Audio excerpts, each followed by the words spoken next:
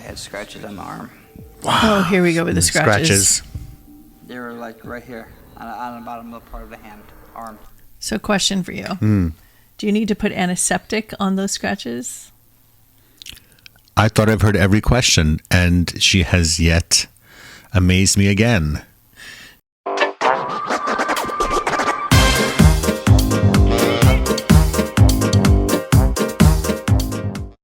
Hello, everyone.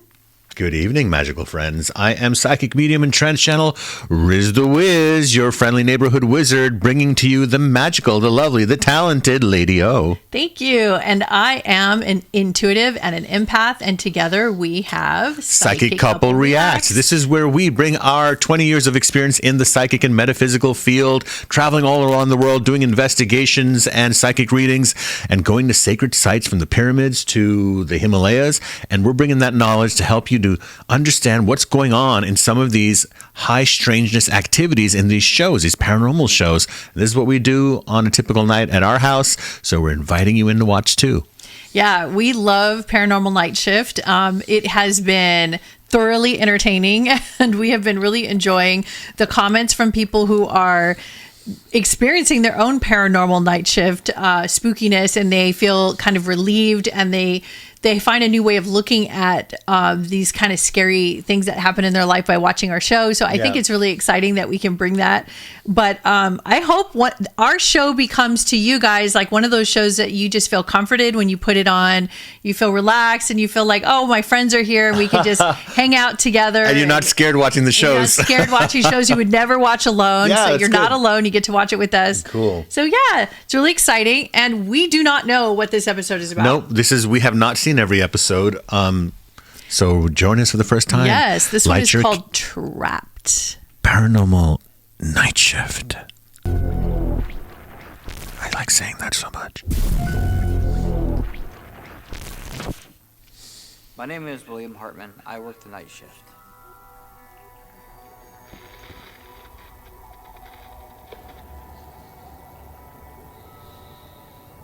Fresh out of high school, William lands a job as an overnight security guard at a factory.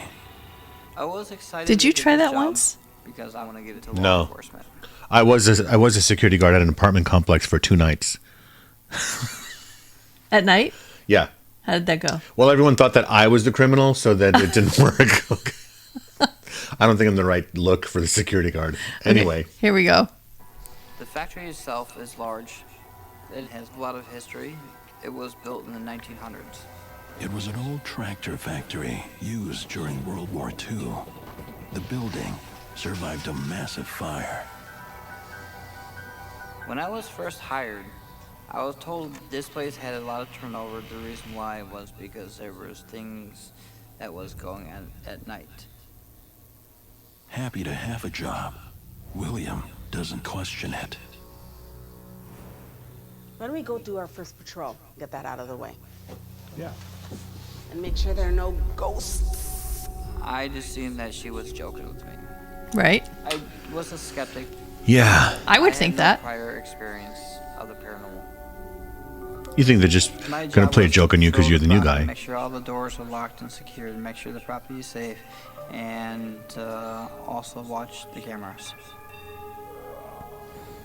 My partner and I, we got to the basement. When I first started, I just was excited to go to work. It was building my career.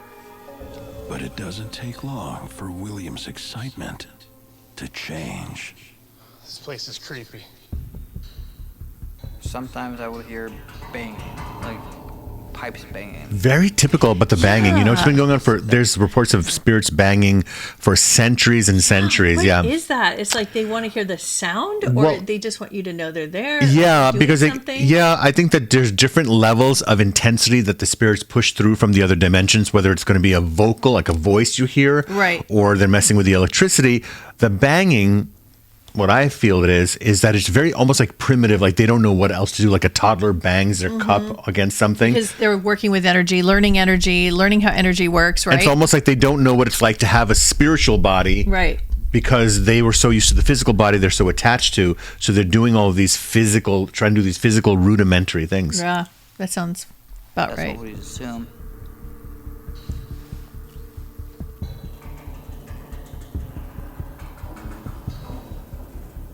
But then, We noticed the lights were flickering. I just assumed that the power of the place is just bad. In more ways than one.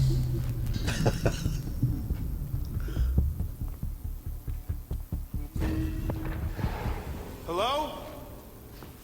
Hello, is there spooky ghost there? I will just leave a note with maintenance to check the wiring down here. She scared me pretty bit. The reason I looked at you right now is Why? I didn't know if that was the wind, but did you hear the knocking in the window behind you right now? Yes, I did. But you didn't acknowledge it. No. Why? Because at this point in my life, when things like that happen, I'm like, as a medium, if you're going to just bang on the wall behind me, and by the way, there's nothing behind this wall.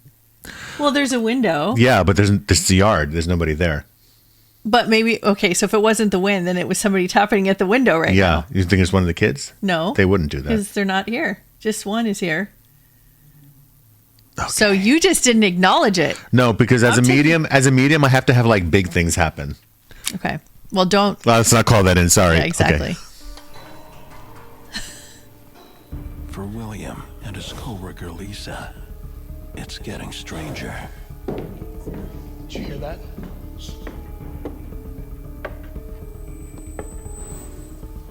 Strange stuff started happening. We did hear footsteps in the factory, but nobody should have been there. We started investigating around, but we didn't see nobody.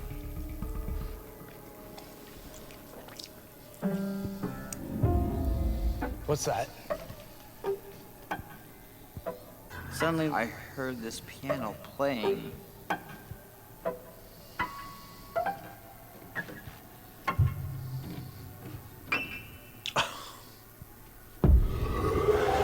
Are you kidding me? Are you kidding me? So there's a What? piano This there. is like classic horror movie stuff. I did have some fear.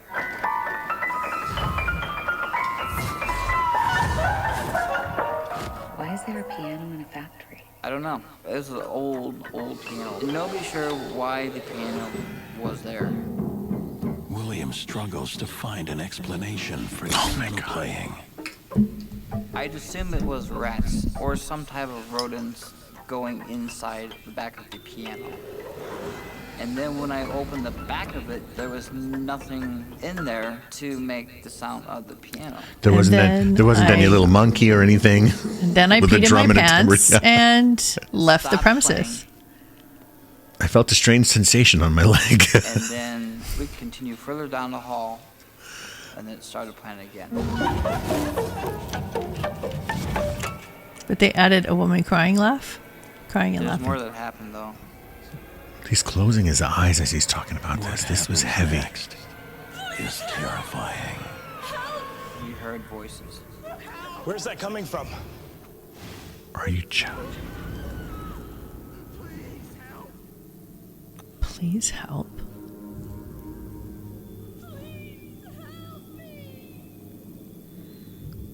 We can faintly hear someone screaming. Do you know how terrifying Help. that is?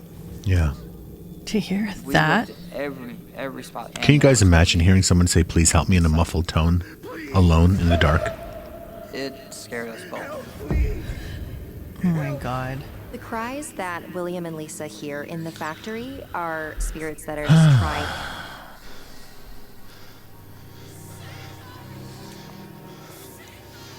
What?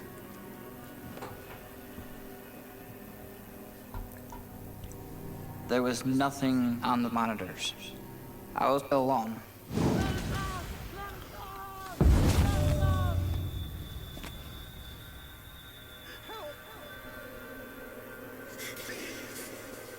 I can feel a strange presence.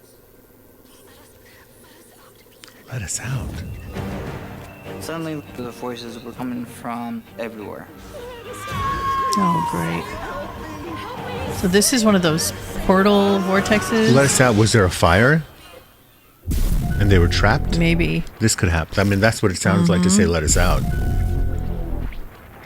A couple of nights on the job as a security guard.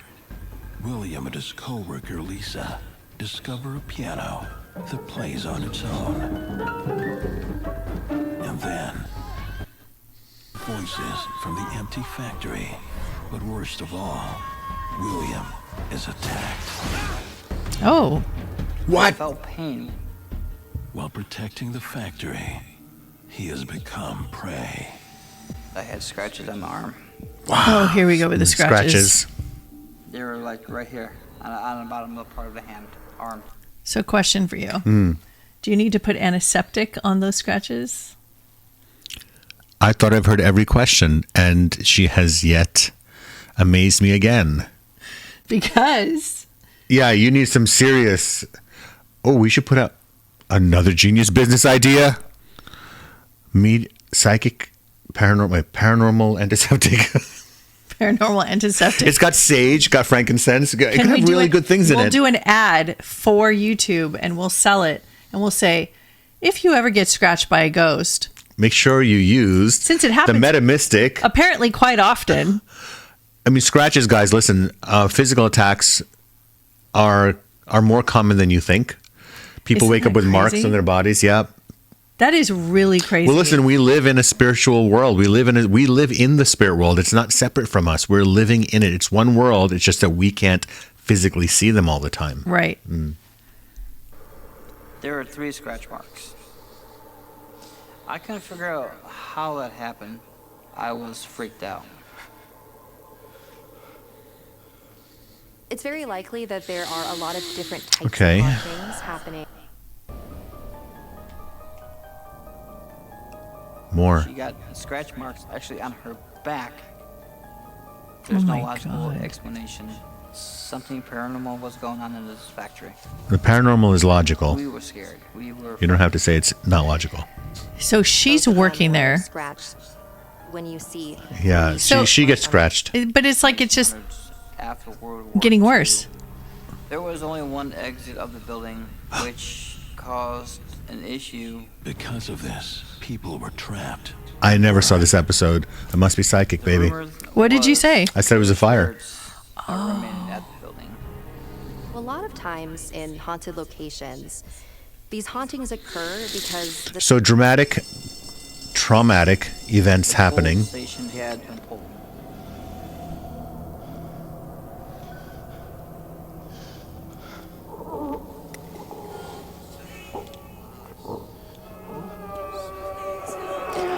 So I he's radioed to hearing. her. The voices were back. So he's hearing in surround sound all around him, groaning voices, people saying, help me, save me, and scratching and trying to come out of this. So this event is now etched into history of that place Into because the of the into the static actual fabric. psychic fabric of that physical spot. Exactly. Okay, so there's So- this blur, this blending. So it's almost like the memory of it, what we call, some people call it a residual haunting. I call it an imprint. Or psychic memory. Yeah, so Right. that is replaying like a loop because Yeah. think of it, guys, as when you're sitting in a chair and you get up and there's an imprint of where you were sitting, just multiply that principle by 10,000, that when a person has an experience that's super traumatic and they leave this earth, that imprint stays, and the physical imprint of what they were doing. And the energies on were so repeat. intense and so strong that it actually created scratches. Yeah. Because as they were grasping. Yes. I can hear them, but I can't see them. I can't see anything. William, I see something. What? No. I turned around. I didn't see nobody. There's nothing here. There's something behind you. I know she's not gonna lie to me. So I was freaked out. William! I felt there was very, very high energy there. The energy manifests into something beyond belief. What I saw scared the daylights out of me. William, get out! I got out of there as fast as I can. What do you think could have happened to him? Well, he saw them. They finally manifested.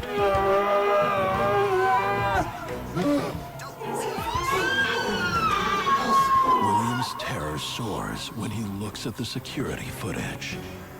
When I was looking into the monitors, I couldn't believe what I was seeing. I What? was seeing stuff that shouldn't be there, and it was unexplained. Where's that footage, though? Yeah, I want to see the All real I see footage. is all these shadow figures just walking around.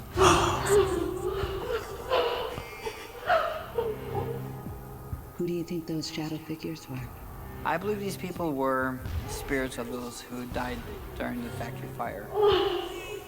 I was terrified. William can't protect himself or the factory from the paranormal. Me and Lisa just left that place. Wow. It's really sad. He never returned to the factory after that night. It's rumored that you can still hear the cries of the spirits trapped in the factory. I hate to say this, but factory is do they Yeah. actually have to burn this place They might down actually have to physically burn the place down again, to complete the whole cycle? then of cleanse fire? it, My name is Tanya. right? Then cleanse it. You can't just do the burning of the factory down or the whatever. Is it still a factory? Yeah, I Okay. think you have to burn it. Then you have to do a sacred ceremony. You have to clean it out, gut it. Take all the plumbing out. Yeah. Take all the physical remnants of that because it was original destroyed, structure. It's so energetic. You have to rearrange, I think, the way it actually looks. Yes.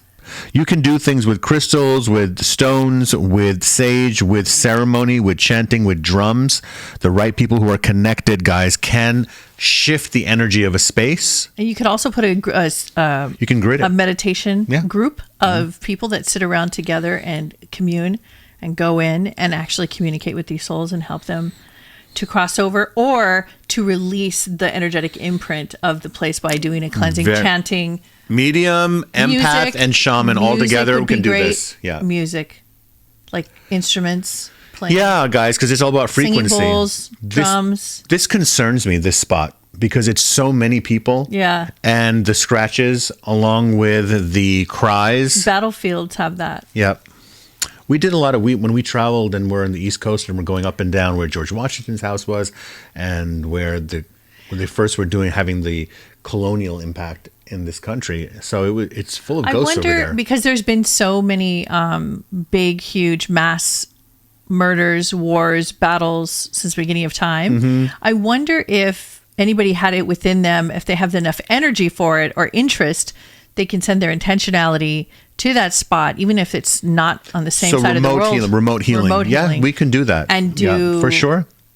energetic cleansings and healings, working with the guides, helping that energy clear for that space. Absolutely. If helping everyone the souls sets, move. yeah, I think you're right. If everyone sets their intention on that location. So maybe while all the wars are going on and all the genocide and all the violence and murders and stuff that are happening on the planet, maybe if everybody who is peaceful, they can set their intentions to constantly be sending.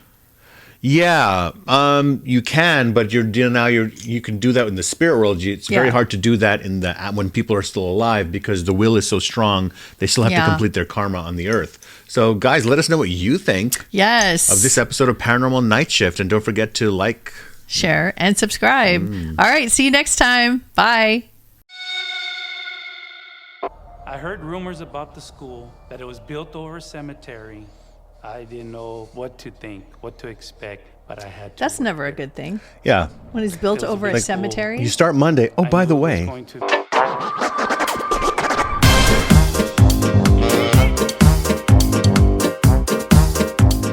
Good evening, magical friends. Welcome back to Psychic Couple Couples. React.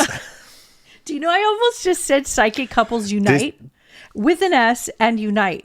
So If you're a psychic I don't know couple, why I can't get this. Somebody let's form in the a comments federation. told me I should count down 3, 2, 1, and I'm like, really? It's gotten A that bad? voice told you that? No, a comment. Oh. Under I one of was our all videos. excited that a voice told her to count down 3, 2, 1. Well, in the film, in Comments the TV are the show voice of today, aren't they? Well, my brain is just not The dreaded operating voice today. of today. Okay. So in our really fun and amazing new show today, you guys, we are going to watch a clown boy who appears to a janitor. It's really terrifying. And we're going to do our best to try to explain it on Paranormal Night Shift. One of my favorite shows. It was only on for a season, but that season is just, you can watch several of those episodes again and again. So check it out. It's on Discovery Plus. I wanted to say that paranormal night shift for me is very interesting because I've never worked the night shift before, when I had regular jobs, because being a medium in a trance channel is not really a regular job, I would say.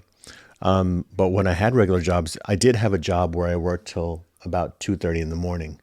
And, I was at a restaurant and I had to clean up afterwards.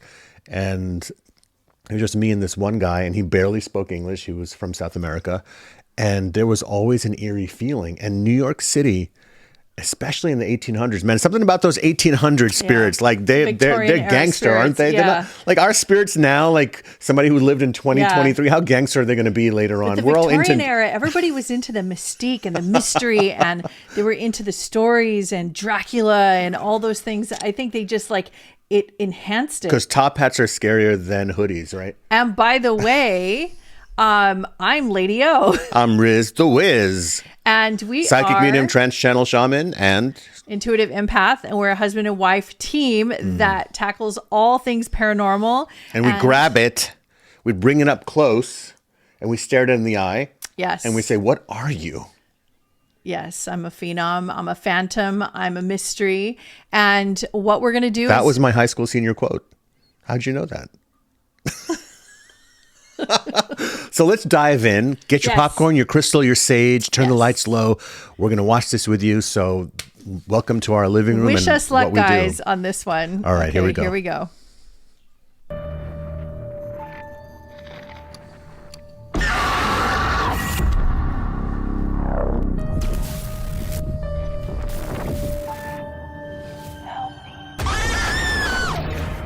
Oh, this is the intro. Love the intro. I love the intro.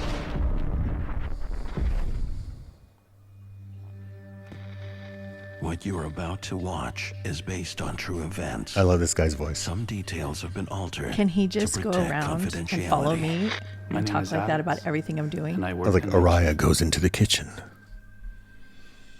Will she have the vegan cheese? Riz is horrified. Again. What will she pick to wear for the next podcast? How long will she take to pick it? Riz is horrified again. Okay, play it.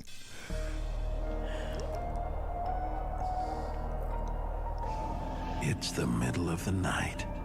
Alex is heading to his new job as a custodian. I was really excited about working at the school. My daughter went there, I had benefits. The school has a reputation in town for being haunted, but Alex needs the job to pay for his daughter's tuition. I heard rumors about the school, that it was built over a cemetery.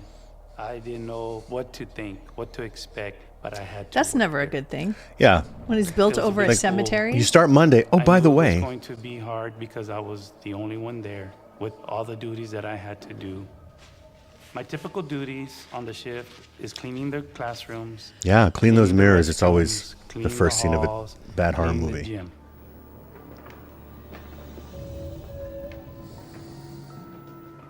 On my first shift, it is very quiet.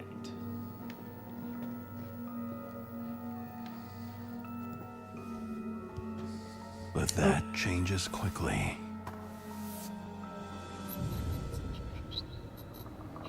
I just realized I may have to skip The through environment at the once school he at sees the night first apparition, is very because then eerie. it's following nights after nights that he sees it. Was So not during lit up that very period, good. I'll skip through. It just feels uncomfortable. Shortly after, I noticed things happening. Kept on hearing a lot of noises in the hallways, but I mean, it's an old school, so I didn't think anything of Oh it. my God, that's Built on an terrifying. old cemetery. I don't want to hear anything creaking, no noises in any. It's getting too Quiet strange building to at night. ignore, especially the eerie footsteps echoing from the hallway. Hello?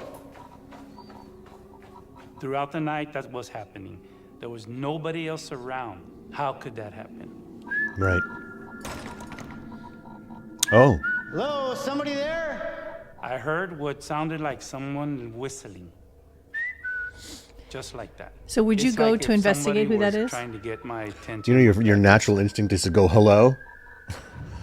Yeah, who is it? Hello? And the ghost goes, yeah. I hear giggling along with that whistling. So then you think it's a kid. Real creepy. Yeah, Who of course. broke in. Yeah. Hello? The doors are locked to the school. The gate is locked. This was not making any sense. I know that I'm alone in that school. Mm-hmm.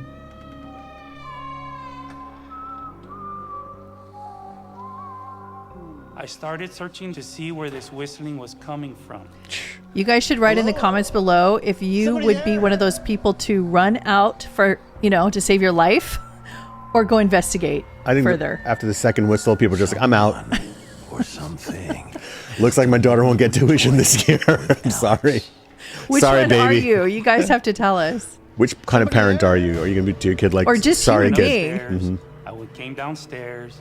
I did not find the location or somebody that was whistling. So again, electrical interference due Yep. to the frequency of the entities that are around. Yep. Changes the environment. There'll probably be a temperature I was shift. trying to find the source. Hello? Could not find it. I know you're here. Okay. I know you're here. You hear me? Oh, Alex's first night is wretched, but he knows he can't afford to quit. I need to take care of my daughter. I need to work here. Please help me.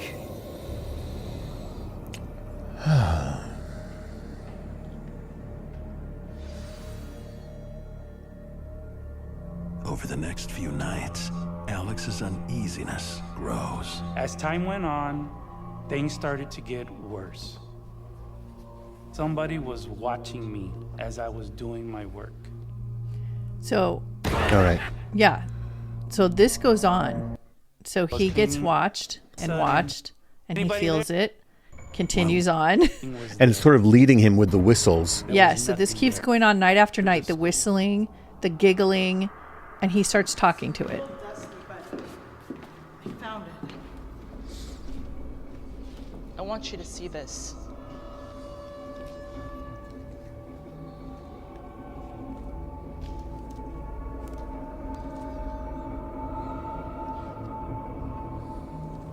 Clown Boy was a clown in the circus. He developed the plague and he died and was buried in the cemetery under the school. You're being serious? Yes. I felt very uncomfortable that it was built over a cemetery. Oh my God. It's all starting to make sense now. A lot of times when you just So this, guys, as you know, and you don't need to be a psychic or even a person into metaphysics to understand this, probably not a good idea to build something Right. over a burial ground. Yeah, you've been talking to me about that because I've been wondering about that. You've always told me that, Native American cemeteries and, any really sacred land like Ground that has been should be consecrated as respected. it should be, because you see now, look, on a larger scale, there have been bodies for hundreds of thousands of years that are in the ground, right? Civilizations maybe we never even knew about, and deaths that happened randomly, battles and sicknesses and winters and all of that. So there are bodies probably, in a sense, almost everywhere, right? But remember something, when it comes to psychic energy, you are placing in a religious or a spiritual ceremony when someone dies, an energy of the tribe, of the people, and the blessing into that space. Yeah.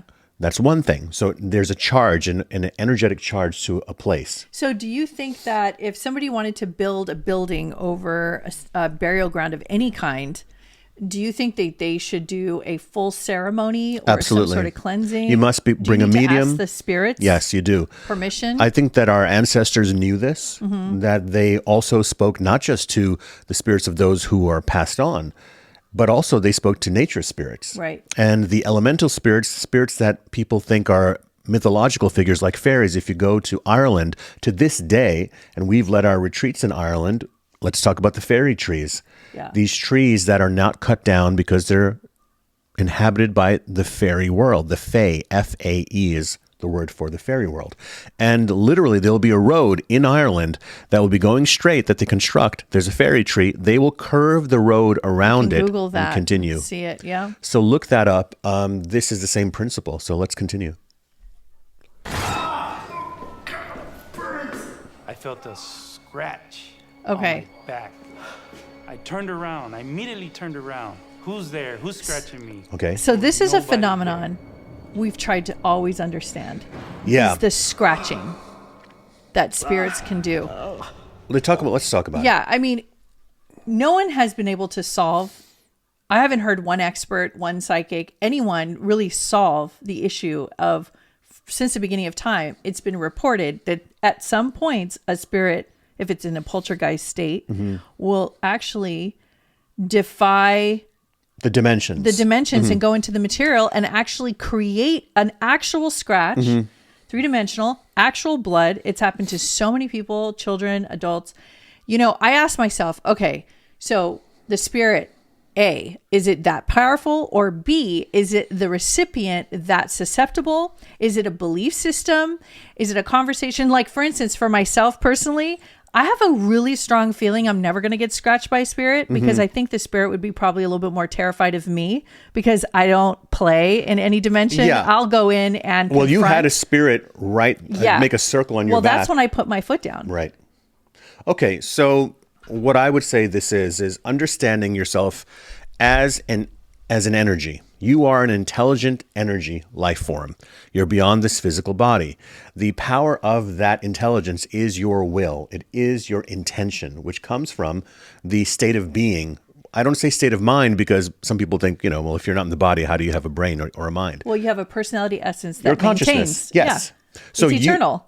Well, I've seen you go into places as an empath where you said to me, I feel like something's choking me, or I feel like something is squeezing me. You have felt that on the emotional level, right? You have felt it laying in bed. You have felt energies pressing down heavy on you. So I've done, as you know, there have been paranormal clearings or investigations that I've done. They're really clearings because I'm not an investigator. We're not investigators. We're actual mediums. I'm an actual psychic medium and a channeler. You're an actual intuitive empath. We are going in to communicate with the spirit. We don't go in going, hey, is there a spooky ghost here? Hey, what do you want? Hey, these are very basic questions that you see on paranormal shows because they are not psychic mediums.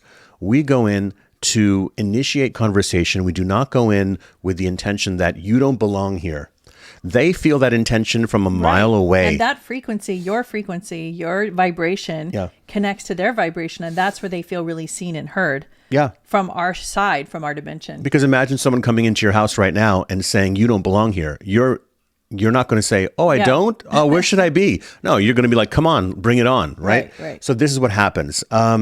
I do want to say that as far as the scratching goes and the actual physical manifestation contact from the other side is the power of that intention. If they are tormented enough, bothered enough, angry enough, fearful, they're able to permeate that. You know how in this life, if you're really angry about something, you might be able to lift a weight that you've never been able to lift before. So multiply that by like 1,000,000. Well, people can't believe that spirits have emotions, but they don't understand that emotions still carry on to the other side. You still have an experience of self-realization. You still have an emotional context to things. That's not just an earth-based emotion. And we have discovered that not only through our own work, our own mediumship, his trance channeling, but multiple books and psychic mediums who have done hypnotherapy sessions and people who have regressed and gone into past, near-death experiences and come back and have talked about having emotions and feeling on the other side. So this soul is tormented in this space. You want to continue? Yeah, I really want to hear about the clown situation. I saw the red scratch on my back. I couldn't believe it. And it hurt. And burned. This is violent. And I'm scared. Really scared. It's about to get worse. I would just leave the building right then and there, honestly. I saw somebody standing there. And I saw Clown Boy. I saw him. No! No! Please! No!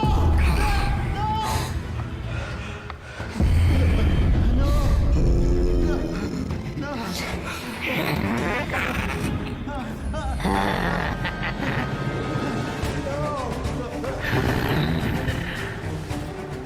was aggressive. I was terrified. I didn't know what to do.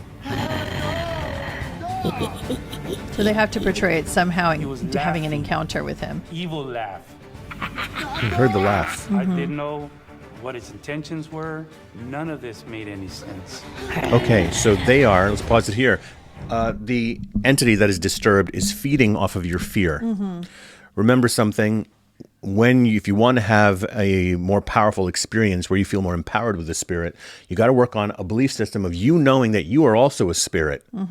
I've had encounters where there was a negative, tormented spirit, and I could feel it wanting to dominate me energetically in some way, kind of try to take me over. And the state of mind, the mental communication that I do is, even if you take me out, I'm going to be on the other side with you. And then what are you going to do? You're trying to scare me in my human form, but I'm a spirit just like you. So you want to tangle with me? Let's do it. Right. Because I believe I'm eternal anyway. Right. So Yeah, it has a lot to do with your belief system. it does. Now, mind you guys, be careful because you can't fake that one because they know, just like a dog can sense true fear. If you fake being afraid, a dog's not going to sense it. They have to feel the vibration of it. So by the same token, your bravery, your courage, your solid belief in your eternalness has to be authentic. That's why I say be careful.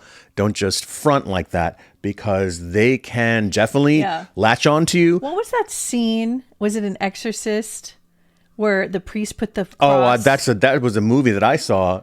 I want to save that story for the end. This is a perfect time, though, to say Okay, it. all right. So there was, I was watching this really bad vampire movie. I was a kid. Right. And in the story, the vampire chased the priest all around the city, and he finally cornered him. The priest went into a church going, well, I'll be safe here from the vampire. And he's in the church. The vampire enters the church, and that shocks him. And then he's about to lunge at the priest, and the priest reaches into his cloak and pulls out the cross and goes like, all right, now this is it. Like, ha, vampire, I got you. And the vampire looks at the cross, and he looks at it like that in the guy's hand, and he reaches out, he grabs it. I'm going to do the voice. And he crushes it to powder. And the priest's eyes just bug out, like, how is this possible? And the vampire laughs and he goes, you fool, you have to have faith for this to work. You have to believe in it. All right, clown boy, let's see what you got. And then I just got released. So he did have a hold on him. Yeah. Like a grip. Yeah. I ran need a light into here. the classroom. I was terrified.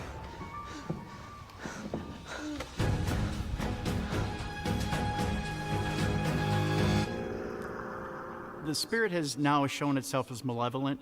When a spirit has... Okay, malevolent is one you're thing, tormented is another. Just depends on how you see it. Of Right, course, exactly. they're definitely wanting to cause you harm. You can consider that malevolent, of course, but it's because it Never went is back. I territorial had enough. and it wants to know who this guy is. It's true. So he I left got a the new school. He job, got a new job. Paid her tuition.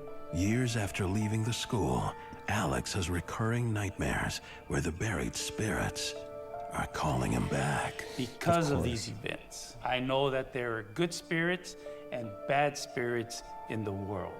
This just... Okay, so I think this is a great place to end it because look what he says. This just solidifies my belief. The thing is, if you believe good spirits and bad spirits are all coming from the same source and we're all in this together, right? It's just emotional states. It's how much energy is pent up, how much energy is being released in an emotional state. If you're looking at it from a more intelligent view, I feel that you're not going to be as tormented or having reoccurring nightmares because there's a deeper understanding and you have a perspective shift and you separate yourself from the activity or the event enough to take a very good look at what is happening and get that perspective and get that. You catch more flies with honey, don't you? Right. So what about developing a compassionate attitude toward those tormented spirits and saying what's wrong? Or finding peace with that spirit. Spirits were human beings. Okay. They just like being bullied in school. So like if you keep bullying a kid, the kid will eventually bully back. Eventually, So, right? And then yeah. eventually there needs to be peace. Right. So when a person is upset, you can either attack them, which I don't recommend, or you can come at it with a different perspective of compassion. If this spirit is lost or tormented, and one of the things that we do when we go into spaces like this is we connect on a level of respect, understanding their position, and then getting past the histrionics, which is whether they're moving objects or throwing things, or whether they're trying to scare the living hell out of you. Whatever it may happen, you have to get past that tantrum. Right. Right? Like almost dealing with a person or a kid Yeah. who's throwing a tantrum. Yeah, it takes practice and it takes guts. It's not something you have to try. And you love. have to start. Yeah. Well, I hope you guys really love this episode. This was, I didn't know at first if I was going to be able to get through it because I have a thing with clowns. I know a lot of other people do too. Right. But I was able to somehow get through it and had that perspective shift. So, Thank you guys for joining us. yeah. So join us for the next one and Watch this next one because it's going to be amazing. subscribe and like and share. Okay. Bye, guys. Keep it spooky. This doll is still here. That spirit is not. Didn't Ozzy... I'm still looking at Ozzy that and freeze Jack frame. Osbourne went and they supposedly destroyed the doll. No, Ozzy and Jack went and then they bought a replica of the doll. And Ozzy thought that his conditions were getting exacerbated by this doll. So Because of the visit. They blew it up. They blew it up.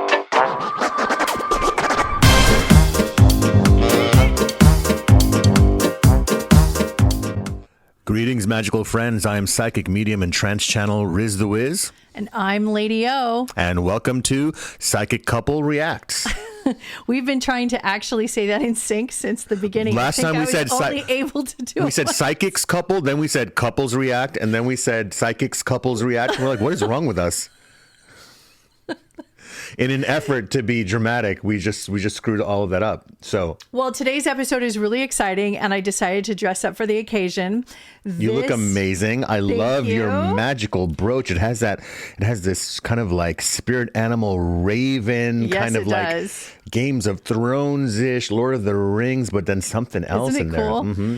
So, Love it. Love your rings too. Oh. I wore my rings. Look, I wore oh my God, look at your rings. I wore my black obsidian. This is from Kashmir, India. Wore my dragon. Got my deer antlers, my pyrite, and my labradorite. Wow, we are really ready for this episode. Yeah, I'm like fully prepared to go into psychic battle mode right now. Well, this has been really fun. This is episode, I believe, I actually lost count. I think it's like 6 or 7. I don't even know. We just started, But- guys, and this is we're bringing you into our living room. This is what we usually would do at night after a long day of psychic reading, shamanic journeying. We've been in the metaphysical psychic world for at least 2 decades, you a decade and a half. I've done thousands of psychic readings. We've been and all we're over the letting world. them into our world. Yeah, and so we wanted to give our take. You want to talk about what we're going to do today? Oh my gosh. Okay, so we're going to be talking about Robert, the most haunted doll in the world. And I mean, this is really probably the spookiest doll out there, and the movie Chucky was actually based on this doll. Oh, I didn't know that. Yeah. So Okay. it's the one and only doll that has been documented for over 100 years, with so many different people saying that they have seen it move. It makes facial expressions like a disappointing frown. It has a deep growling voice. It does poltergeist effects in the room if it's unhappy. Right. It hears footsteps. And so there's many accounts of like the story. So we're going to break that down to see what's going on. People have been talking about this doll for probably the last, several decades, certainly in paranormal shows. And this is where we kind of go into some of our favorite paranormal shows and bring you a professional's perspective on how metaphysically and working with energy and understanding the spirit world, how to better understand these strange occurrences and high strangeness, as we call it now. Yeah, I mean, and we are spending, most of our our entire marriage together, we have spent deep diving into these conversations and in these situations. But we get challenged each time, and it's really fun and exciting to see how deep we can go to figure out how this happens. So I think we got all the information on this doll we can get Right. on the internet to find out exactly the facts of how this whole thing went down. So we're going to walk you through it's a simple video. We found that was a really good chronological video. I like how this was, and we can share the history of the doll. Yep. We can go into what were some of the kind of pretty troublesome experiences people had coming into contact. And now the doll is in a museum in Florida. In Florida. And we want to understand how the spirit imbued or why the spirit imbued this doll, but that's what we're going to really dive into. And I'm going to tune in psychically as well. And you're going, you're an empath. You're going to feel all of that. And so let's go in. We've watched some of this stuff before, but now we're going to really go into it. Okay. Okay, here we go. So we're going to start. Is Robert the most dangerous doll in the entire world? Or is it just the imagination of those around him? Do you believe it's possible that offending a doll by looking at him without his permission could lead to your untimely death? Robert the doll is known to cause so much tragedy. Countless visitors have been so scared, they wrote letters begging Robert for his forgiveness. The tale goes like this. It's the morning of October 25th, 1906. A young boy called Robert Eugene Otto receives a present from his grandfather. Instead of unwrapping a new trendy toy, Robert Otto was unaware he was unwrapping a one-of-a-kind, haunted doll. It was bought by his grandfather on a trip to Germany. To young Robert Otto, it was the best gift ever. He loved this doll so much, he even named it after him, Robert the doll. To avoid confusion, I will call Robert the doll Robert and his new owner, Robert Eugene Otto, just Otto. Robert the doll was in pristine... So as we know, children and sometimes adults will spend a lot of time personifying or creating an illusion or a fantasy world and making this doll or their doll their friend come alive. Okay. I mean, we've all done it down to Barbie dolls. In condition. At first, he is dressed in a sailor suit, the same suit that Otto wore as a child. What was once white is now stained with a yellowish tint, possibly from the many years of filth, dust, and lack of fresh air. His beady black eyes never seem to look at you, as if he doesn't care for your presence. His face is worn down, covered in nicks and scrapes. He had 2 small holes in his nose and a small hole in the center of a pink circle, which acted as his mouth. Robert the doll even had his own little doll attached to his hands. It was a small brown dog with the same beady eyes and a small nose. At first, Robert and Otto were inseparable. He took this doll everywhere with him and eventually started blaming the doll for the mischief young Otto would cause. It began with silly, innocent things like blaming Robert for making a mess or eating too many cookies. But as Otto developed into adulthood, he still spoke about Robert the doll as if he was... Okay, so we have to fill in some gaps here. Yeah, let's talk about that. So he got the doll when he was around 4 years old, and around 8 years old into his high school years, but actually it was probably before middle school. He would have the doll in his room, and the doll started talking to him in a deep growling type of voice that was heard by the parents in the other room. Right. Now, there is some controversy as to the backstory of how Robert got the doll. Well, let's call the kid Otto because they both share the same name. When Otto got the doll, he was going by his name Robert. Right. Right. Robert Eugene Otto. The kid's Robert Eugene and Otto. he wanted to be called Eugene. Sorry, excuse me. Gene. Correction, Eugene. Thank you.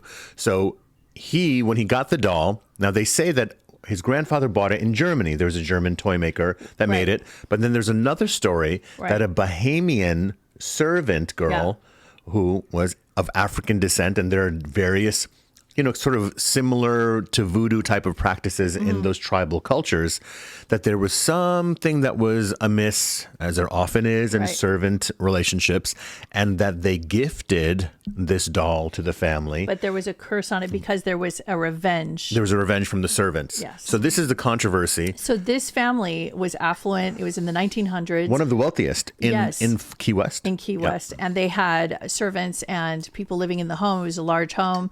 So they would run down the hall. They would hear things breaking. They would bust the door open. The little kid was sitting in the corner, huddled, terrified, screaming, crying, covering his face, and all of his belongings were broken or thrown around, and the doll is just sitting there. And then they also started hearing the doll actually talking. That was something. Yeah. Okay. Because they would come in and they say, "Who's that voice? Who are you talking to? Who are you talking to? Who's that deep?" It was this guttural, throaty, like a note that a little kid cannot go so low with their voice. Right. Little boys especially have high voices. Mm-hmm. All right, let's see. By the way, those eyes, that narrator said something very accurate because I never noticed it before.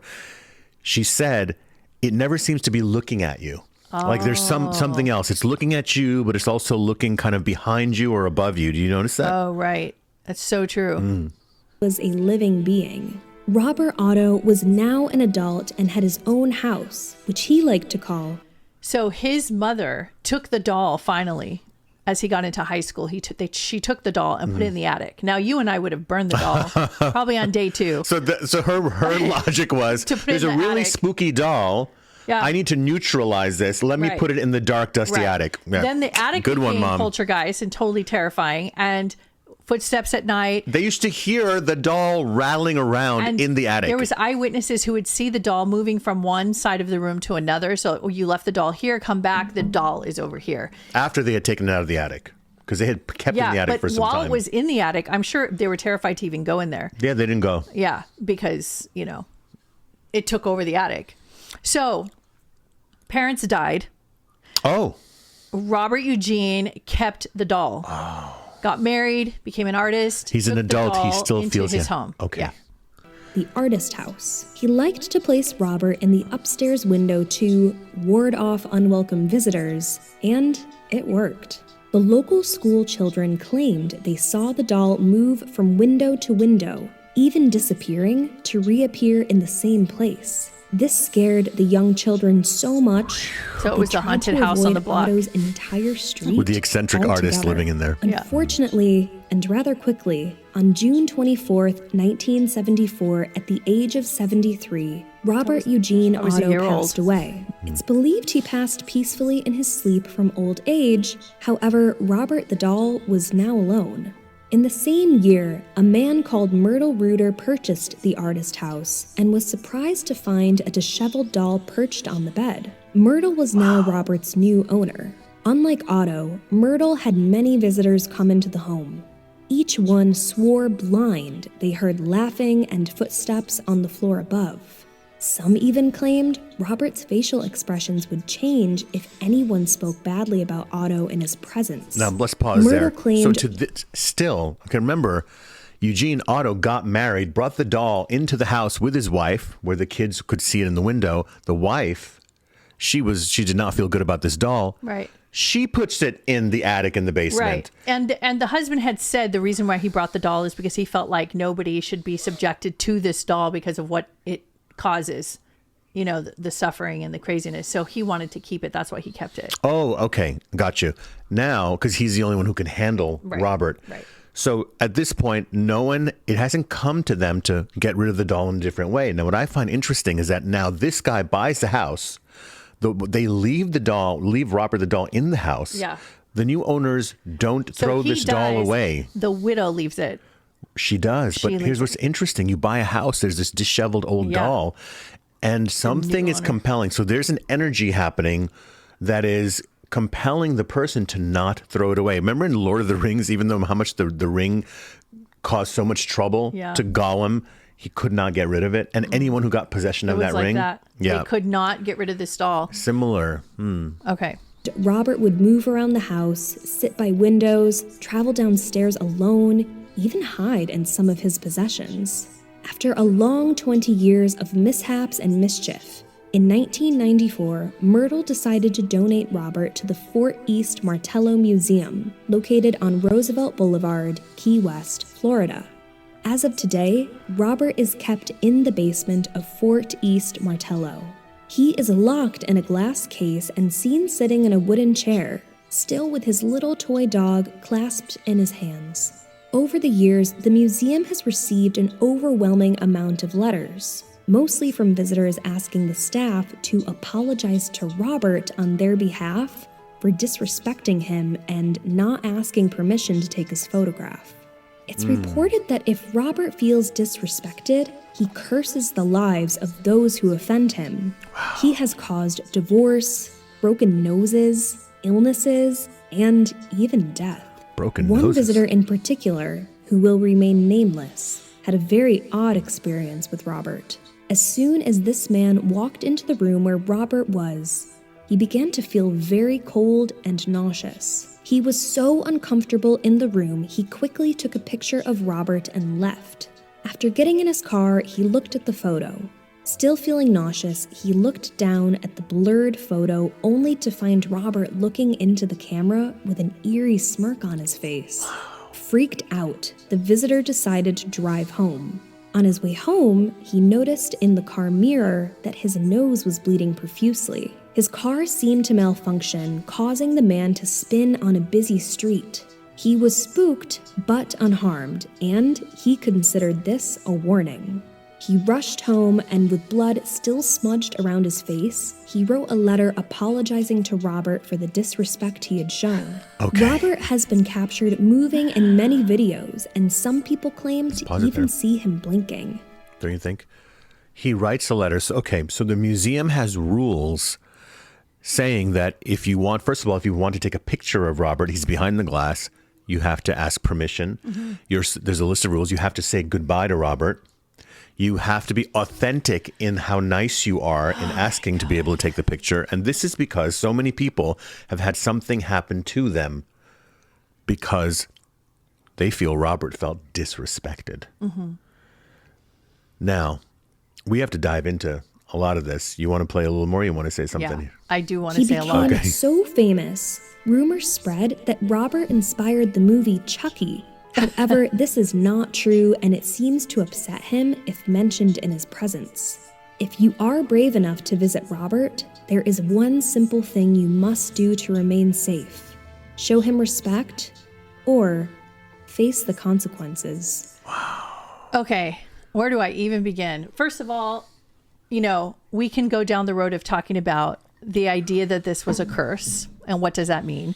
We could go down the idea of there's a spirit that's having fun with this whole thing and enjoying the whole thing and creating this. We could also go down the road of energetically human beings like yourself and I standing there sending these stories of affirmation, agreeing to the drama. The drama. We call it a psychic drama. So we would be agreeing that, yes, this is happening. So now I'm afraid. Sure. Like collective consciousness or group, group We got a fear lot of stuff to dynamics. cover here. So let's go down Oh my God, it. where do we start? Well, let's talk about, can objects get imbued? That means absorb, or can a spirit inhabit an inanimate object? Okay. Let's talk about a few things.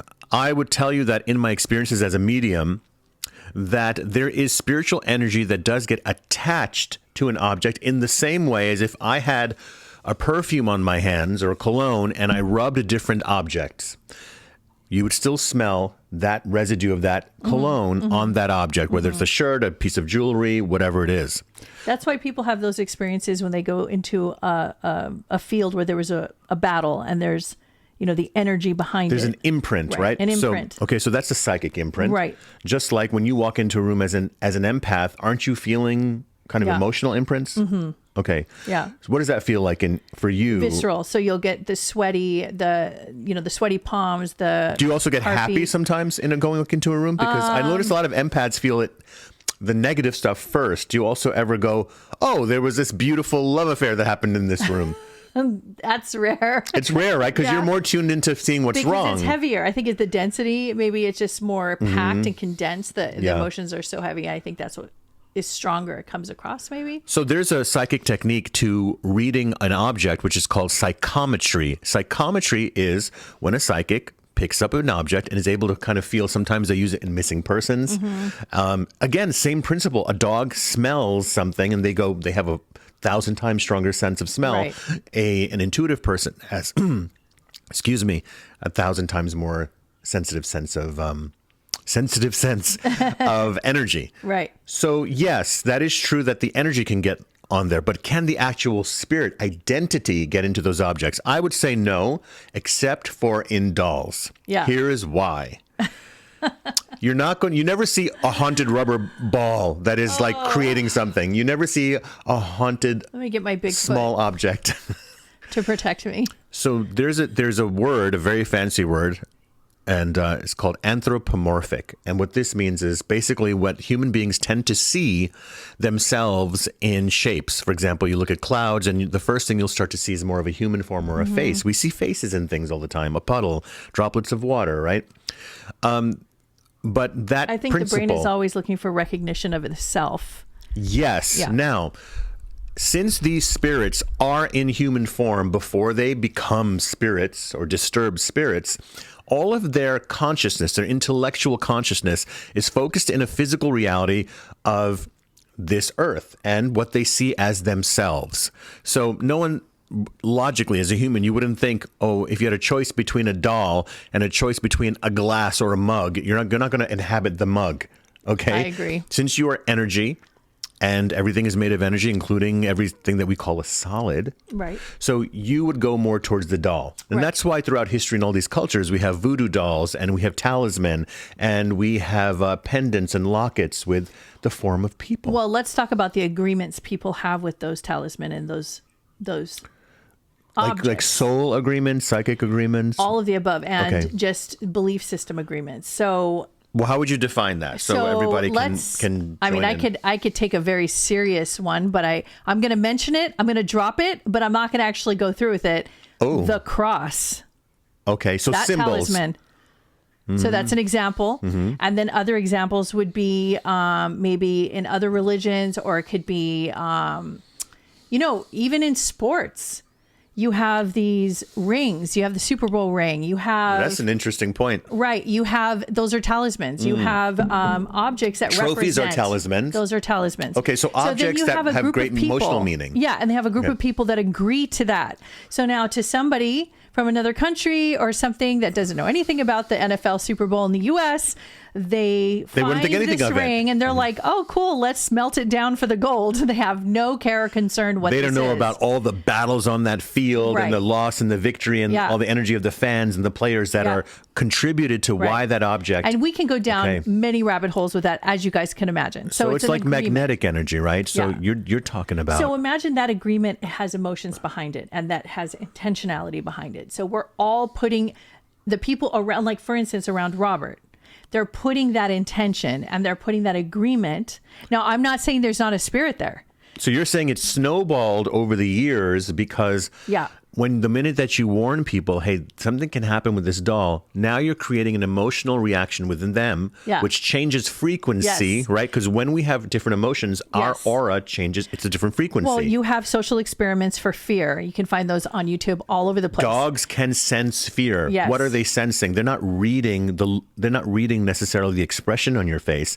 They feel the vibrations of fear coming off of you. That's correct. Okay, so by the same token, what you're saying is that people are being introduced to Robert over the years as the haunted doll. Right. And so everything he started off with, that energy, that spirit decided to stay because they were getting the reaction they wanted. Correct. Okay, wow. And then there was an excitement, and then it brought more and more of their energy fields, more like it's like imagine you're fluffing your aura, like you're getting excited, you're stimulated. So now you go into this room, and then now you're already prepared to be terrified, and you're prepared to be scared, and you try to not be, but there's still a lot of emotion. But the spirit is in a sense just getting off on that, right? It could be. Now, the part where these people leave and get into car accidents, get arrested, leave with bloody noses, health issues, get fired, people that worked there, people who lived in the original house. So let's say, what is the negative energy? So there's this spirit whom we haven't identified yet is in Robert the doll. This spirit wants something. It wants to convey. It wants to connect, but not in a positive way. It's lashing out in some way. It wants its own dominance. We could go into how does it actually do it, though, right? Because it is creating. After a while, when you see all the things that happen, and if you've never lived in a haunted house and you've never been touched by a spirit, or you've never been some people that I know have been pushed by one. My hand has been touched many times by a spirit. Some people don't really believe that actually happens. Oh, it happens. And it's terrifying. It's terrifying. There's and when no you way finally to get there, get used to that. all your stories, all your big talk about haunted places don't exist till you get to a one where the paranormal activity is so high. The toughest, strongest, most... We've seen them all go down. Hardcore people. If Run you out. get touched by a spirit... You're a believer really quick. Yeah, really fast. So this spirit wants to affect us, wants to scare us. We call now Eugene the boy. Okay, I'm gonna go a little deep here. Ready? You guys got to hear me out with this one. As a medium, I will tell you that we have the ability. There's through a great, strong emotional intent. We can create kind of like, how we can create a cloud around us. You can feel a cloud over the head of someone. It's like a dark cloud, we say, right? Well, by that same token, multiply that by like 1,000. We create energy forms psychically. These energy forms almost start acting out because they are energy. They'll start acting out. So in a sense, it is very possible that Eugene himself, due to his, even as a little kid, he could be a very advanced little kid, certainly emotionally. Maybe there was something deeply emotional going on with Eugene. And then he, with that built up emotion, created this energy, intelligence, a version of him, almost like giving birth to something, like a darker cloud version of him. And that came out of him. It goes into the doll. Doll is wearing his own clothes. And then he calls the doll by his own first name and says, now I am not Robert, now I'm Eugene. So it's like a displacement of him saying, I'm no longer that kid before. He's the bad one. But it actually happened. So I will take that because I think that is really close and very accurate. And I want to add the possibility of a spirit on the other side liking this game that's happening. And jumps in. In to maintain. Also, because those low-level spirits who do not want to go to the other side, who have unresolved emotional baggage left here. And they are attracted by fear. And kids. Sadness, and kids who are open. Yeah. Yeah. So this is just wreaking havoc. Now, I would love for you to talk about. Oh, God. Remember something. In all experiences, the collective consciousness of those immediately involved, meaning all family members in that house, and I've heard you say this, have something to do with the experience that it goes on in that house. So, Absolutely. So there's a part of their consciousness now that wanted or like somehow wanted this to happen? Or agreed to it. To release pressure in the family because they were really wealthy? So let's go even deeper now. Mm-hmm. Okay, get your scuba gear on. Okay. I love it. So, there's agreements that we make with our fellow travelers. So like karma, like I'm going to be your dad in this life. You're going to be my mom. You're going to be the person that bullies me. I'm going to be the person that bullies you. And we switch roles. So that's the agreement. Down to I'm going to be the one who murders you. I'm going to be the one who rapes you. Oh my God. I'm going to be the one who gives you $1 million. It's so heavy. Yes, it's heavy, but it's an agreement. And those agreements are made on the other side in another dimension before you even get here. There's no time and space, as you know. So these agreements are made prior for our own learning experience and for us to get value from it in some way. So there's some very strange karmic connection with these horrible events that happened to us. And I want to say one last thing about that as like a little tagline. It's impossible for you to attract anything that you haven't previously agreed to. On a cosmic level. On a cosmic level. Right. And we've known this happen. because we've done past life regression. We've watched past life regressions. If you guys have done the research, this is a very powerful subject, right? It can be very emotional for people. But bear with this understanding because there's no point in talking about spiritual stuff unless you talk about the purpose of your life, how you're transforming, how you're becoming who you're here to be. And when we've watched past life regressions, there have been people, I've seen it with my own eyes, who had very terrible things happen to them, and the hypnotherapist doesn't even know, but then they find out in the hypnotherapy session that person in the last lifetime did it to that other person. Yeah, so the victim in this life did it in that lifetime, which is mind-blowing, but And one time when I had a recent hypnotherapy session, I discovered one of the most traumatic incidences that happened to me, where someone was trying to actually kill me. And it was a life or death situation. My life flashed before my eyes. Yeah. It was like really terrifying. I was able to go in there and I connected all these dots, and I found out that the reason I became a shaman 15 years later, and the reason I am doing what I'm doing today, and the reason I'm a life coach and a travel life coach and I could help people is from that agreement. And I had from a that lot agreement. I had a lot of incidences before that and after, but that particular one stood out as one of the most traumatic. And that one was the catalyst that caused me to be the shaman I am today. So instead of being totally fearful from that experience, I now have actually thanked the soul for playing his role. That's next level. It's next level. That's next level of evolution I am right there. Because of that, because if you follow the trail. Well, I'm a medium because, look, for me, I had the 4 closest people to me out of everyone in my family. I had 4 people, my best friend who passed away, suddenly, all of them unexpectedly. And that opened up my psychic ability, that great pain, that great trauma, that great sort of violence of life. I would have preferred if it didn't happen that way, but it did happen that way, and where I moved forward with it. So this is very interesting to me with this case because it's been so talked about, and there's all these YouTubers who have kind of gone and just done the paranormal thing with it, which is cool, but we're not here for that, guys. We're always going to go into the professional decades of experience in shamanism, mysticism, psychic research work, energy work, and intuitive work.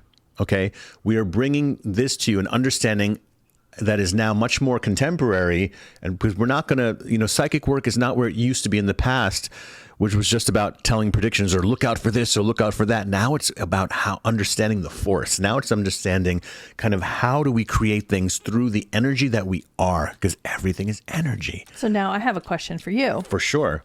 So let's talk about curses. Okay. So let's say that one story is correct, that the doll was cursed. Okay. So, and she was a voodoo goddess or priestess. Yes. Well, she was just a practitioner, perhaps, right? So let's talk about what is a curse then. Okay, so the curse... Which is a long conversation, but we're going to try to... All right, let's talk about this. Curses and anything that you are uttering, prayers, meditation, the power of the word is only as powerful as the intention and belief system that it is deeply rooted in. For example... And a lot of religions believe in that.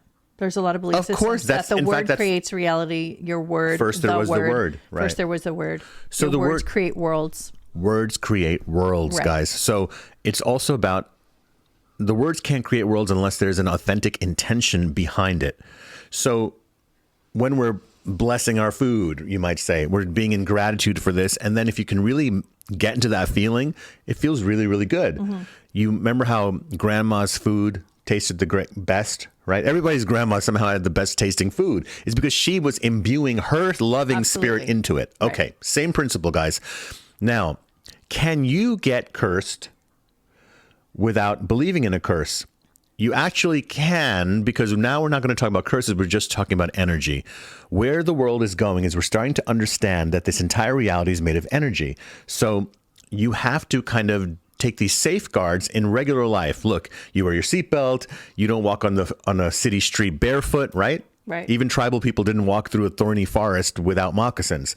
So by the same token, you're going into navigating the spirit world, you have to protect yourself. It's just common sense.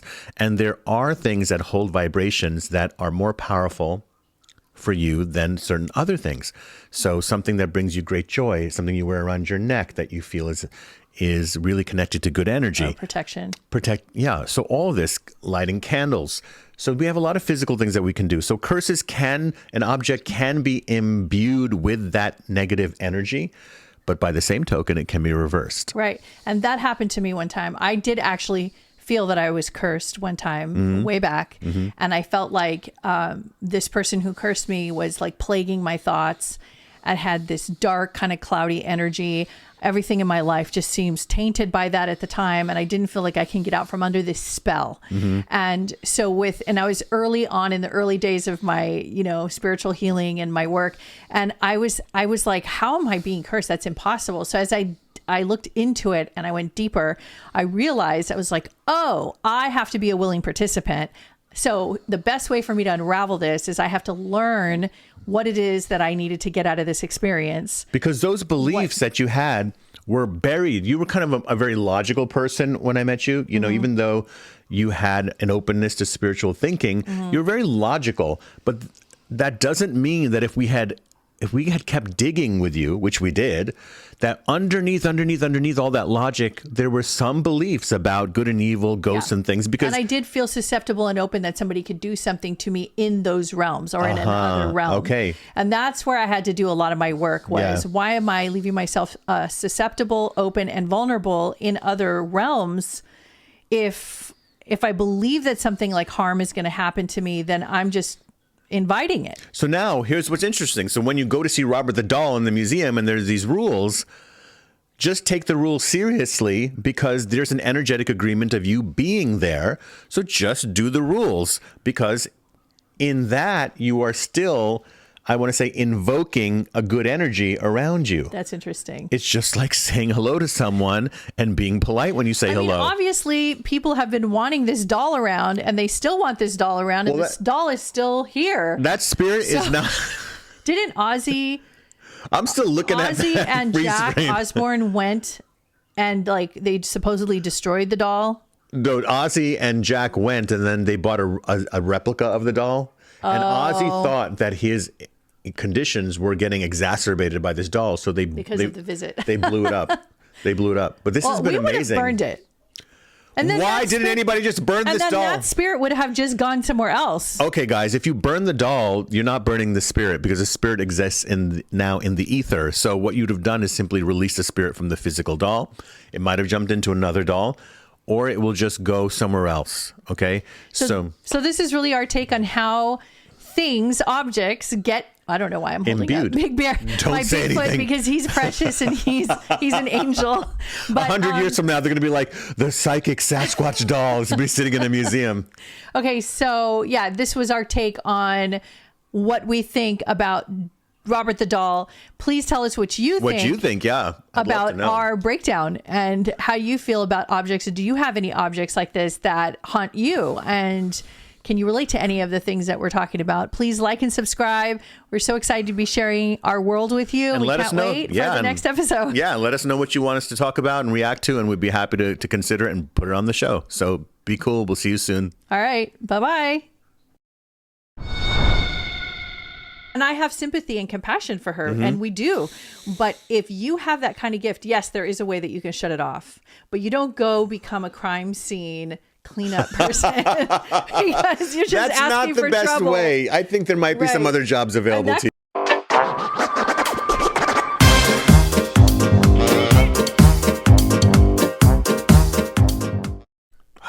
You like this candlelight? I love it. Sets the mood, right? Yeah, it really does. Sets the mood for another perfectly fun and spooky haunted reaction video to our favorite paranormal shows. I'm Riz the Wiz. I'm Lady O. Welcome to Psychic Couple Reacts. So we are going to be showcasing a lot of paranormal TV shows that we like. And in this case, we're doing Paranormal Nightshift. That's right, because we've been professionals in the psychic field for well over a decade and a half. Me for 20 years, you for well over a decade. I'm a psychic medium and trance channel. I'm an intuitive empath, and together we have experienced so many paranormal experiences. We've lived in haunted houses. We have done spirit cleansings, clearings. We've helped people. We've been to castles all over the world, from Europe to Egypt. We've been to temples and in India, and in all of our travels, we have discovered that, you know, the spirit world has a lot of things in common, and we've uncovered a lot of knowledge in our practice and in our work. And so we wanted to just give our take on what we think is happening in some of these very unique paranormal shows, which we love. Yeah. And spirits have a lot to say, and we are curious about this interaction and this technology of being empathic and a psychic medium, being able to see into other dimensions.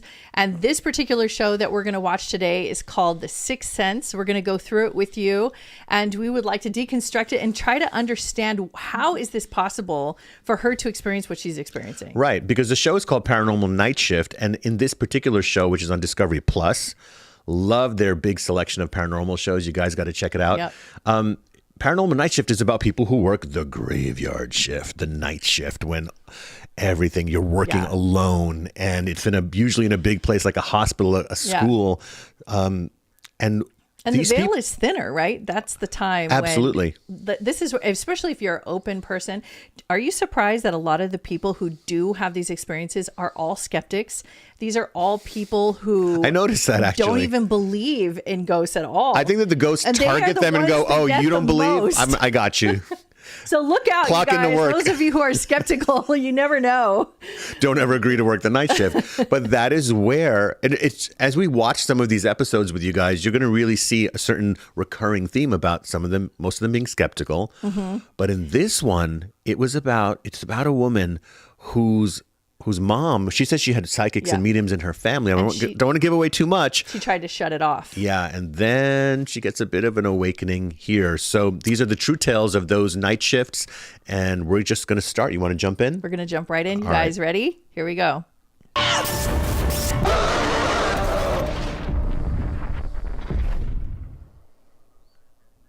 What you're about to watch is based on true events. Love this guy's voice. Some details have been altered. I need him to be my friend. Confidentiality. Riz, what are you doing later? My name is Maureen, and I work the night shift.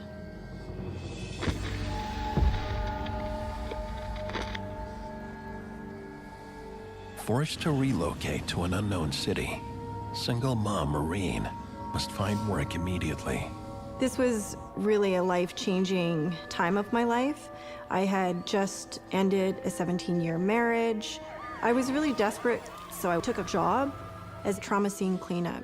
Trauma scene cleanup. Maureen's first couple of shifts are quiet until tonight. She's tasked with cleaning up a tragic suicide of a wheelchair-bound victim. Maureen's boss warns that inside the apartment, the daughter of the victim must be removed. I was like, great. Oh my God, she's just sitting there. I put the suit on. The daughter, she was weird, and I thought it's just because she just lost her dad. She's traumatized by it. Right. Maureen needs her to leave. You can't be here. He's my father. You can't be here. I just don't want you to see what's in there. She probably has already seen what's in Finally there. alone, Maureen why is she begins even the there? gruesome cleanup. Trauma scene cleanup. My boss, he's This like, takes a yeah, special thought of soul. that, but of it was course. pretty messy. Oh, somebody has to do it. Yeah. But that's not all that is scary about this house. I was having a hard time breathing. I can see the guy's wheelchair. And it's moving. On its own. Okay. All right. All the hair stood up in the back of my neck. I was totally scared. And I take a deep breath and I go, okay. So they've taken the body out, I Yeah, guess. so this is fresh. This just happened. All right. But there's no reason for the wheelchair to keep turning right now. That's weird. But I'm As willing you to can let that part imagine, slide. this was mind-blowingly Right, the wind. gross. Before Maureen can begin, a voice calls out. Oh, great. And then a vision assaults her. An angry spirit. And now I'm having to face that, I see dead people? It was mind-blowing. Oh, I know about that moment. Maureen tries That's a to great shut moment the you get in your entity life. out. So I closed my eyes really tight. So let's have a moment. Let's have a talk moment. about this before we go further. Okay, so suicide. So first of all, she knows that she's empathic. She knows that she's an intuitive and a medium, but she doesn't want to be that. And so she has shut this part of her life down. But this is what happens to me. Like, first of all, she's on a fresh crime scene. So first of all, this death just occurred. It's very fresh. So she's walking into the field, right? The energy field. Right. Everything is still very activated. So the being is probably still there. Well, if he just took his life, and this does happen, if you do it spur of the moment, yeah. or Like, you don't know you died, You right? don't realize what you're doing. Like, Right. you do it in a fit of emotion. Right. The soul, meaning you don't have time to acclimate to just jumping out of the body. And now you're in another dimension. You're in the metaphysical dimension. And you're still looking around. So many people who have done that. And they still have a lot to say. They're not done. The emotions are running very high still from the earthly experience. You just left. So he's still there because she just said vision. Now, she said vision, not visual. And So she he also appeared psychically. Okay. And then she also then she's an auditory. empath. She's an empath. And then auditory wise, I think she said she heard him. She talks more about that later. Okay. And he appeared to be gone. In shock, Maureen cautiously checks to see no one is there.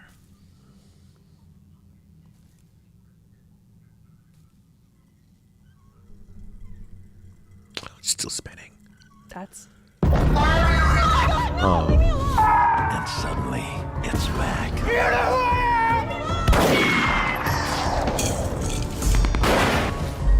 What are you doing here? It breaks through the door. There's Breaks this through the guy door. that's literally angry and in my face.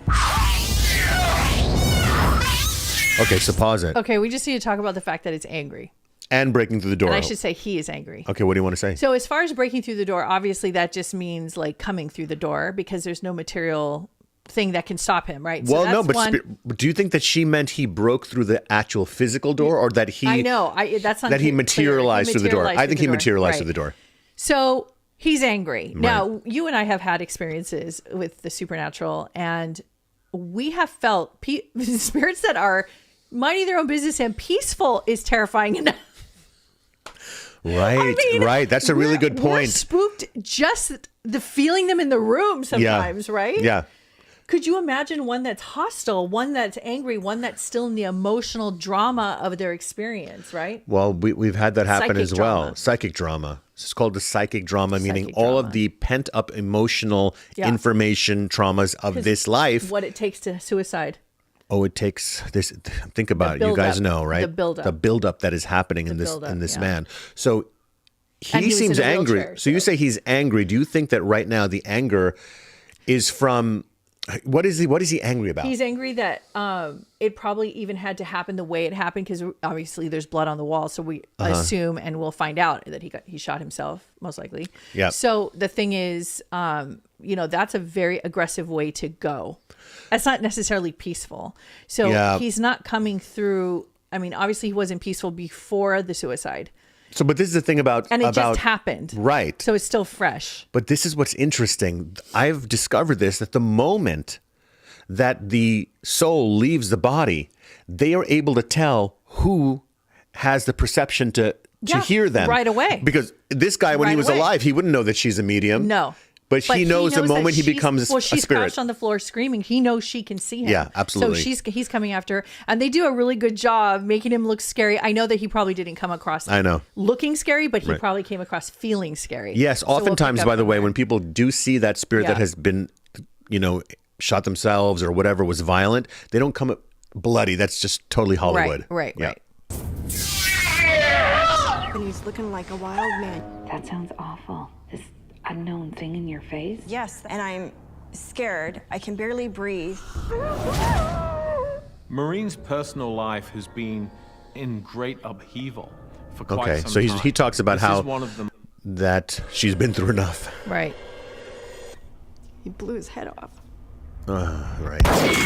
So the empathic part of her felt this. I've got mediums through my family. I didn't want to be considered weird or strange or different.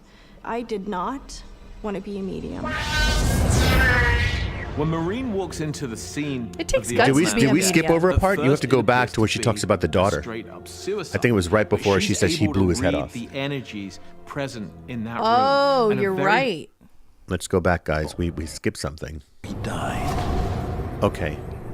I'm watching it all unfold, feeling so helpless. He's desperate to tell his story from the other side. No, it's still I one had a more. major stroke. And if Oh. you look up, I can't reach the gun because I'm in a wheelchair.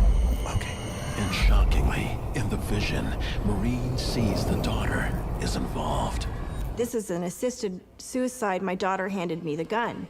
Oh, okay, right. so we have to stop for a second. So he's telling her the Right. daughter, and this was the daughter who was in the room. So now she is the kind of medium that can pick up these types of crime scene, Quite type detailed. of detective, Very nice, you know? very powerful. And I know you have stories that you can tell where detectives have approached you, Yeah. and you have actually decided you only did one. I case didn't one want to do time, it. In the but you- beginning, it started happening, and I did not want to. Experiencing that for me was super traumatic and disturbing because you feel the fear and the danger anytime you tap in. And so what I had said to the universe, to my spirit guides initially when that started happening to me was, I don't want to do this.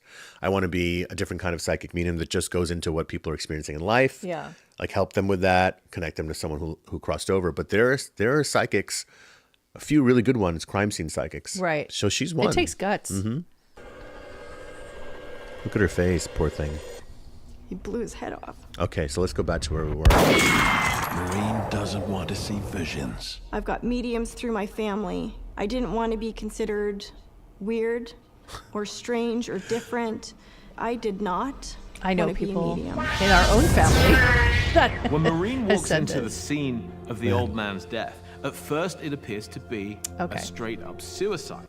Okay, so It's it a is little assisted. weird to be seeing spirits or having them talk to me. I didn't want anyone else to think that I was weird, so Some people I ask me avoided talking to my boss about this. whether that's like you get in trouble on the other side if you assist someone in a suicide, which is such a deep topic. It's kind of, you can't help but think Couple about days that. pass, But she just wanted to see her dad and out of pain. the phone rings again. It's now 10 o'clock at night. I was quiet for a minute because I was like, last time wasn't so good. Someone called in sick. Can you come to a murder So scene? she's on her way to a second crime scene cleanup. Why did you go? I debated whether I should quit this job. Are The you producer's sure like, you "Why don't did you have go?" anyone else to go? And he's like, no. Man, she needed the money. She's a So-and-so single called in. mom. I reasoned with myself that one, you need the money. And I was like, okay, I can do this. On this job, she is working in a desolate area of town, cleaning up the murder of a teenage junkie. I'm so scared. You know, I'm looking around. There'd just been a murder here. I can see the dark shadow of blood at my feet. Maureen is determined to get the job done. But something around her changes, The most eerie energy ever. and against her will, it's happening again. Okay. Do you think, as an Is empath, not alone. do you think that as an empath, the nature or the environment, emotional environment, and physical environment, when that death happens, in these cases, murders, right, unexpected, is that because of the emotional baggage that they're still there? Yeah. They didn't go to the other side yet. There's so many layers and things happening right here. And we only know just what we know. And I'm sure there's 50 million other layers that we don't know. But what I think is happening, first of all, she's coming in with all of her senses alert, right? So she's already, her spidey senses are out. It's nighttime. It's dark. It's scary. She doesn't know it's a bad area of town. Right. And then she already knows this was a violent act. So you have her on guard. She's an empath. She's a medium. It's a like perfect storm for and this. it's the worst job she could possibly have Yeah. unless she really is ready for this. I mean, working in the morgue is better than this. Oh God! In the morgue, it's, you know, more diving final. in and she's touching the blood of Yeah. this person that actually was just killed. So she's getting the emotional impact, the physical impact, the mental, emotional, everything you can imagine. She's feeling. All her senses are completely alert, Okay. and then because of that, the This vibration happens. is open to receive this.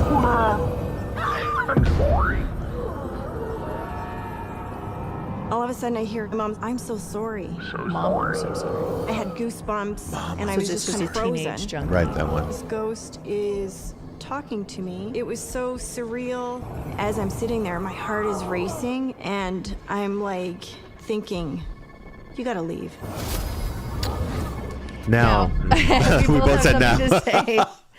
Well, I mean, this is the moment, and this is a moment that you and I have been involved in, and we've done this. This is a moment when you realize if you had a shaman or a psychic medium there, like us, who's and like yourself, who's like working, we would actually take hold of this situation. I would immediately go in.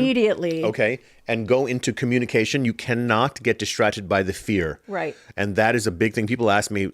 Like she's in the receiving. You notice how she's reactionary. Everything is reactionary. Right. Even though he said, "Mom, I'm so sorry," which is not threatening. Yeah. It is really conveying a very loving emotion and desperation. So. And then imagine the spirit is like, "Oh, she sees me," and he's already desperate. This was an accident. Right. And he wants to connect to his mother immediately. Yeah. At the same time, in the disbelief that this just even happened. So yeah. The soul is going through all of this. Oh my God. Okay.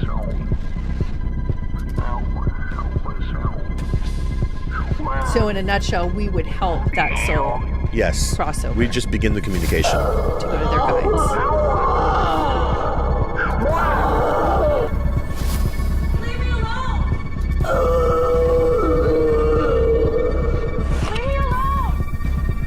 I don't want to hear it. I just don't know how to stop it.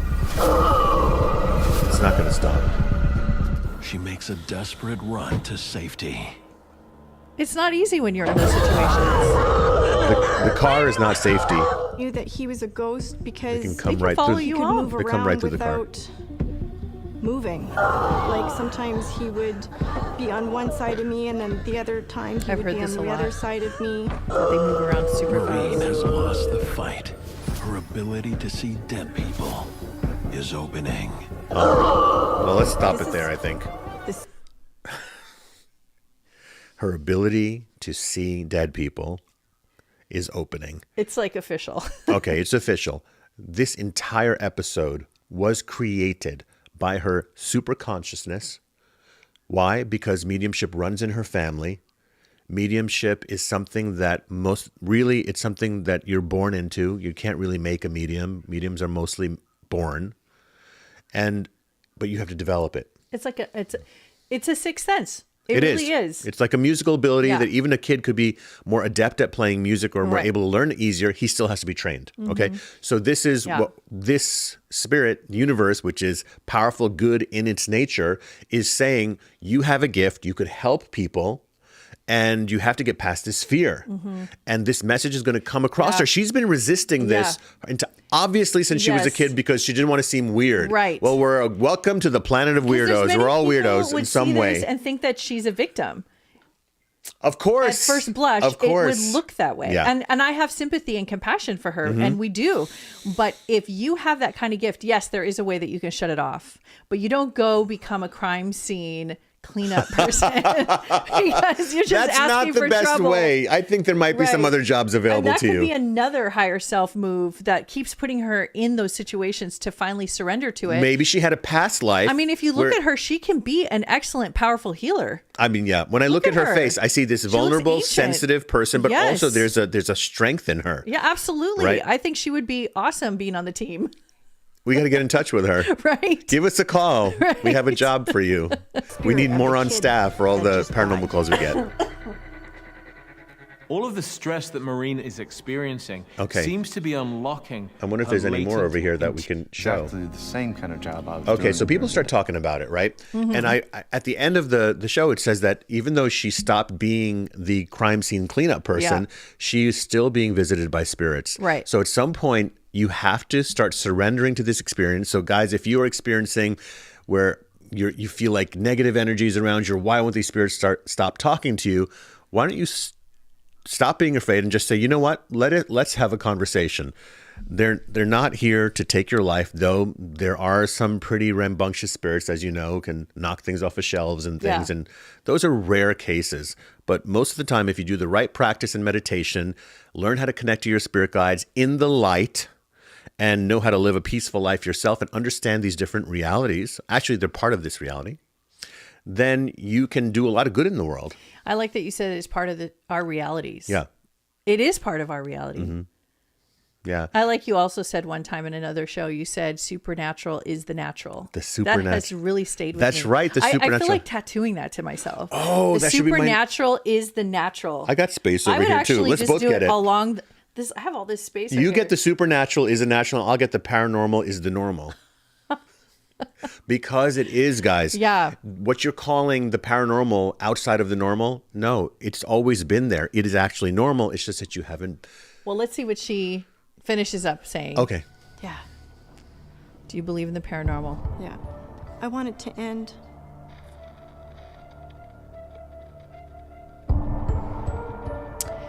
Well, sister, it's Marion, probably not going to end. I would like, that's the thing that she doesn't realize is that when she goes home, it's not exactly like you can shut that door. You can try to push it, but you can do cleansings, you can do meditations.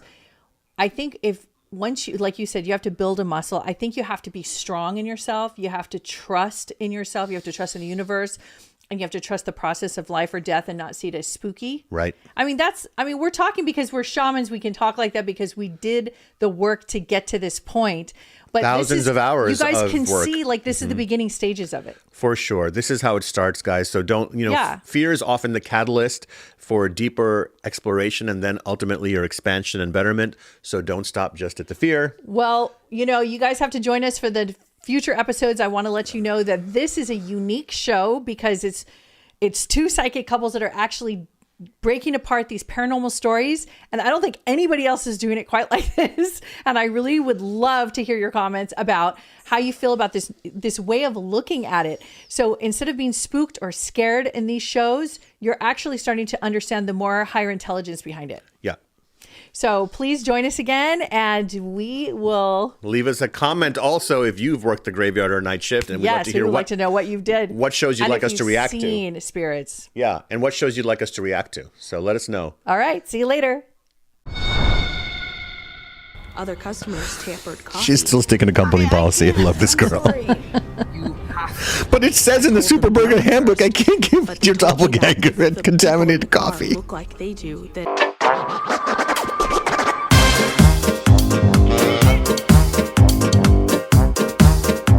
Hi, everyone. Hey. I'm Lady O. I'm Riz the Wiz. I'm an intuitive empath. And I'm a psychic medium trans-channel shaman. And we are a psychic couple that reacts. That's right. We are going to be showcasing Paranormal Night Shift is going to be the first show that we're going to break down.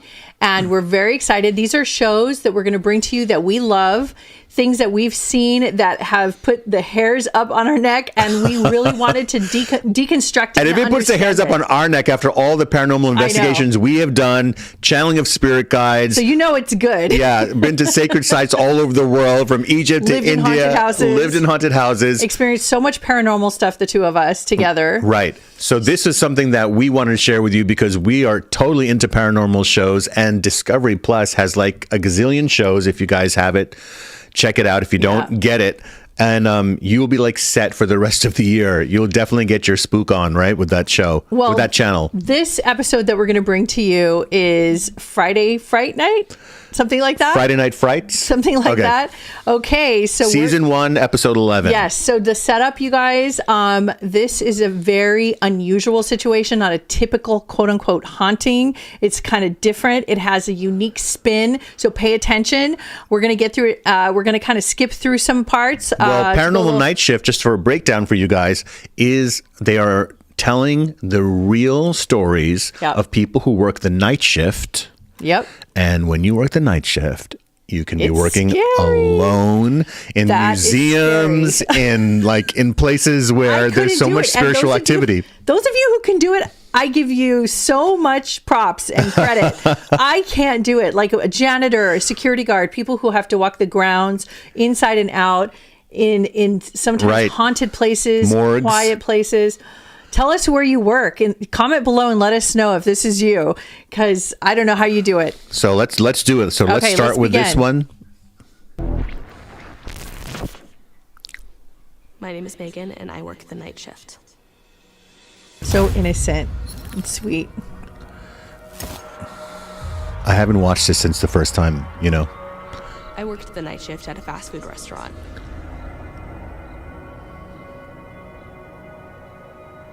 I was a general employee. I would work the front, clean the counters and the tables. And I would operate the drive-thru windows.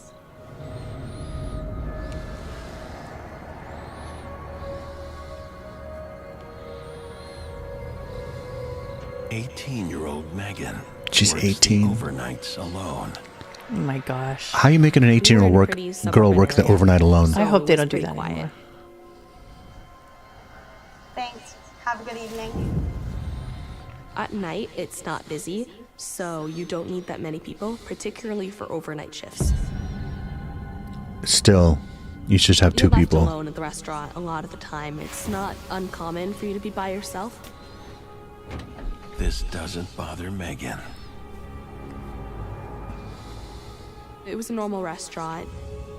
People joked that it was haunted, but I never saw anything. If your employees are joking that it's haunted, it's haunted. I never expected anything to happen. Of course not. I'm a skeptic. If I can find any way to explain it, It always I will. happens to skeptics. I love when people say Yeah. that. It's my favorite thing as a psychic. Usually go by smoothly. I'm a very quick worker, and I'm very upbeat and positive. I get things done very quickly. But on You hear her one voices shaking? Mhm. She got shook. strange things start to happen.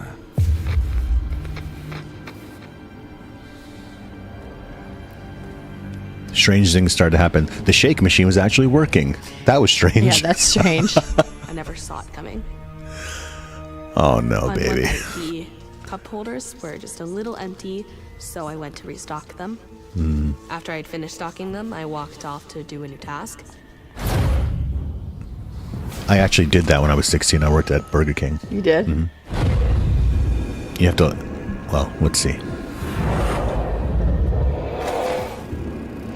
What the hell? Okay, so all the cups All fell of the back small out. cups flew out of the Right. box. You- Could first- happen. It could. happen because of the spring. But, you know, you push them in, they lock, they click. They click. Okay. You have to see that? You have to yank it out. Okay, so that was the first I'm very thing. confused because it shouldn't have happened. Her little voice. It shouldn't have happened. And by the way, you guys, it's a slow For a build. split second, Okay. I thought someone was pranking me, but I was by myself. She brushes it off Mm-hmm. and gets back to work.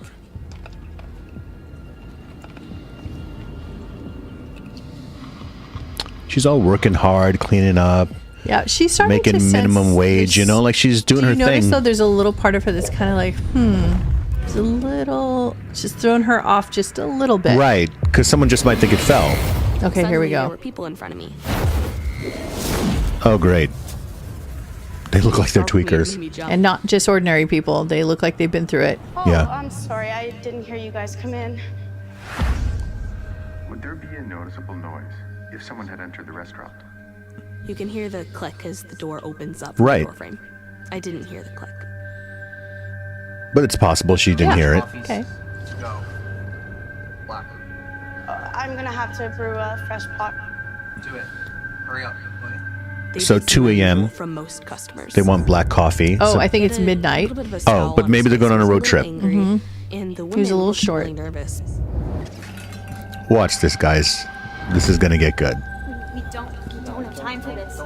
With the woman being nervous and him being angry, it was freaky, and I was concerned that they were going to rob me. Which is normal. Why didn't you call? The thought crossed my mind. I mean, it's to not wake up normal my that that would manager happen, but it was a just in normal case they thought. actually were going to rob me, but I'm too polite for that. She's too polite to call her manager who's Right. at home comfortably sleeping. Yeah. I mean, I kind of get it. She's new. Yeah, you, when you're 18, like you're not She doesn't thinking that wanna- way.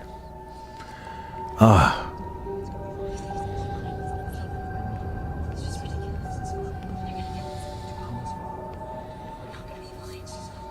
I brought the change with the receipt to the table.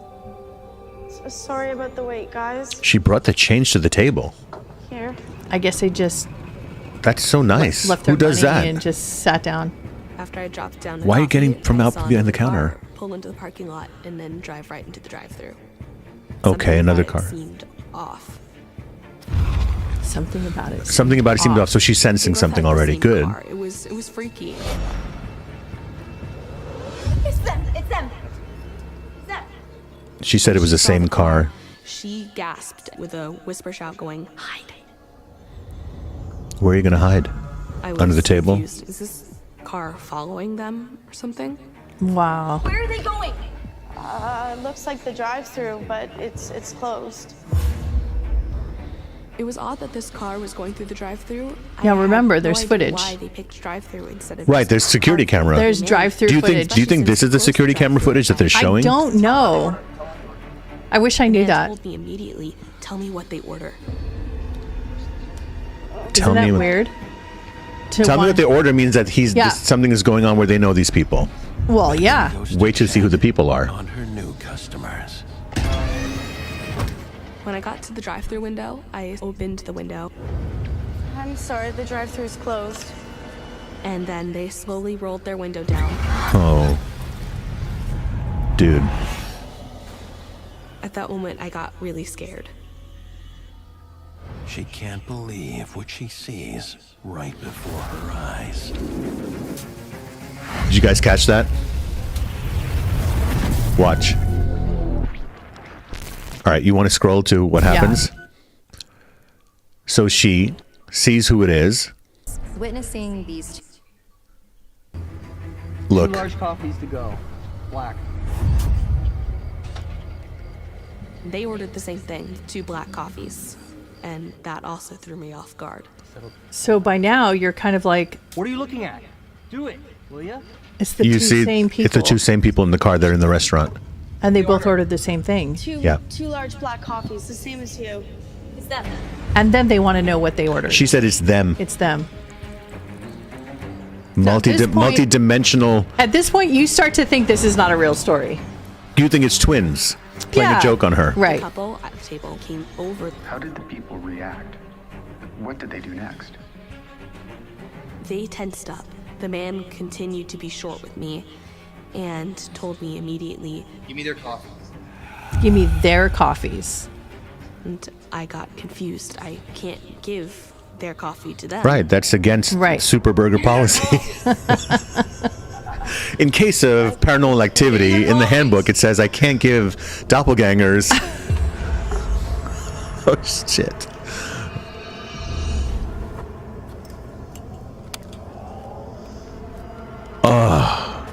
And I expect somebody to pull out laser guns right now. Do you see what he's doing? I couldn't quite see what it was. A He's little dropping pouch something in there. that he put back into his pocket. Give them these. Can you imagine? And slid me the 2 coffees saying, give them these. But I can't give other customers tampered coffee. She's still sticking to company policy. I love this girl. But it says in the Super Burger handbook, I can't give your doppelganger contaminated coffee. Look like they do, then give them the coffees. Oh, And I was shit. caught off guard because they knew that people in the car were the same as them. It'll make them go away. Please. Can you imagine? This will make the coffee worse than it usually is. They'll never They return. never explained further than that what that meant. Oh. And then suddenly it was like I was in a trance. It caused me to blank out. She says she went in a trance. Oh, that's the part. Yeah. Okay. We so missed she that the went, first time. Right. So she went in a trance. So there's some energy that's being put. And this is more than fear. This is not because she was in fear. So she went in a trance. So she is now officially in their dimension, where it's Clearly, there's dimensions she's crossing. in the crosshairs right. here. I've never been this. What do you guys think is going to happen next? Wait till you see. Does half of you expect like Arnold Schwarzenegger to bust in with They handed over this a laser substance to weapon? get rid of them.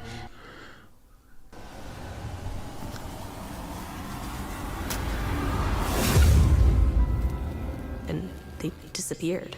They Couldn't see drank them. it and disappeared. They just vanished. I was shocked. We skipped a little part. So what happened was she gives him the coffee and he grabs her wrist and goes, is anybody else in there with you? It seems like the original customers were desperate to get rid of. So they did not know for sure whether the other couple was in there. Right. Okay. Right. They didn't know if the couple was inside the restaurant. Okay. Only the restaurant couple knew about it. But something compelled them to go there. The receipt and a So they large took tip. off. And on the receipt is written a note saying, "Thank you for making our demons go away." What? They're in a loop. It got me freaked out going, wait, what earth was in that coffee? Remember that movie Us about the family that had the doppelgangers that were trying to kill them? You guys got to watch Us. To process anything. They're back.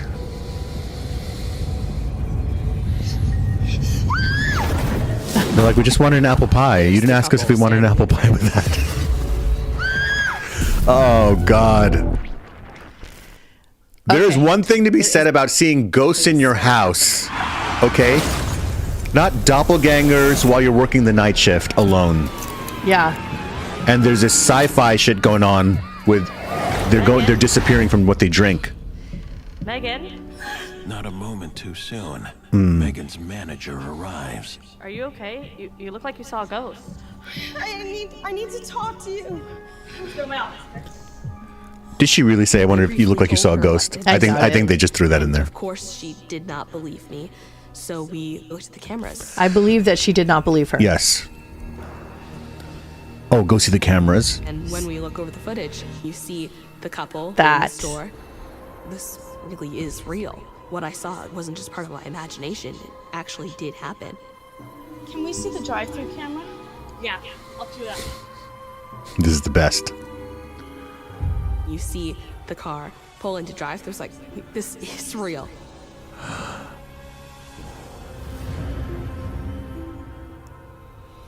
That's impossible. And then it disappeared. And on the camera. manager said it was impossible. Yeah. She has Getting no just as bias. confused as I was going, wait, this is real. Megan was telling the truth. Yeah, I told you. I was still just as confused and nervous. This really frightened me. Okay, so Feeling nervous right now? I'm getting nervous just telling the story back. she's traumatized for life. Okay, she's traumatized for life. Absolutely. That's what makes this show, part of it what's so incredible is that they... God. You good?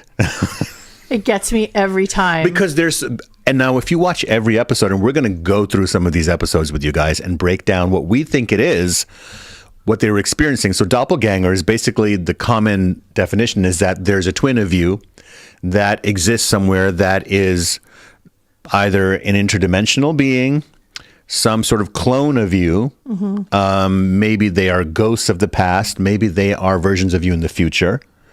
So all of these Or theories. parallel versions. So what do you think it was? In this case, what do you think happened? Okay, here's my theory. Okay. I think that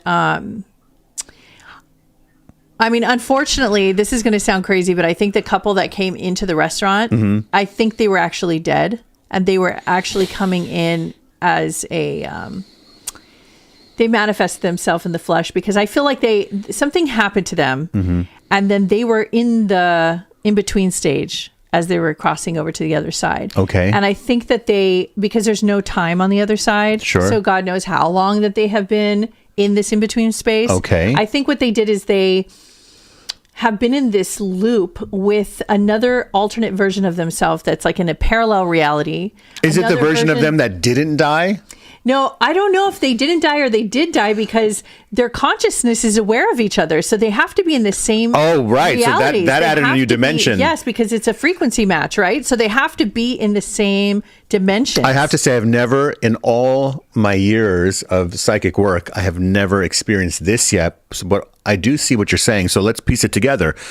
Now, since we know that all timelines exist simultaneously, not one after the other, Right. These deeper concepts of linear time don't actually exist. And right, because there's no time. Okay, it's so- a construct that we created. Now, look, it could be just like in the Terminator, where there was a version of you from the future coming back to change things in the present. Right, could be that. It could be that now she and that restaurant, excuse Right. me, not her, but the restaurant Right. is on a portal. And she is very open, and she was kind of like a bystander and a witness. But She was caught she was yeah. caught in the middle. So that restaurant could be Yeah. on a portal. Mhm. And in that portal, that is where you cross from one dimension into another. Could be. That's what I think happened to the car. Yeah, Now, there could be something in these other dimensions. right.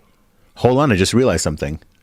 What if the couple that's in the restaurant is actually human 3D, lives here. I know. I thought and they're having these unbelievable experiences where they have tapped into that other timeline. Yeah. And they're living this kind of like chase scene of like, how do we get back into just where those people don't show up? Yeah. And that is that could happen, except she said she went into a trance. Okay, but the energy of a portal, if you've ever been to a portal, remember we went to Sedona and other places where there's certain places where the magnetic energy is so powerful that you feel really sleepy, you kind of step out of your body, right? We've been in those places. Burial grounds, sacred burial grounds. We were in a 15,000-year-old stone circle in one of our Ireland retreats, and it was like, could have just taken me out, just me stepping into that field. So what if they are coming in and out of that place where the fast food restaurant is, and that's the portal. She's there. Yeah. But the thing that gets me is the substance. So that means that something physically can put you out. Now, wait a second. You could do sacred medicine, you can do psilocybin, you can do ayahuasca, whatever. Those, for a portion of time, do take you to other dimensions. What if something was 10,000 times stronger and can disintegrate your actual matter of your body? It could be something that exists that's not a part of our human code right now. No, we're not there yet. Right. So versions of ourselves from the future. Well, these two couples could be versions of themselves in the future for sure. What if right now we like looked over there, like at the front door we go, and we see on our ring that me and you are at the door right now? Oh no. That would be crazy. Okay. I think I just freaked the both of us out. Guys. Well, this was our first reaction video on our channel. Hope you enjoyed it. We'll be back with more. Give us some suggestions of what you want us to react to. Like and subscribe and comment what you would like to see more of. And we have so many episodes we'd like to show you from Paranormal Night Shift. And we are really loving this show right now. We're going to work with this one first, and then we're going to add some more paranormal shows also. Yeah. So share some of your experiences if you have worked the Paranormal Night Shift. Let us know. All right. We'll talk to you soon. Everybody. See you later. Bye. Bye. Burial ground, cemetery. I think it's the same thing. I mean, it just depends on. It just sounds more ominous when you say burial ground. You don't go to say to a person, "Hey, I'm going to the burial ground today." It's like we should drop your voice when you say burial ground.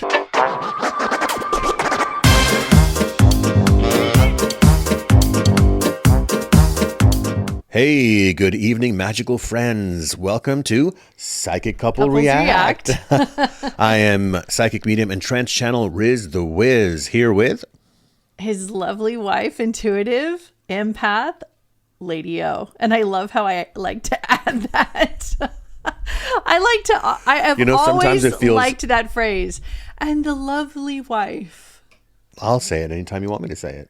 Okay, say it. And my lovely wife, the intuitive guys, empath, we're gonna have to make him Lady say that O. every single I want to time. do it in the Paranormal Night Shift guy's voice. And the lovely wife, the intuitive. No matter what he says, it sounds mysterious and paranormal. I wish you can't go wrong with that voice. I can do that voice, but I feel like I want to find out who that actually is. Yeah, we should actually. We should react to him just talking to us. I know. So this is our reaction show where we dive into our favorite paranormal shows. Currently, what we're really into is Paranormal Night Shift, which only had one season. Can you believe it? I really hope they bring it back. Yeah. And what we like about this show, what we love about this show, is that the people who are on the show are those who work the night shift, the graveyard shift. This is a time, we certainly know it as being a psychic medium and an empath. The veil is the thinnest. At that time of night.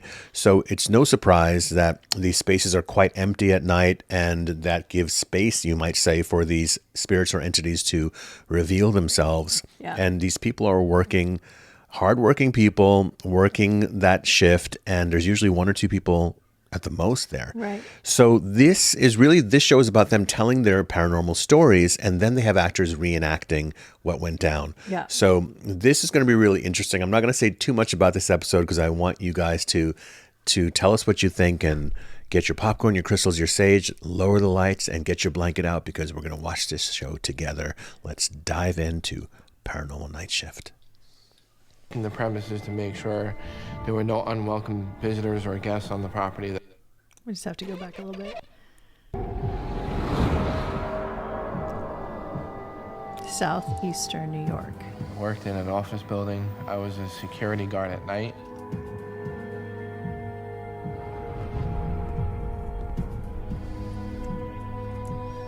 I basically was in charge of securing the building, locking down the doors, checking the premises to make sure there were no unwelcome visitors or guests on the property that weren't supposed to be there.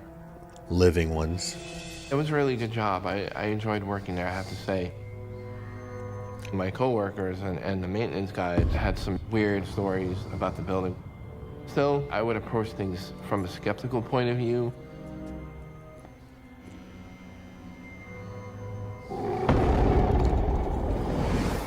But what I found really interesting is right across the street from where I worked is a burial ground. And it was located next to an old church that was built sometime around the 1800s. One night, it was late, there was nobody in the building. There's always a burial ground somewhere. Mm-hmm. It startled me. The only way these elevator doors were to open is if somebody pushed the button and there was nobody in the building.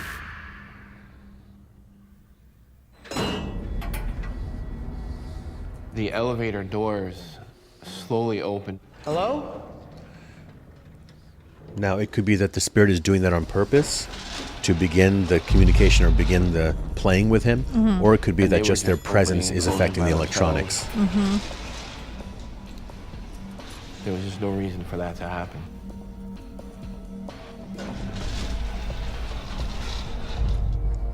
What do you think was happening? I didn't know what to think. I was just so startled. I had to make sure there was no intruder in the building. I checked the entire building.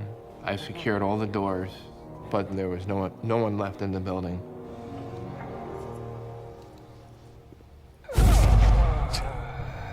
I thought I saw somebody. Hello? Hello? I hate when that happens. Can you stop? Person isn't stopping. I was walking pretty fast. I should have caught up to the person. So he's saying, can you stop? Right. I thought that was So weird. he's completely materialized. Matt can't let whoever it is get away.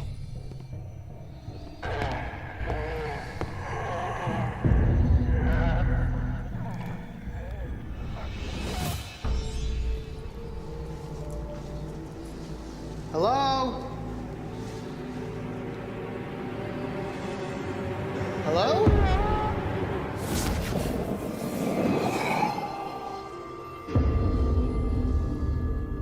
I don't know where they went, just vanished. Just when he seems to hit a dead end, the unthinkable happens.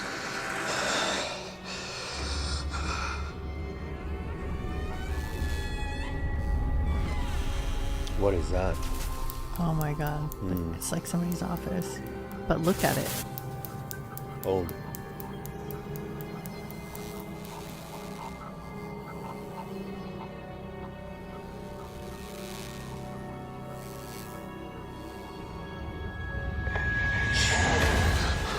I saw somebody working at their station. It was more like a shadow figure in the shape of a person. I was so scared. When I worked in an office, I felt like a shadow person, barely in the 3D.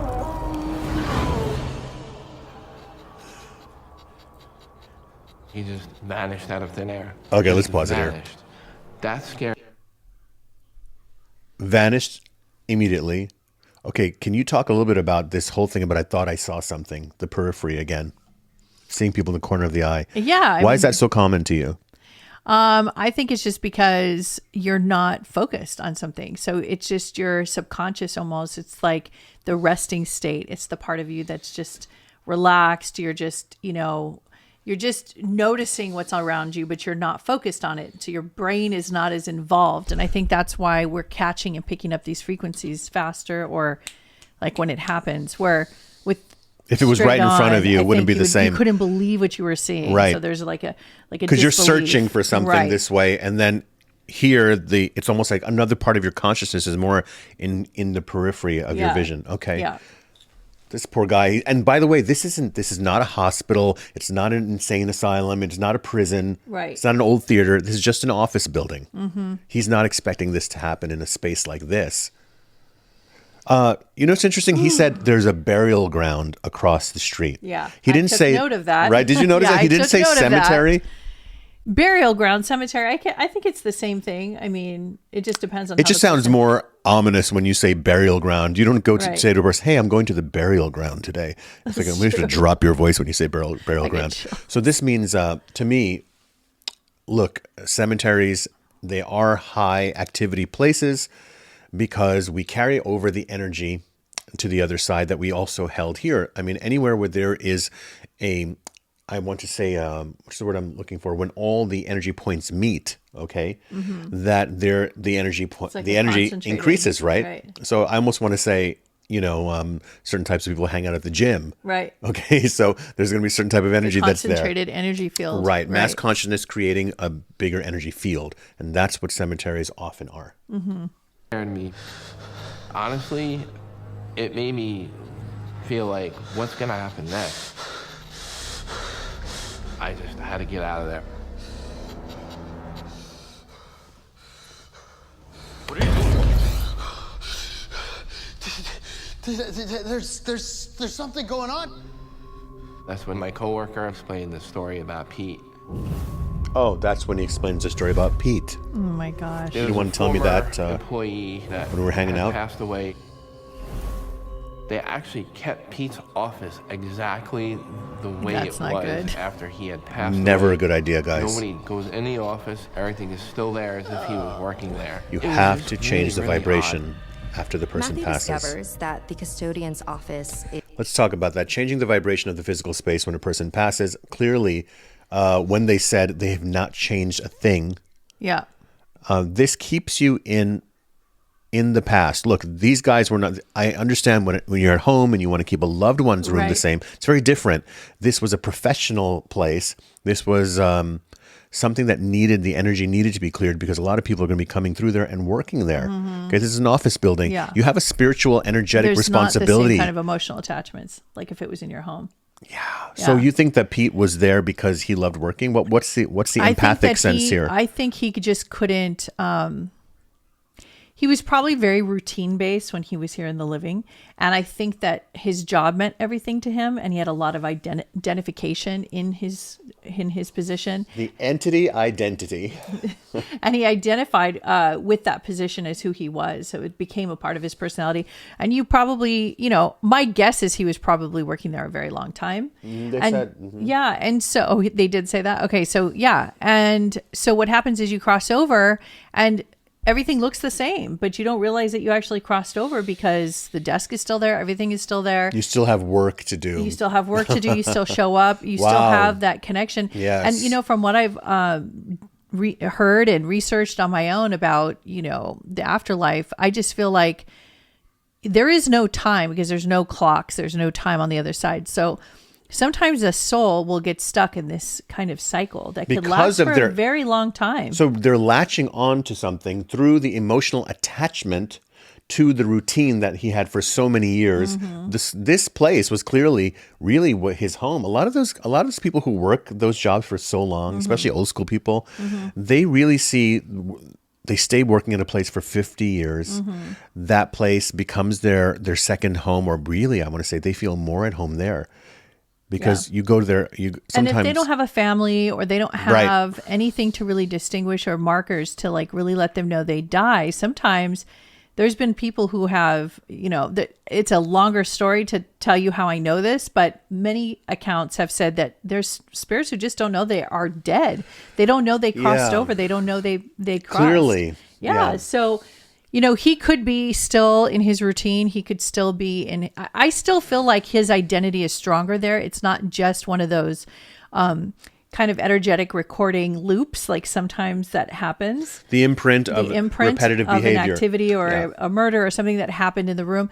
But in this case, I feel like it's an actual choice to be there for the spirit. This spirit feels to me like he's recognizing this custodian, this security guard, excuse me.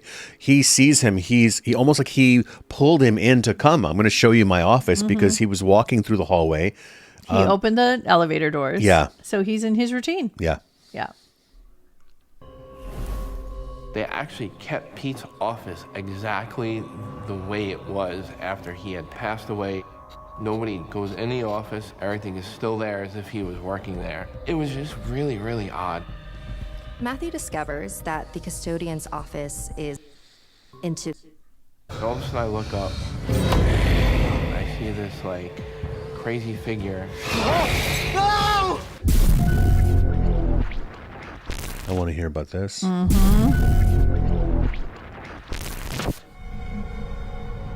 Crazy job as a security guard has wonder what was crazy more about it. scared than secure. Well, he is near, Working he the is night near shift, the graveyard. He encounters the ghost of a dead employee. And now, something much more terrifying manifests. All of a sudden I look up. I couldn't believe what I saw. I just stood there and I just said, what am I seeing? Am I seeing a real thing or am I seeing something supernatural? Supernatural is real, buddy. It was freaking me out. I definitely felt unwelcome. All I knew is I just wanted to get out of there and go home.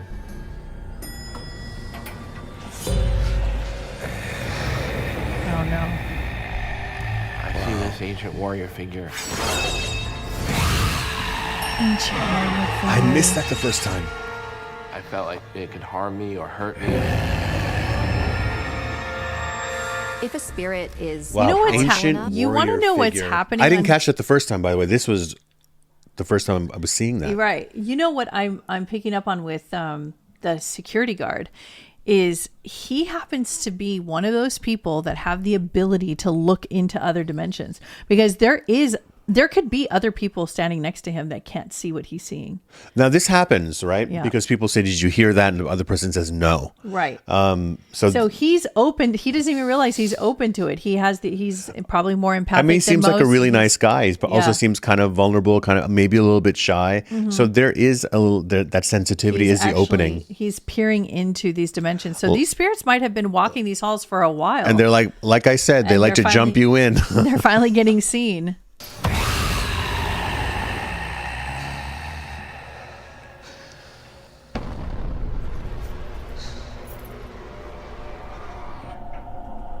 I thought I was going crazy. I had to get out of there.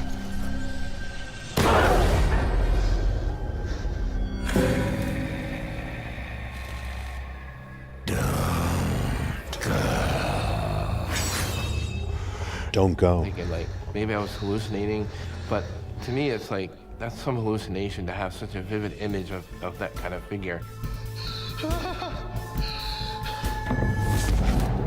And the ancient warrior figure just disappeared into nothing. And when he disappeared, what did you think? I couldn't wait to get home. Okay, now let's talk about gatekeepers or spirits that are interdimensional travelers, not ghosts.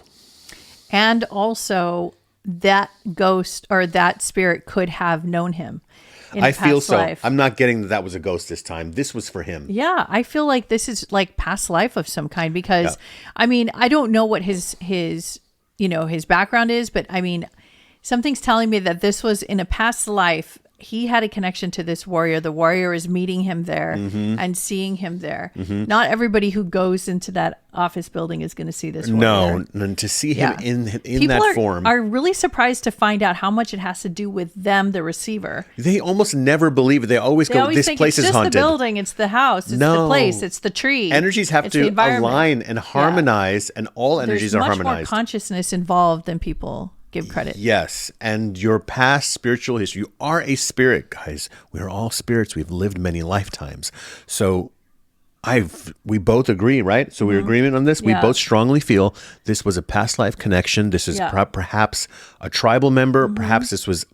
Could be his brother. And it could be... It could be... the past version of himself. It could be that. Or future version of himself It coming could be back. his enemy that he fought.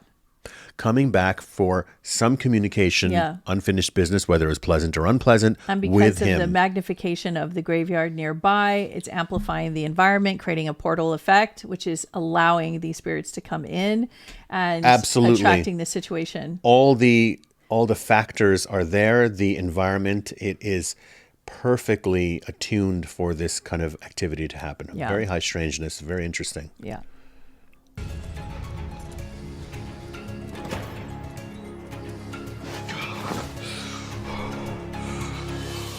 I'm about to leave.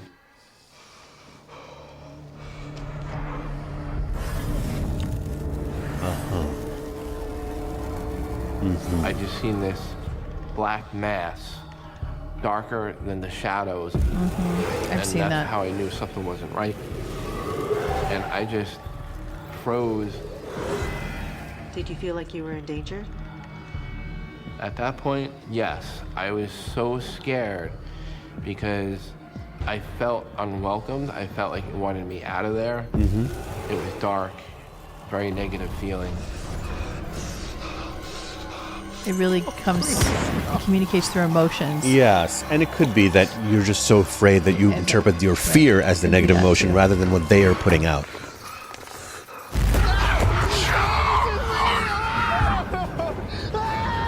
This is not stopping. What looked like creatures to me.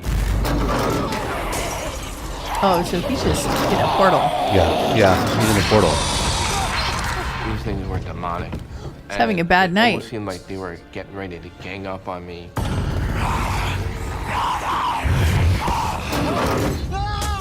Demonic entities were nothing like I ever seen in my whole life. I was really scared. Those energies always feed off of fear. Yeah. Like Dementors. I thought they were gonna hurt me. Can we stop for a minute? Poor guy. Oh my God. Definitely brings back memories. I don't want to have that feeling again of being apprehensive or feeling like I'm gonna get hurt. Leave me alone!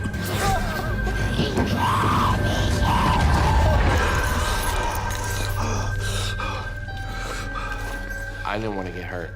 I just wanted to get the hell out of there and get home. All the different types of entities that can... The custodian had nothing to do with this part of it, by the way. The guy who worked there, Pete. Yeah. I don't think this has anything to do with it in terms of they don't know each other. The warrior spirit and those. These are all different demonic experiences. forces. He just happens to be walking in. Grace was with him. She was waiting for him. Look at I that. think That Grace actually was breaks. just waiting for him to pass over, to be reunited. I can't Of even do course. that. Well, who blames her? Of course you would do that.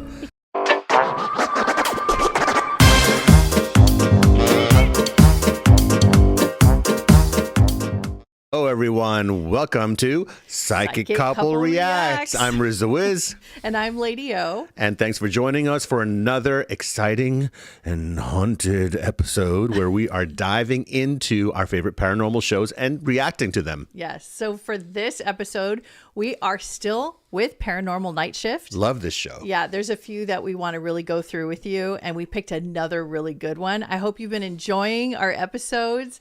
This is our third one.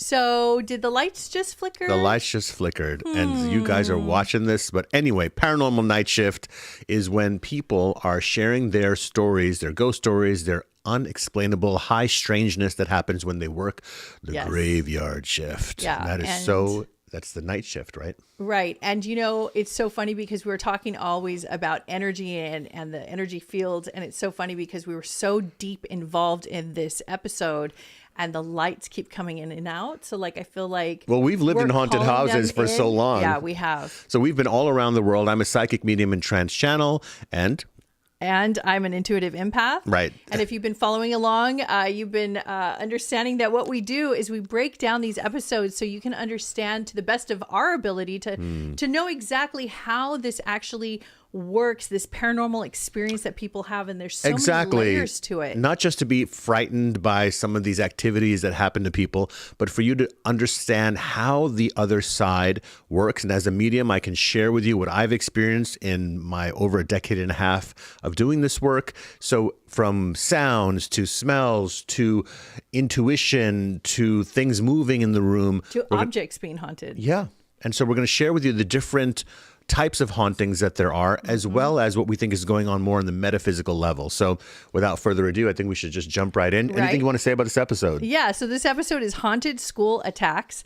And actually, the episode that we're watching is not about a haunted school, but it's in that episode. Mm-hmm. And this is about a young girl who goes to work at night as a caretaker. A caretaker. So let's just jump in.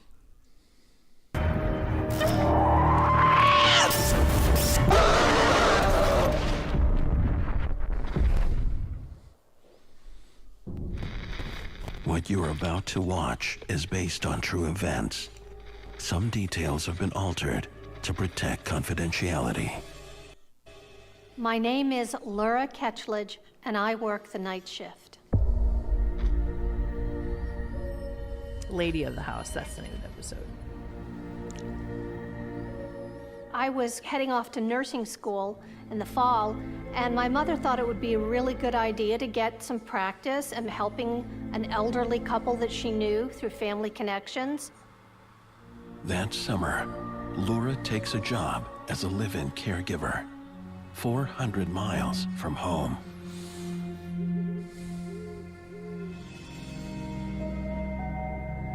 I was a teenager. I've never really gone to somebody's home and Wait. lived with them. She's a teenager especially a driving home like that. She moved 400 miles away. This was a home that this family had lived in a for brave soul. 75 years. Hello?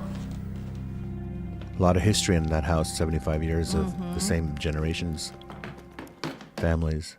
Well, when I first came into the house, there was an uneasy feeling.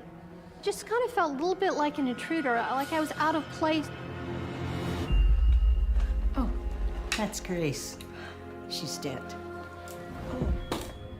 Why do people say it just like that? That She's dead. feeling returned as I was walking up the stairs. You can't say she passed away. Maybe she's a little jealous or something. I have a feeling this is the wife. Carol current wife. introduces Laura to her husband. Charles, this is the new girl. Poor guy. Very nice to meet you. Laura, it's nice to meet you there. Imagine she's going into that intimate Charles setting was like that. just sweet and genuine. My job is to stay up all night by his bed, turn him, give him medication, get him up to use the lavatory if needed, and to really make sure everything was okay. Stay alert, Laura. Carol was more reserved, and she had a worry, and she just wasn't straightforward with me. I suspected that there was a deeper story to this So home. already you see she's empathic. She's already open to these things. My and she doesn't official know that. hours really started at midnight, but before that I would help make dinner. One night I had borrowed an apron out of the pantry. I had to give it a good tug to open it up. I was very careful afterwards to close the pantry door. Laura is sure it's locked. Oh, you know the I put setup's on the coming right apron now. and made dinner. She was sure she locked it. Right. All right. Of course. Great. Later that night, after I put Charles to bed and Carol went to sleep, I went back into the kitchen to tidy up. This girl is alone in the house from midnight Teenager. to like 6 a.m. Not alone, but like she's awake and Yeah. managing When I this older walked in the house. kitchen and found the pantry door wide open, First night. I was very shocked it was open.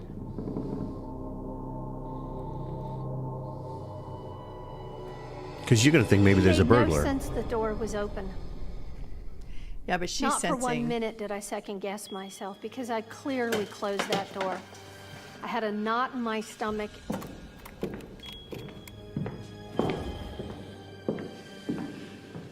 And then I heard footsteps and felt a presence. Right behind me. Nobody was there. Something was really, really going on in this house, and I felt terrible about it. How many times has that happened to us and to people? Yeah, let's pause it there for a second.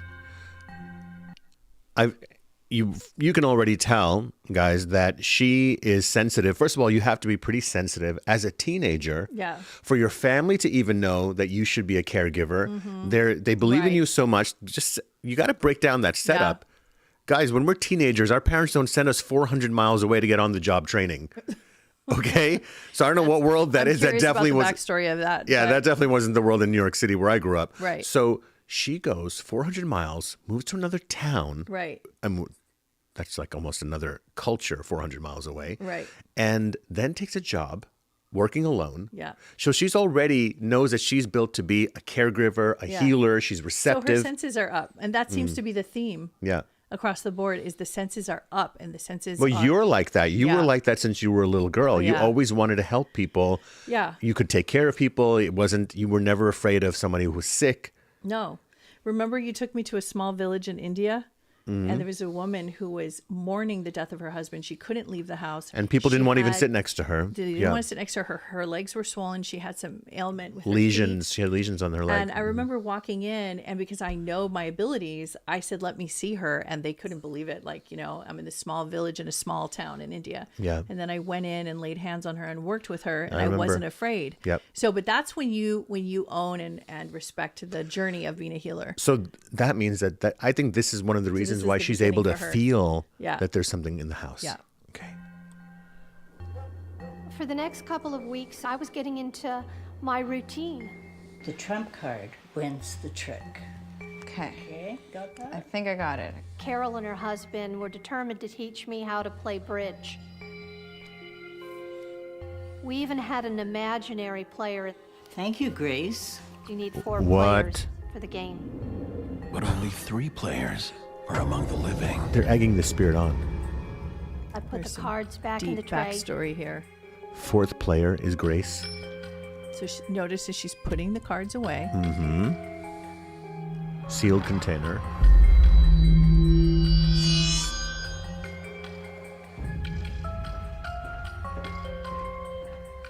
Later that night, around 4 a.m., I noticed something in the living room.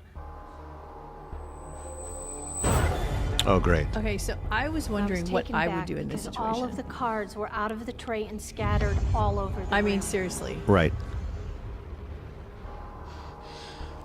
Carol and That's- Charles had gone to bed, and So I they're had in been bed. the She living knows room it's not them. earlier, Right. and those cards were still in the tray. There was no logical reason that those cards were out of the tray. She was just in the room. Tidies up. Laura feels something is watching her every move. Oh, we're going to the Felt next sick level to my now. stomach, and I got a wave of nausea. Stomach, you definitely will feel it there first. Wave of nausea is a very typical symptom. Mm-hmm. Sensed this presence. They're at another frequency. It It's ran like a chill down my spine. the spirit is another frequency, guys. What she sees So it's very next powerful. It's haunts going to her affect your to this energy. day. I was so scared. It's a few nights in as a live-in caretaker for an elderly man when Laura discovers something not of this world. So she's Is experiencing this watching right her away. So every she goes move. into the house. First night was the cupboard. Second night was this? I Okay. felt a presence in the home. All right. Now she is having a visual sighting. You're getting the spirit in visual form, not a vision in the room, in the so-called 3D. And then she just faded into nothing. Right. Blinks out. Yeah. There's many I people, was so scared. including yourself, who have seen I never energy moved so beings that quickly are in my life. materialized in the 3D. I have seen spirits I never in really haunted thought spaces about that were the in. I paranormal literally look before like I you're started sitting this here. Job, but there was something wrong with this home. It was haunted. As far as Laura's concerned, Okay, let's go and see what else happens. There we go. What do you do next? I just was very vigilant because I didn't know what next was going to happen. With eyes wide open, Laura vows to do her job, stay alert, and protect Charles. It was around 3 a.m. and I was reading a book seated next to Charles. Isn't it always around 3 a.m.? Mm-hmm. That's the magic hour. The electrical outlets flickered That's common. like some sort of a bizarre power surge. Again, they operate on, they exist. Electrical frequency. Yep, they have a And when I frequency, they looked interrupt. at the doorway, Watch this. there was this globe or ball of light. When it entered the room, you could feel it. It was like another person entering the room. Okay. It was She knew it was- powerful. Do you know a lot of people have actually seen this? A ball of light. Indoors. Indoors. Not ball, Lightning, like I Ozzy wanted says. to yell or scream, but nothing came out. Okay. Now, this usually happens to It was people like my when they're voice was sleeping and stolen they or wake up swept and away. they try to scream. Night It terrors. was And they see something the in the room. most unworldly feeling that I've ever had. So it's like that dry scream. So it's almost like the spirit is affecting the physical. Draining the life force. Remember in Harry Potter, they also tried to make a, what was I that? think it The was Dementors this, were sucking the life out of right. Harry? Mm. Orb Similar or concept. soul. It's not unusual to have. Okay, so you want to talk about that for a second? Yeah, I mean, Okay. just the ball of energy alone, that.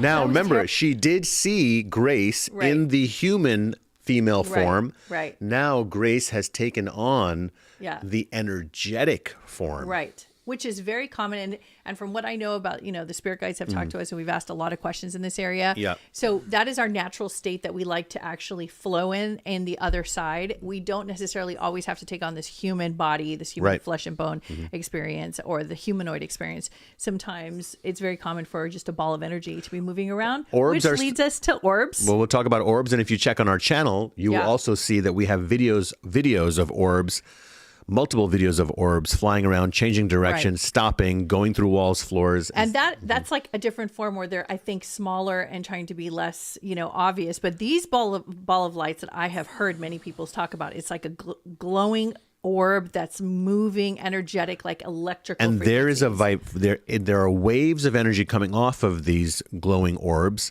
Yeah. that are literally affecting the well-being of the Right. person in the room. It's almost like a sort of radiation, you might say. I Yeah. don't think it's physical radiation. Well, that's probably why she couldn't. She was nauseous. She had to run out. Yeah, Let's okay. see. Terrified. That was one of the events in my life that has unnerved me the most.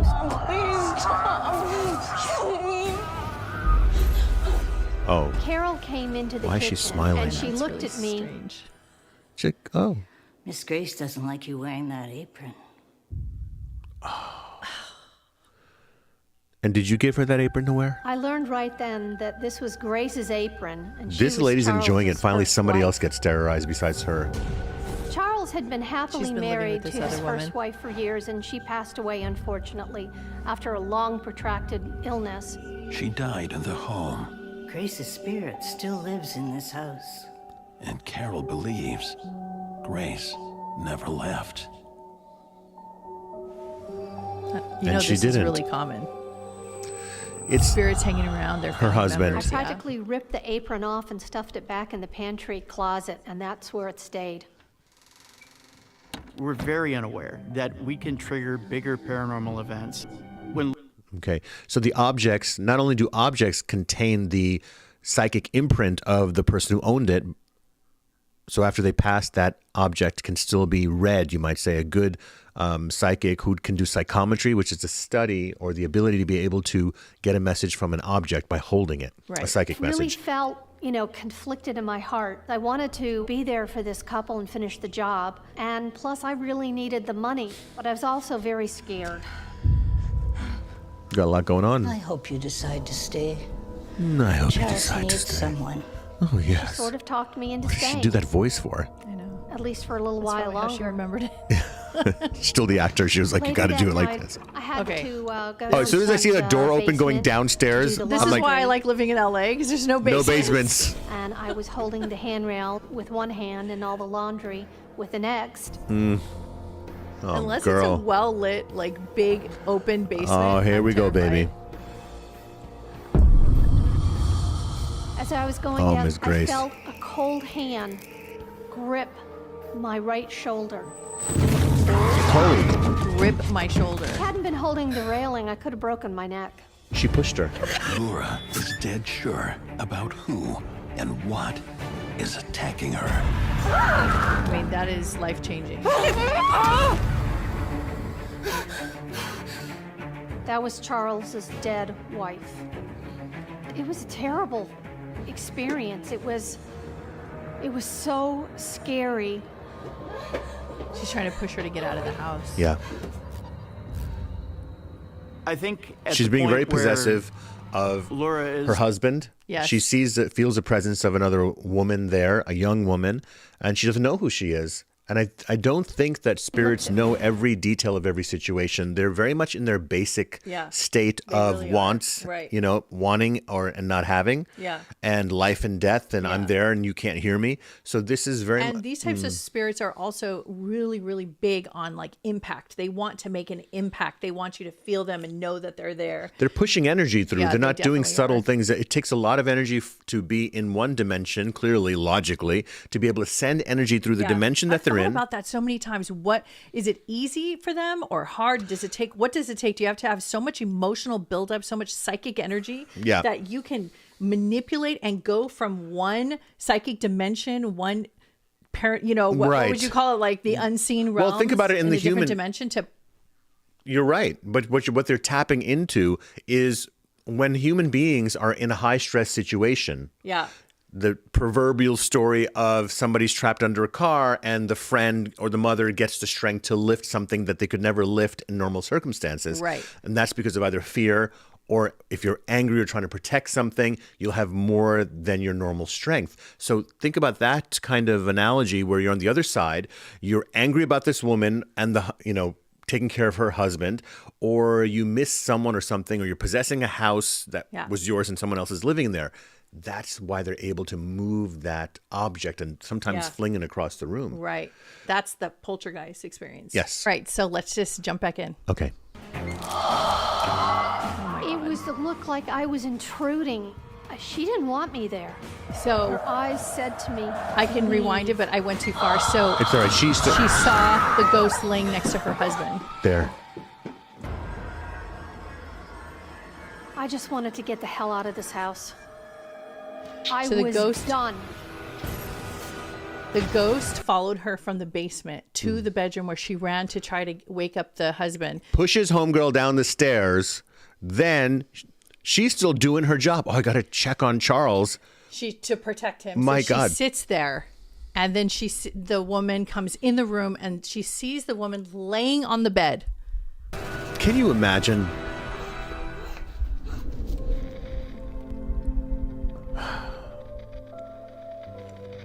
Charles died peacefully at home about a week after I left. Mm. And I So don't just think he put was that all alone. together. I think Grace was with him. She was waiting for him. Look at I that. think That Grace actually was breaks. just waiting for him to pass over to be reunited. I can't. Of course. Well, who blames her? Of course you would do that. Because Of of course, what you I've love him so been much, you're going to wait on the other side. You don't believe want to now. go to the light yet. You're like, you tell your spirit guides. You're waiting because you know that your husband is going to cross. So You you're know it. just waiting, and you're staying and waiting in the room, in the house, and doesn't want any new intruders, nobody to interfere. And she tries to get everybody out of the house. She just wants her husband. She was focused on that. She just wants him to come safely to the other side. Yeah, because when you cross over as a medium, I will tell you, my experience has been that your spirit guides meet you, and they usually bring a family member or someone that you know, or maybe your dog that you loved, because you have to acclimate really quickly to being out of the body. So Right. they want to show you something loving and supportive and give you that energy.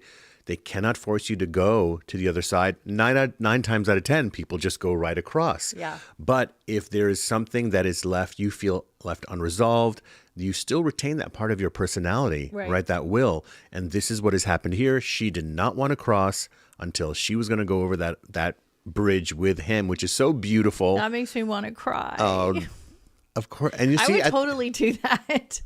Yeah. I think I would be like, instead of going straight to the light, I would like, I don't know. You'd wait for me? Yeah, I'd wait for you, and I'd be totally jealous and kick anybody out of that house. Boy, this is such a beautiful. You see, I think this is kind of a beautiful episode, even though it was scary. Nightmare, night shift. But Ms. Grace, you shouldn't have pushed that girl down the stairs. You could have like maybe scribbled a note saying, you know, you need to get out of here. Yeah. And what do you got to push her down the stairs for? That was rude. I just realized, I don't know when I said the title, did I say Paranormal Night Shift or Paranormal Nightmare? I think you said Night Shift. I did. Okay. I think you could, at this point we can interchange those names. But we hope you guys for watching. This is super fun. We can't wait to do more. So like and subscribe, tell your friends, comment below and let us know if you've had a night shift job. We'd love to know if you've seen spirits and your thoughts on this episode. Yeah. And so we'll meet you on the next episode. See you on the other side. See ya.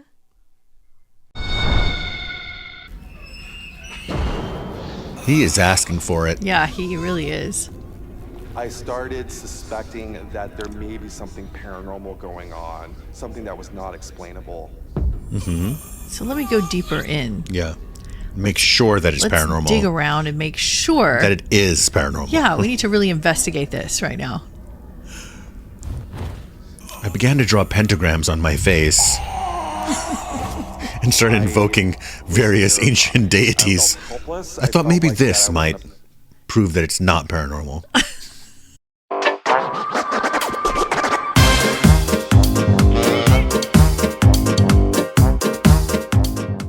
Good evening, magical friends. I am your friendly neighborhood psychic medium and trance channel Riz the Wiz here with my lovely wife. Thank you. I'm Lady O, and I'm an intuitive empath, and together we are Psychic Couple Reacts. And you know, this is amazing. We're diving deeper now into Paranormal Night Shift, which is really one of my favorite shows in the paranormal genre.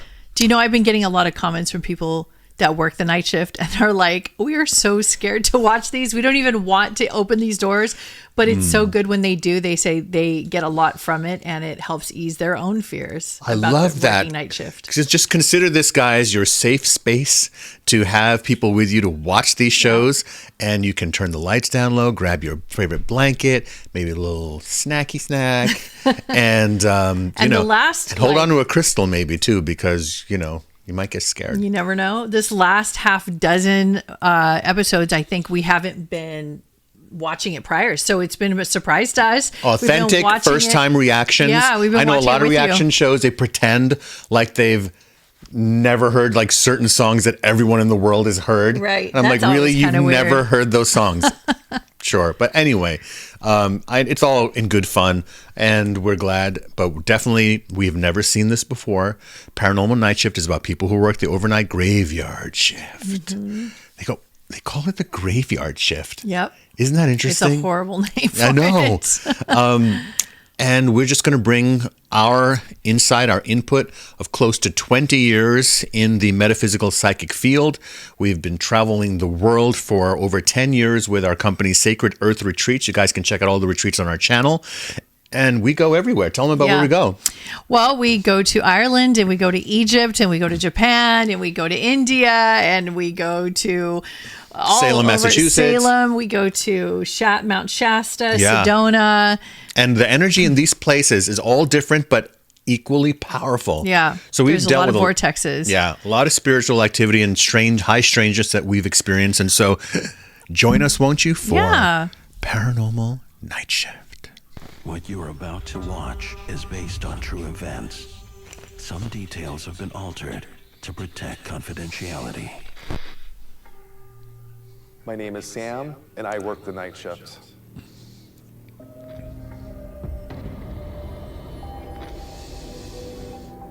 Salem, with its storied past of That's legends, awesome.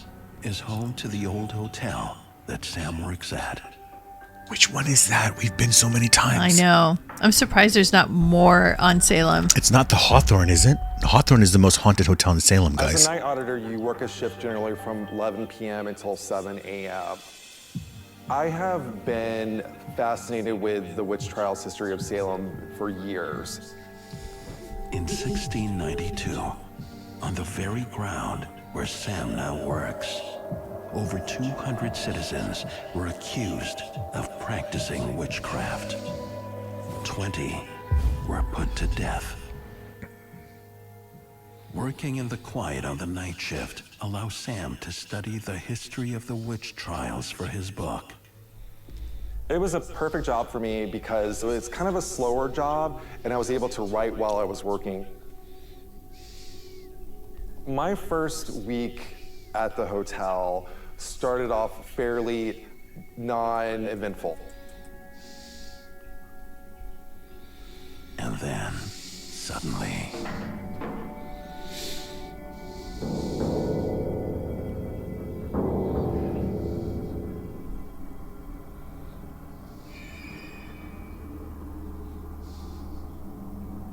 That night, the old hotel is creaking with unfamiliar sounds. Knocking is very common. Mm-hmm. Almost like a Morse code. There were these two twin sister psychics back in the day. Look it up. I heard what sounded like banging on the Who inside translated of the that knocking into Morse code. Really? Well, excuse me. Let me rephrase that. Into code. I don't know why I said Morse code, but into yes or no's. Like one knock for yes, two knocks for no's. I don't know Were what. they imprisoned and they were doing it through the prison walls? No, it was in the house that they bought. I usually know the names of them off the top of my head, but if you Google twin sisters, psychics, knocking in house, and you'll see what the case is. Okay. elevator. So I thought maybe that one of the guests was trapped.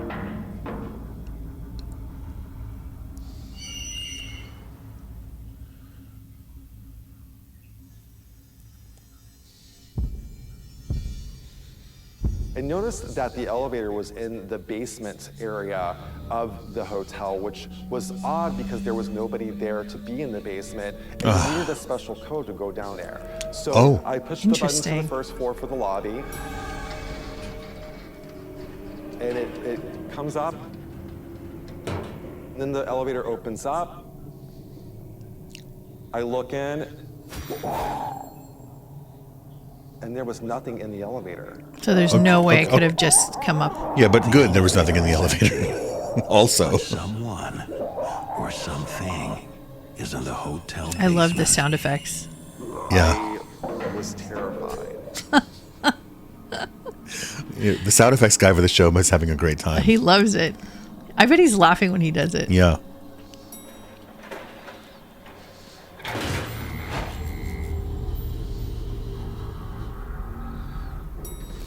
Sam has never ventured to the underbelly of the old hotel. I see what looks like lights that were leading me to the back wall of the basement. What looked like lights? Hello? That's a weird thing to say. Yep. Just lights. Yeah, it looked like lights. That growling is totally throwing me off. Like, is it really growling? I doubt it. It looked like there were footprints, but the footprints were huge footprints. They were not my footprints on the ground. Bigfoot? You want to combine all the paranormal Wherever things I into can one insert thing. Bigfoot, Yeah. I will. It was leading me to the back of the basement of this hotel. Oh, that's definitely Bigfoot.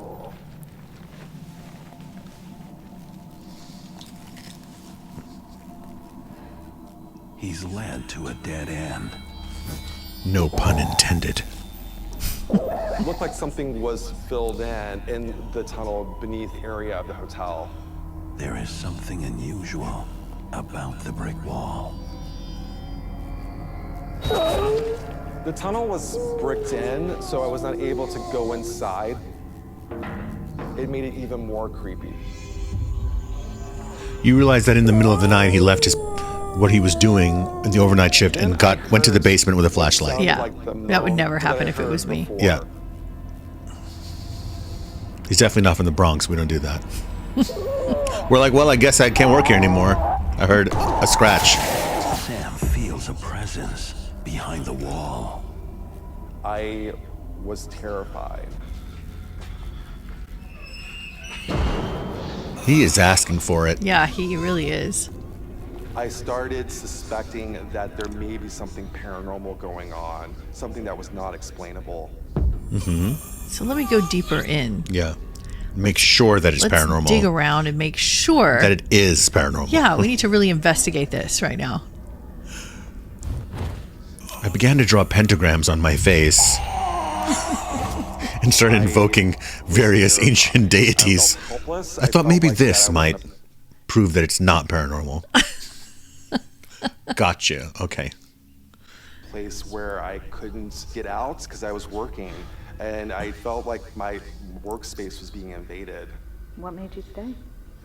What made me stay at the hotel was the fact that I was working on a book on Salem's history. We had very few people to work the hotel, especially working overnight. So I was determined to stick it out, even though things were getting progressively scarier for me.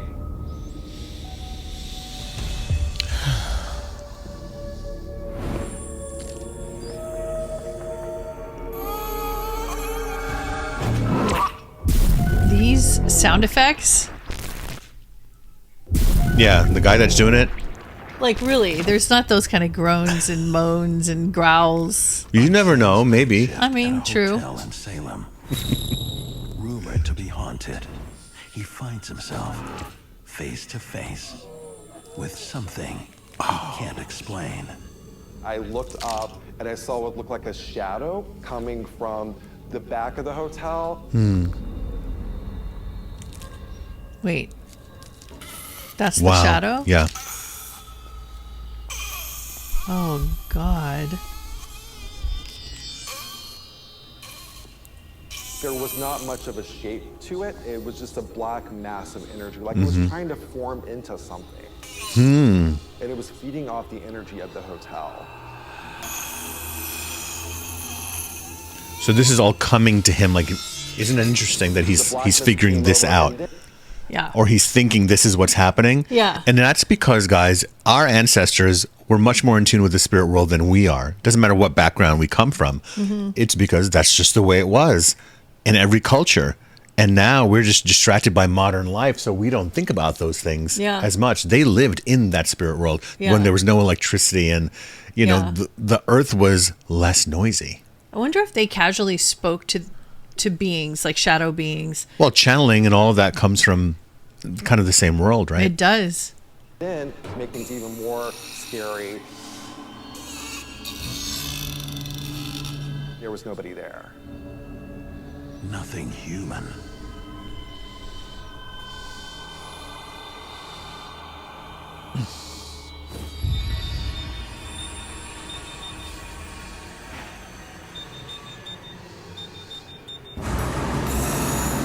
Oh, no. His presence is still with him.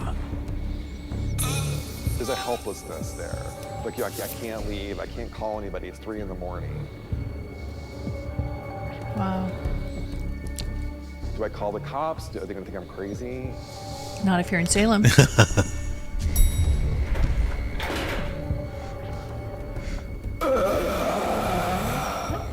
The moaning. I've made that sound in the middle of the night before. Yeah, that sounds like That's acid nothing. reflux. Yeah, exactly. It was kind of building Take some and Tums, building, and Pepsid. whatever it was sort of revealing itself to me.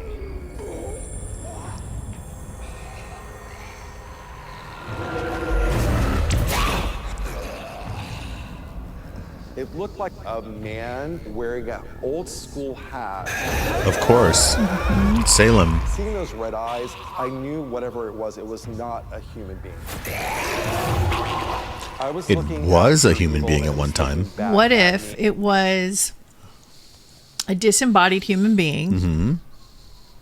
No, this is even too far out for me, because I was going to say, and maybe Go far out. What are we here for? like an alien or some kind of like non-human creature entered into the energy being of the human and is using the human body to project. So you're talking about the human body that's in the spirit world. Yeah. So somebody died, they go in the spirit world. They're Yeah. kind of a ghost hanging around. Yeah. Alien comes. Yeah. A goes, creature that's creature, not whatever. humanoid. Right. Not a human creature. Right. Sees that spirit. Yeah. Takes it, is more powerful, takes over Yes. that spirit. Because it has an identity of a human. Right. Because that's where the red eyes come from. Well, there have been, Men That's in why he said Blacks, it other didn't- sci-fi yeah, he movies said have it kind of didn't thought look that. human. But it was human. So that's where I got that idea. But here's I mean, anything's possible. Yeah. That's, excuse me, that could be, I mean, all theories can fly, right? I've never been that terrified in my life.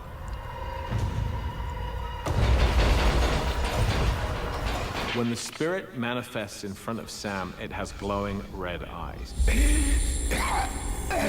So I think the glowing red eyes part is really the refractions of light, because spirits are in a different, I believe they're in a kind of a different light spectrum in between dimensions, not to get too weird because with the words, but that's what I skinwalkers, they believe. said, have red eyes. Bigfoot has red eyes. Yeah. There's a lot of interdimensional beings that they say And we have glowing red eyes when in certain photographs. Yeah, You- when the reflection of the camera. Right, that's what I think it is. Okay. I had to get out.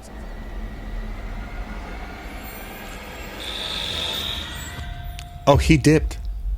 Oh, he left. Yeah. Sam, you seem very upset with the telling of your story. What's happening? I'm super emotional about this experience because I felt like going back and kind of feeling the emotion of what it was like seeing this figure in the window haunts my dreams. Sam quit his job And stopped writing his book. in Boston. But the attachment to the entity Another ancient city or historical city. Oh, I had no idea what that shadow. keep So going. he No, it moved attached to him. Yeah, he moved to Boston, which is Less historical. yeah, exactly. I mean, we're in the same kind of ballpark. Yeah. Figure was and what it wanted from me. Sam uncovers horrifying facts. It turns out that my family is related to the Putnam Oh, family. wow. My cousin Ann Putnam Jr. accused 62 people, and 19 of them were hanged for witchcraft. The entity could be a victim of Sam's distant cousin, one of the accusers. He's directly related. It's heartbreaking realizing that I am descended from the bad guys. Sam has a very personal, familiar. Yeah, he's right. It has a the personal connection does come down. Now you're bringing in past lives. You're bringing DNA connection from your ancestors who also basically took out these people. And we know all about Salem. Every year, guys, we lead a mystic Salem retreat. Interestingly enough, as spooky as Salem feels, it never feels negative. So we go around Halloween time, which is the best time to go, and we go to the sites, we pay our respects to where the witch trials and the hangings happened.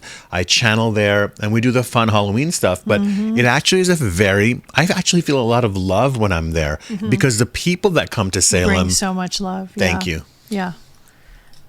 Talking about innocent men and women who were put to death in the most awful ways, crushed by rocks, hanged. To deliver the apology. Oh, he's going to apologize for his behalf of his That family. I, by such providence of God, be made an instrument for the accusing of several persons of a grievous crime, whereby their that's lives another were taken away from them, whom now I have just grounds and good reason to believe they were innocent persons. I'm sorry. I am truly sorry. I'm truly sorry. I'm sorry. Truly sorry.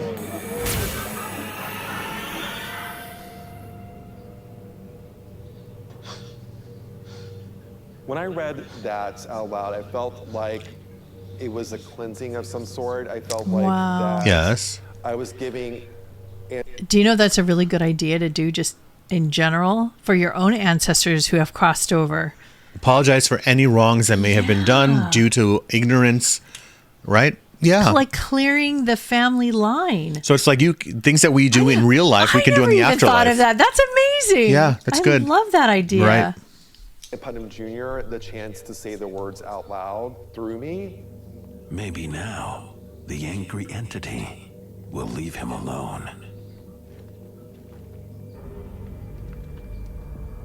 When I found out that I was related to Ann Putnam Jr., I decided that it was my passion, my role in life, to give a voice to those without a voice.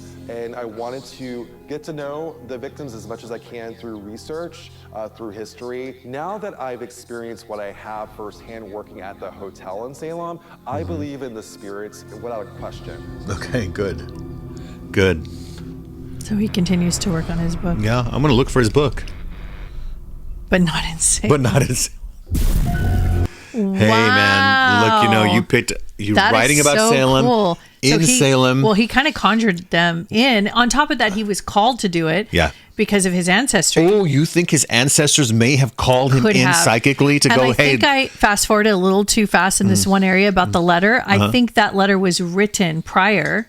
By him, though. He wrote that letter. He wrote that letter or he found it? Well, it sounded like he was using the language of that time because why would they apologize? Okay, well, either way. Yeah. That was like a cleansing that he did that. Guys, look, even in real life, I'm talking about in this living life, apologies help clear the air. Yeah, apparently even in the afterlife, hundreds of years later, it works. Yeah, even though it's not our fault, what our ancestors have done, it would be good to clear the path because we still hold their energetic DNA. Would you accept an apology from 4 centuries ago? I would if I was crossed over and it was really bothering me, and there was a descendant of mine. Yeah. That said my name. No, but if you were the entity that was haunting that hotel, would you accept an apology from 400 years ago? Well, it depends on the energy of the person. Yes. So the sincerity. The sincerity. Okay. So if he's using it as like an omen to like cleanse the space. I love it. Well, you guys, hope you loved this one. Woo. Oh, wow. That was really fun. Yeah. So, if you want to join us in Salem, drop us a note because we're going in October and we will see you soon. Bye-bye. And she's screaming. It's kind of, am I kind of feeling it right now? Are you really? I feel like I'm feeling something. Okay. Oh my God.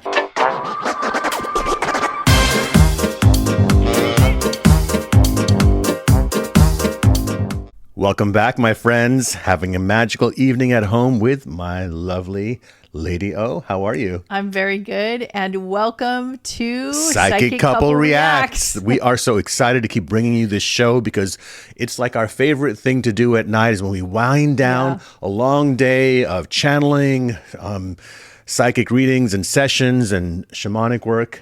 All of that stuff. Actually, people think, well, at the end of the day, what do I like to do? I like to go even deeper. And we just love these paranormal shows, especially this one.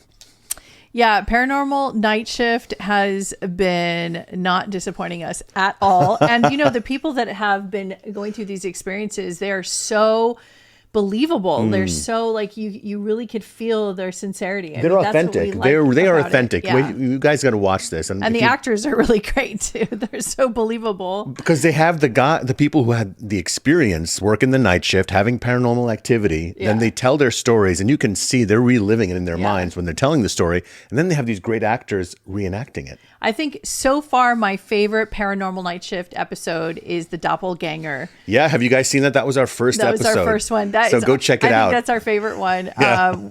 Like if we can match that, I don't know if anything like that is existing out there in the world that's similar to this level of paranormal, but we're going to find it for sure. And you guys are going to be right there with us. So grab your popcorn, your crystal, your sage, turn the lights down low, get your blanket, get cozy because we're going to watch with you for this very special episode. This episode is called She Follows, and it's about a kind of young girl, I guess in her late teens, early 20s kind of thing. So she is working the night shift at a spa. And I thought that was kind of strange, but then I guess you could have a spa open till about 10 if there's still clients there, about like 9 maybe. So she started having these experiences and it was pretty terrifying. So let's jump in and see exactly what happens to her. You guys ready? Here we go.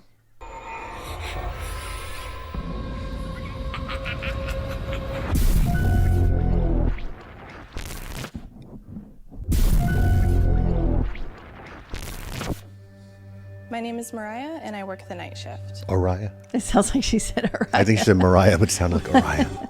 Mariah's career is on the move. She's just landed a job as a salon coordinator at a luxurious spa.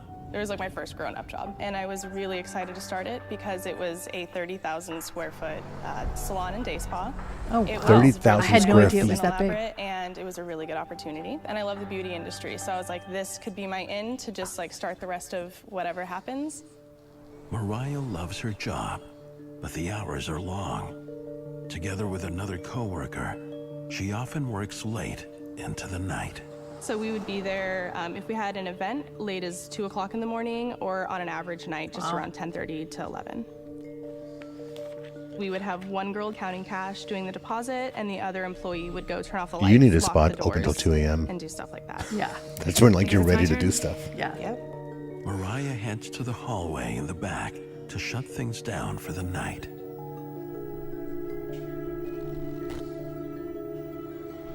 So it was my first time closing, and as I was starting to turn off all the lights, it feels as though there's someone walking out of the room behind me. I was concerned that maybe there were still clients in there, or employees, or worst case, someone had gotten into the spa that wasn't supposed to. Despite no one being there, Mariah feels a presence. It is following her. When I would leave each room and start walking down, it almost felt like it was a couple steps behind me everywhere I would go. She's sensitive. Yeah. I mean, she's already empathing. Oh. Hello? I looked behind me and there was no one else in the hallway. That was the first time I had ever felt very scared. Spas are so high vibe, you would never think to be afraid. Never, ever think The next night, it would Mariah happen in a cautiously spa. returns Like a school, to a the hospital, you It know, actually started museum. getting a little bit weird and uncomfortable, and just like the feeling of someone behind you when you were alone at the desk. While doing front desk duty, Mariah hears someone walking. Hello?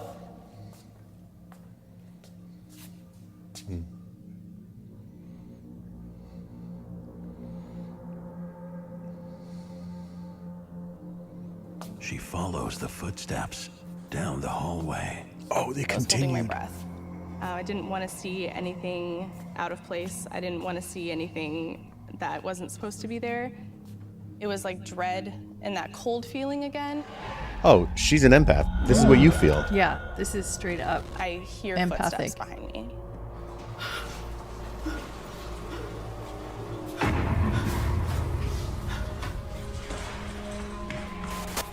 At that point, it was more than just like a feeling. That's what made me start to freak out a bit. Mariah is relieved her It was more than coworker just a has feeling. arrived. There's someone in the massage rooms. What do you mean? I felt someone. I saw someone move past me. I explained to my coworker what had happened, and she was newer too. We had both kind of started together, and we were just like, again, this is our job. We have to finish what we need to do. She implores her colleague to go back with her to check out the hallway. Neither of us wanted to go in there. We didn't know what we were gonna see. Lord. You're that scared, huh?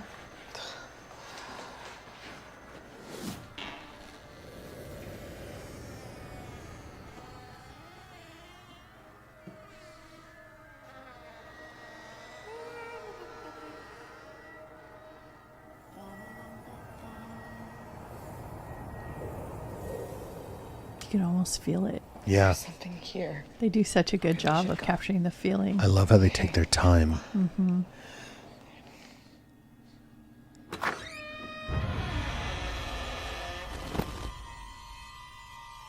There was a noise of the door opening up. Okay. Wow. All right. So We called our manager at that the point. physical manipulation of the doors, windows, these are very I just typical. wanted to let you know that we were just closing up the spa and A door was just slammed shut and we just don't feel safe here anymore. So I think we should just close up for the night. I think we would feel much better if... It was just kind of silent on the line for a while, and she laughed. No one really took us seriously. We kind of felt that they didn't want to listen to what we were saying. Right. Either she didn't take her seriously, the boss, or she knew exactly. I had a feeling she knew. Client's still coming. We close up after the client. Okay, yeah. Let's just finish up with her and then we'll be done. We'll be out, okay? Yeah, I'm fine. But at the end of the day, it was my paycheck, so I had no choice. They return to work. They're counting the minutes until their final client arrives. As I was pulling files, I had that same electricity in the air feeling. She's feeling the electromagnetic frequencies. I mean, my God, she's such an empath. She is. Very Footsteps sensitive. Again, coming from the same dark hallway. She felt it before she heard the footsteps. That's what tells you that she's empathic. Yeah, because she felt it in the air. Yeah. I could hear folders falling, and you could hear the papers scattering out onto the floor. Oh, no. Oh, really? That's 3D. Yeah. Really? Here we go. Another file came, not just like falling off of the shelf, but it launched itself. It could have been worse. Could have been a bottle. It was really aggressive, and I think that's where the fear came from, because it wasn't just, oh, that accidentally fell. Right. That You know when something launches itself. And someone So usually when objects are moving like around, swept it. Now, that is a I want sign to of- talk about something here. Yeah. Over the years, many of the clients that I've had thousands of them, but some of them have worked in the beauty industry. Some of them were either people who did color or worked on hair or did facials. And what we've encountered has been that many of them would pick up the emotions of the client. So there's two things going on here. One is that people who are in the fields of service who really want to do that work, they are naturally compassionate, empathic, and Right. care about people, so Right. they're more open. Right. Secondly, you have to understand that your body and you as a spirit have an electromagnetic field. And when you are placing these fingers, consider these fingers antennas, right? We sense things, we can feel emotions, right? And you're reaching into the crown chakra of the person or the auric field of the person when you're doing some sort of service work on them, body work or what have you. And so you begin to pick up things. And she's been saying she's been working in the beauty industry and the spa service industry. So maybe she's been developing that without knowing. Yeah. Or Right? she was inclined to do it because she was drawn to that, because she does have that affinity, I think. What do you want from me?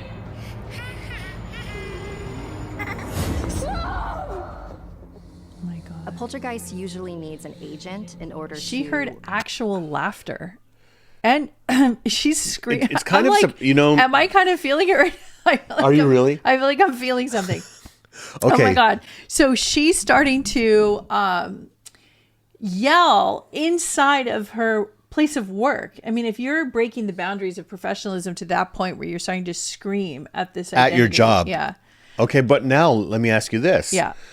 Do you think this is a little strange that there's a child's voice, which seems to they're playing it like it's a child's voice, in a spa? I don't think that anything happened in the spa. This had to have happened. Right. This doesn't feel to what like was it's in the building or the location or like it was buried, like a burial. They didn't mention anything about a burial. But or- it has to be something that was there before. right. It wasn't like, a Or- disgruntled spa client came back and said, You know, the feeling I was getting was because she's so open and an empath, maybe this child spirit connected to her, happened to be passing through that area. Maybe it's a portal. and maybe attached herself to curiosity. her. And then Yeah. when she went to work, she started acting up in the Yeah, job. in some way or that's interesting. shape or form, she is attached or connected to this young Mariah. I set her up with her locker. I get her everything she needs. It's really quiet in here. Mm-hmm. Hopefully it stays that way. So the client comes.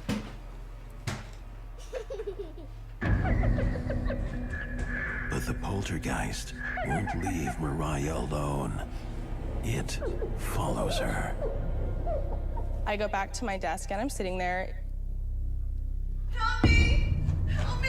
Ma'am, are you That okay? fast. What happened? Within minutes of her changing in the locker room, she comes running out and she's crying. There's someone in there. Crying. In the locker room? Yeah, I swear I heard her giggling.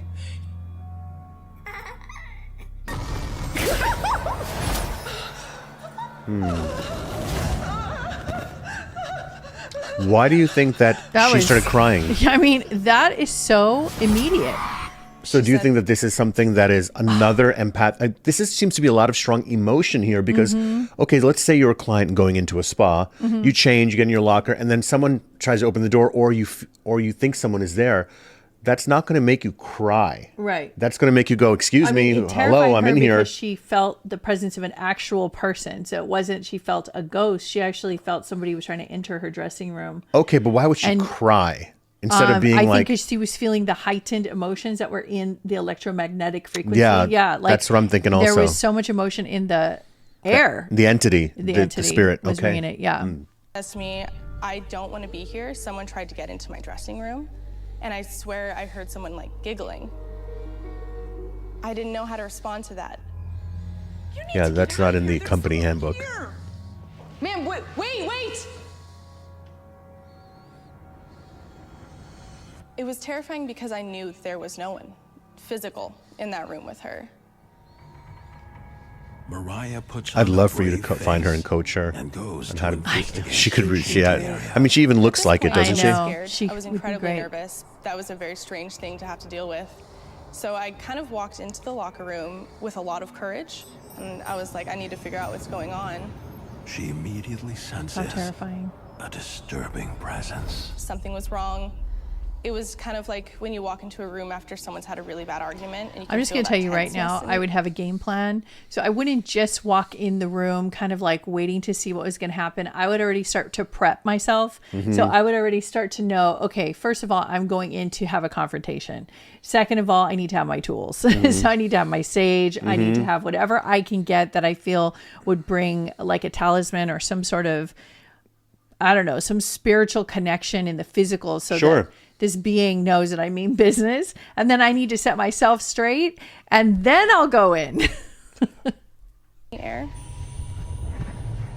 And as I'm walking down, the shower at the very end has the curtains closed, but every other shower is open.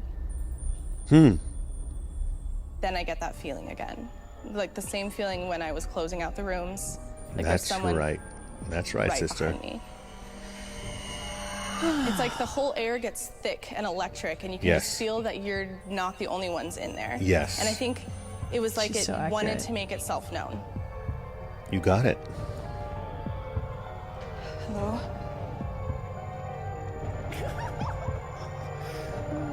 Somebody there? Oh my God. It's like from a scene from Psycho. Here we go.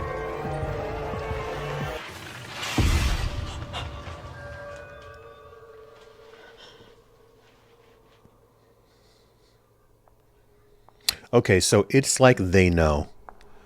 The spirit is absolutely... That was intense. Okay, you're all good? Okay, two things. I don't know if we caught it, but right when we had paused earlier, she said, when I walked into the room and there was a feeling, she's like, you know, like after you walk into a room after someone's had a really bad argument there? No, most people are clueless and don't know how to read a room at all, even while people are still in the room, let alone when they leave the room. So wherever you are an empath, my friend. Empath would feel that. Yeah. Oh, I mean, I know all this. This is Hopefully she watches this and finds out that this is a special gift that she has. I'm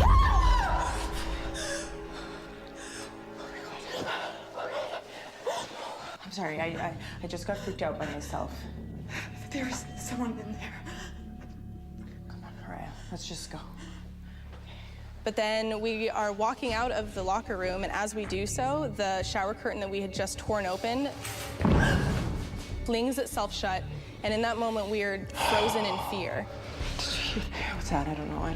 I mean, Then it got do you worse. pee in your pants? Like, what happens right there in that moment? Excuse me, I need to use the bathroom now after you scared me in the bathroom. I mean, these girls are brave to You're even scared. just stand You're there. Very scared. I would just run. I mean, I would. Even with all my tools, I would still know when the poltergeist experience is getting heightened to a point where they're not listening, they don't care, they don't want interaction with me. Poltergeist means basically, it's a spirit that is more than just hanging around a space. It is actually causing a disturbance. Yeah. that there was something there that wasn't a human being. But was once a disembodied human being. Come on, Mariah. Come on. This is the last. She says her name. She said her name. So she's interested. Yeah, in she knows her. Yeah. I think she knows her. Yeah.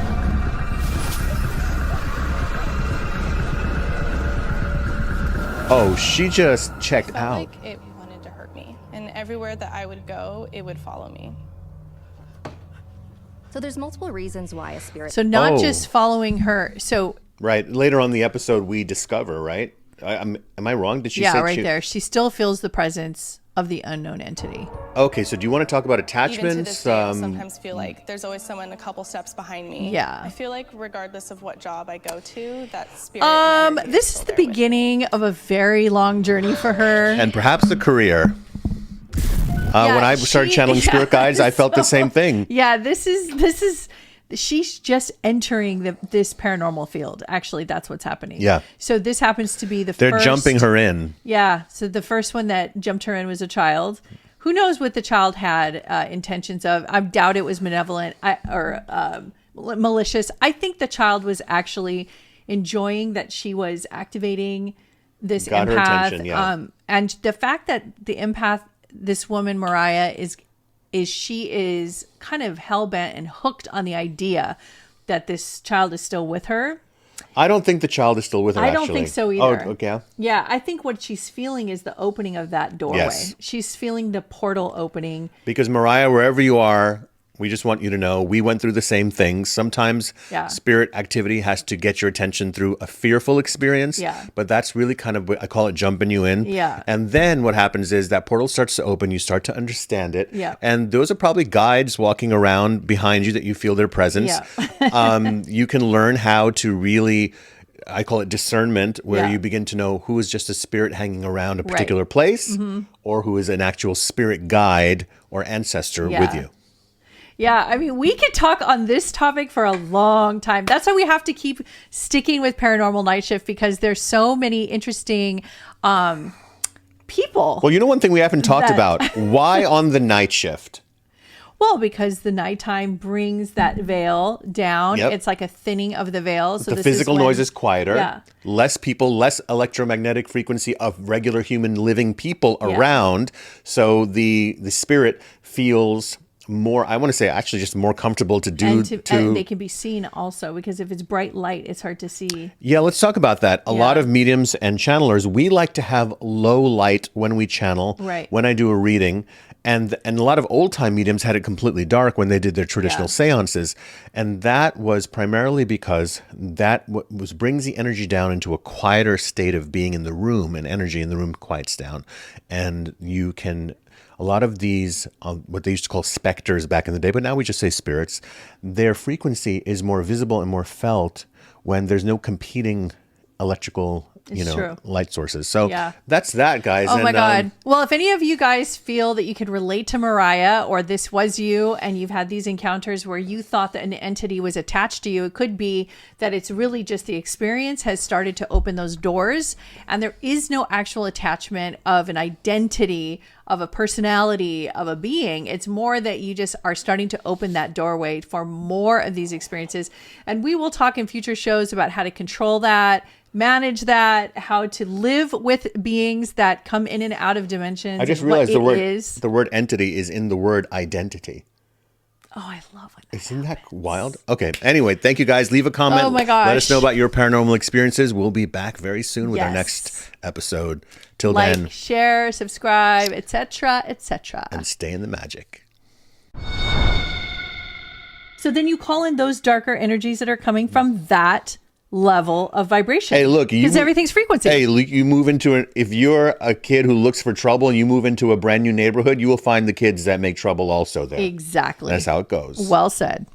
Little Bronx wisdom for you.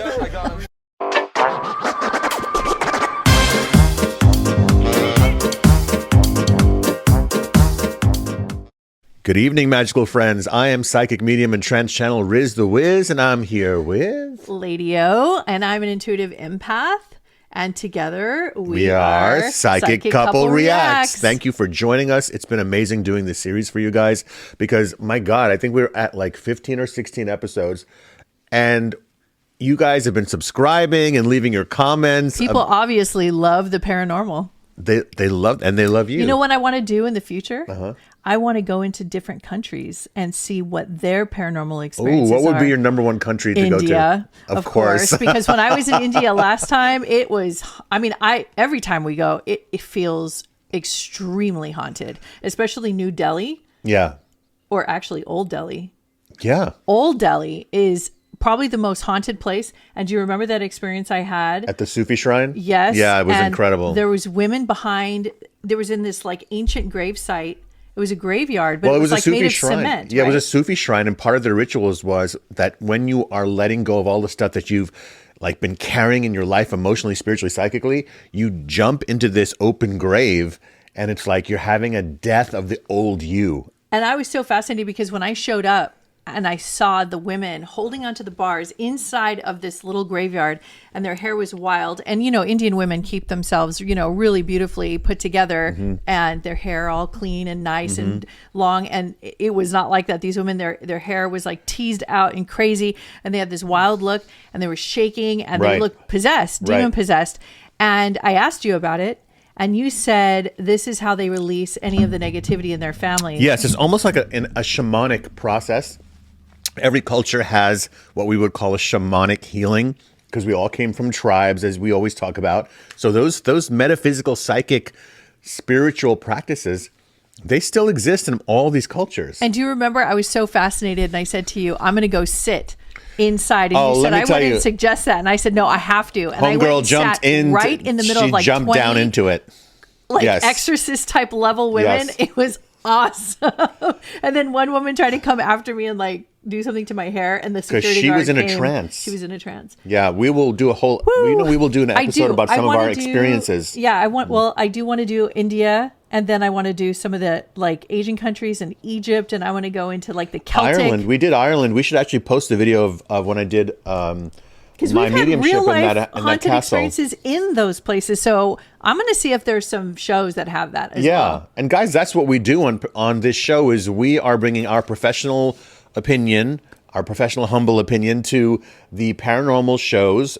These paranormal shows are amazing because some of them are, you know, so hokey and, you know, and they're fun to watch. Yeah, but we go through a lot of them and pick through, you guys. We pick through the ones that are like, nah, this isn't real. Yeah, like you could tell. And they're just, and we like to pick ones that have the actual experiencers who are giving their testimony to the camera, and they're authentic. You guys can feel it. Which ones are authentic? Yeah, you can see something happened to these people. So this particular show, you guys, we have not seen it yet. So we're both going to be reacting fresh. We are going to be watching it with you. So we're going to jump right in. Yeah, I'll get turn the lights down low and get your popcorn, your crystal, your sage, your blankie, your favorite one, and your favorite blankie. Your favorite blankie. I need a favorite blankie.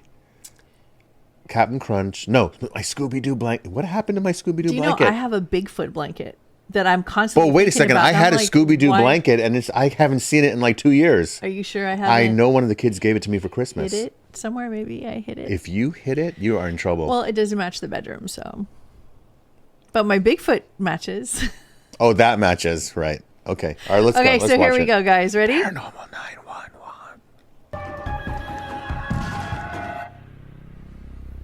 Minnesota. Oh, now you're scary enough. Yeah, right. I always think of Minnesota, I think burr, freezing. Yeah, you're right. Okay, first setup. I see religious artifacts. I immediately start thinking about their belief systems, just so you all know. Yeah.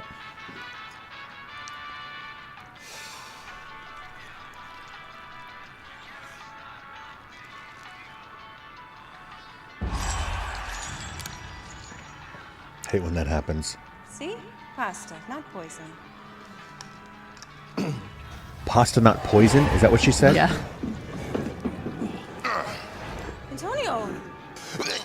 Antonio! Oh my God. You can't be using that generic brand. That's the problem. Hopefully it's not a medical condition. Let me call Ralph's, the supermarket. 911, what's your emergency? Oh. My husband, I don't know. He's shaking. I think he's having a seizure. Just please hurry. Help him. Okay, ma'am. Can you tell me if he's breathing? Help him. EMC 32, we have a 45-year-old Hispanic male, possible seizure. 11 Clearwater Trail, unit 20. Seizures are scary. Yeah, I mean, When that's you- what it when looked you- like to me. No matter how many times you've seen one. To Clearwater Apartments.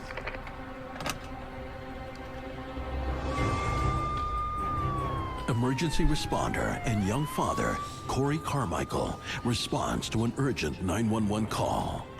I became an EMT because I had daughters and I wanted to make them proud and I wanted to do something that I could also help Good man. others. Code red calls demand rapid response, but also a controlled, analytical, medical approach.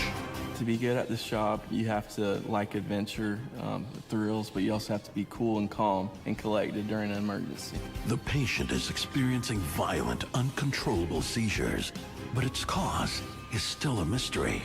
Carmichael and partner arrive at the apartment building. Once inside, they need to be on high alert for any potential threat. You never know what to expect on these calls. You can go to some of the scariest places. You know, your life could be in danger. Right. The first responders have been informed that the patient may have had an extreme reaction to food. End of the hall. But as they approach, Carmichael's instincts tell him differently. He's To already food? He's Was already it devil's? starting Was to it feel devil's it. food cake? Please. Help him.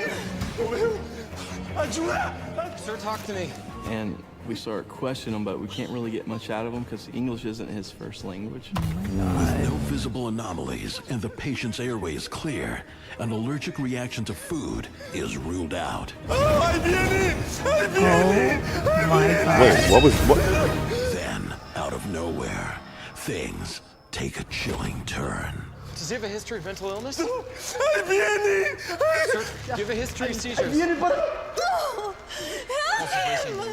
Oh, Vienna, he's coming? And there was Mother Mary candles burning. Oh, he noticed the Mother Mary candles too. Oh, okay. And I felt something happened before we got there. Yeah.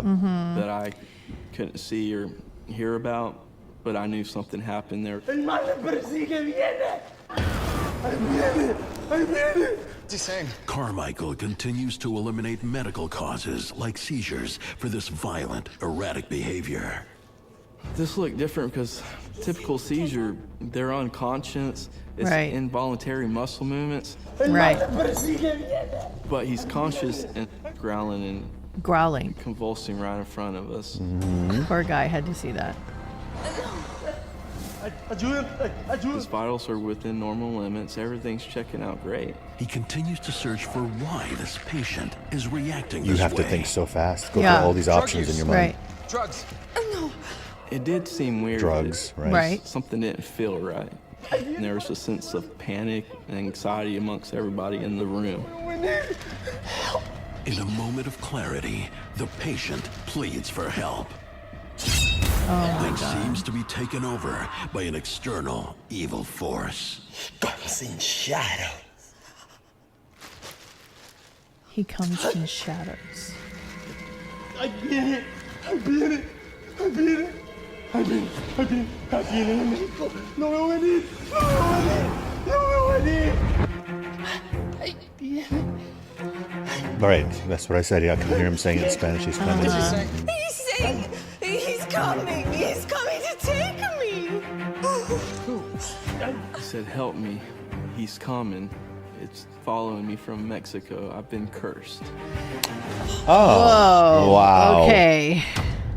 And we all looked So at each other. we got to talk about this for Okay, a right. So he second. knows what's going on. Yeah, and by the way, I've heard through the grapevine that Mexican curses tend to Yeah. have a lot of power. They got a lot of mojo behind them. Yes, they do. And I think it's because the majority of people believe in it, similar to voodoo. You want to know why? Because they've got that. Remember when Spain went into Mexico, they brought all that like Christian Catholicism, good versus evil stuff on top of the shamanic ancient native culture, which was dealing with already- spirits. Yeah. It was very heavily dealing with Yeah. spirits. And then so you have the Vatican, you have the Roman Catholic. The Roman Catholic, right? Coming in with their beliefs. Sure, in the, that's what I'm saying. But Yeah. guess what?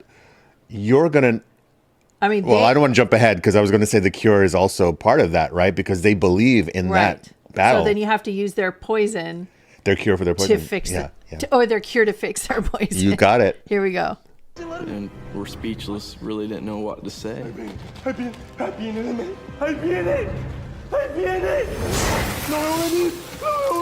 Come on, really? Of course, so. That's what's going to get their attention. He needs to get into the hospital. With no medical recourse and a looming sense of evil in the room, the only thing Carmichael can do is get this patient to hospital fast. Oh my God. When we decided we need to get him Can you out of imagine this this guy? environment, and then let's do some more work and let's In an take him to the ambulance. hospital. You're probably going to have to strap them Spiraling down. out of control. Yeah. The EMTs must apply restraints to the patient. Oh my God. We gotta sedate him. Viene, por favor. Okay, I love have how to the- stop it here. Okay, what? What were you going to say? No, you go. So, I've had my moments because, you're a trance channel and I've also practiced channeling and I've seen things and I've been in tons of journeys on plant medicine. And I've also, we've been a shaman and helping people. So we have some insight into this area. So here's the thing. Without the host body, the human person being somewhat accepting and somewhat inviting and somewhat Allowing it. Yeah. and believing, because that's what gives the platform. Especially when you are in your just a regular, he's not in some sacred plant medicine ceremony Right. where he's really just letting go and doesn't really know how to Right. handle himself. Yeah, he's because having we don't know regular, what he's doing on his off time. He was just having pasta. Yeah, but it's so you interesting. But you don't know what he's doing on his off time and in his regular day-to-day interactions with like the spirits and with Right. He could be playing with fire. And what is Santeria? Santeria is basically an ancient form. You could call it voodoo. Because remember, voodoo is basically a religion, so to speak. Right. And so Santeria is also part of that, but more of the Hispanic side. Because my mom, being that was from Honduras, she used to talk about to stay away from Santeria. Like she Santeria, was right. scared of it. So they really, really believe. Yes, but it's Okay. also a lot I mean, about it's no blessings. different- Santeria is also about really good things and blessings and blessing your home. It's not. So it's just like Christianity, where you believe in the devil, but you also believe in God and Jesus and the angels good things. and yes, so, absolutely. Okay. All right. Okay, let's keep let us going. continue. Very shaken by this experience. This was something bigger than me. He's here, right? Yeah, no, yeah, he's here. Or it's here. Yeah. It is here. It is here. Oh my God. Oh no. So, give me here. So he's Of course, our worried it's black gonna, cat just walked into the room. He's worried that it's going to do something to the wife. He believes the patient is not facing a medical emergency, but is the victim Of a demonic possession. They're going to say demonic possession, right? Yeah. He's coming! He starts screaming at me. He's coming. He's coming. He's followed me. I've been cursed. He's coming. He's coming. And once you go into this hysteria, God knows what can happen. Right.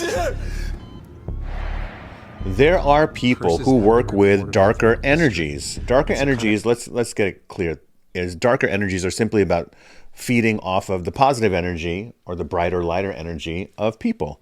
And we just don't have an education in this world, in our modern world. Our ancient world had it, right? Our ancestors had it. We don't have the education about how to spiritually empower ourselves. So if psychically. we don't, and you always have to look at everything through contrast, right? Everything is yin, yang, positive, negative, light, dark, and that's how we as human beings learn and we tend to see things that evolve we through learn contrast, through that, right? So you could imagine that, if you as a person don't remove yourself from that belief system and pull yourself back in a bigger perspective to see that it's all coming from the same creative energy, the same creative force. For the purpose of your soul's evolution, your spiritual evolution. Right. So what happens is if you're at that lower vibration and you are in the drama, the psychic drama of positive, negative, good, bad, good versus evil,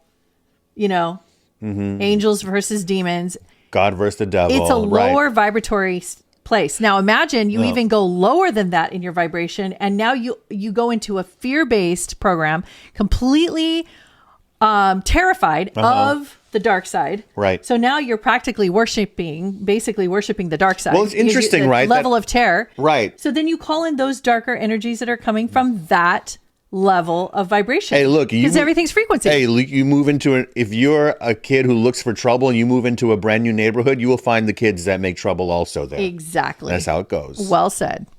Little Bronx wisdom for you. Okay, hang tight. We're almost there. I'm taking his files at the time, and his blood pressure and his pulse rate and everything just goes straight through the roof. He's coming his way. Wow. His pulse rate, he said? Yeah, everything's going straight That's through an the interesting roof. accent. Pull straight. Oh, he said pulse. He said pulse rate. I can't get it out of my mind now. What? Where are you taking? Going to the hospital, sir.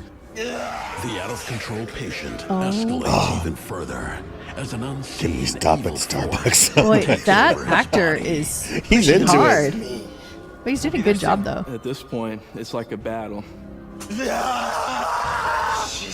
He was very aggressive, but it was almost Well, like this is only going to the guy grow. was wrestling someone else. This is within only going to himself. accelerate now. He's now, let's say that there is, and of course, clearly there has been some paranormal activity, some spirit has been bothering him. And Or look, attracted to. yeah, this of course it situation. happens. Yeah. Absolutely. And so what then exacerbates it is when you are freaking out about freaking out. Yeah.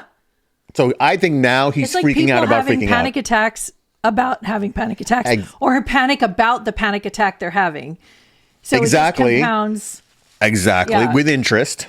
and then what happens is now you're going to then act out. The conscious mind is like, I'm going to act this out even more. I'm not. Of course, there is a spirit Because you activity gotta happening. follow through with this. You can't just stop the whole thing and go, "Oh, okay, I'm good now." Yeah, I'm there- good. there I'm has good. to be a- Everybody, we're okay now. The climax has to be Right. There has in to, alignment there has with. to be a release. There has to be a release. It has to. The climax has to be in alignment with the belief system. So clearly, where this is going is there's going to have to be some religious, powerful thing happening answer the call. to answer the call about the evil Yeah. coming, and then because he's now aligned with that Yeah. cure.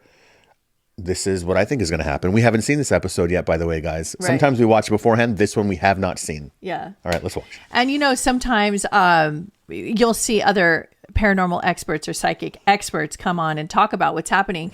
And the reason I started this show There is are other paranormal experts besides us? Yep. Damn. And the reason why we started this show is because we noticed that they don't go nearly as deep as we or as far as we go, and they don't go into Right. the nitty-gritty of the understanding of how this really works. And because we have real life experience and we actually have dealt with a lot of 20 these things years of personally doing in this the work. flesh Right. and blood, Mhm. like real As a medium. as a medium, as a trans channel, as paranormal, like we've gone into so many spaces and helped so many spirits cross Well, we're not over just and investigating. We're helped- not paranormal investigators, guys. That's just one. The first part is you are investigating, but then it is beyond the thing of I cast you out, evil spirits. There has to be a conversation. We share this world with other spirits. We are spirits, but in a body. They are in an energy body. So we're sharing space. We don't own a space.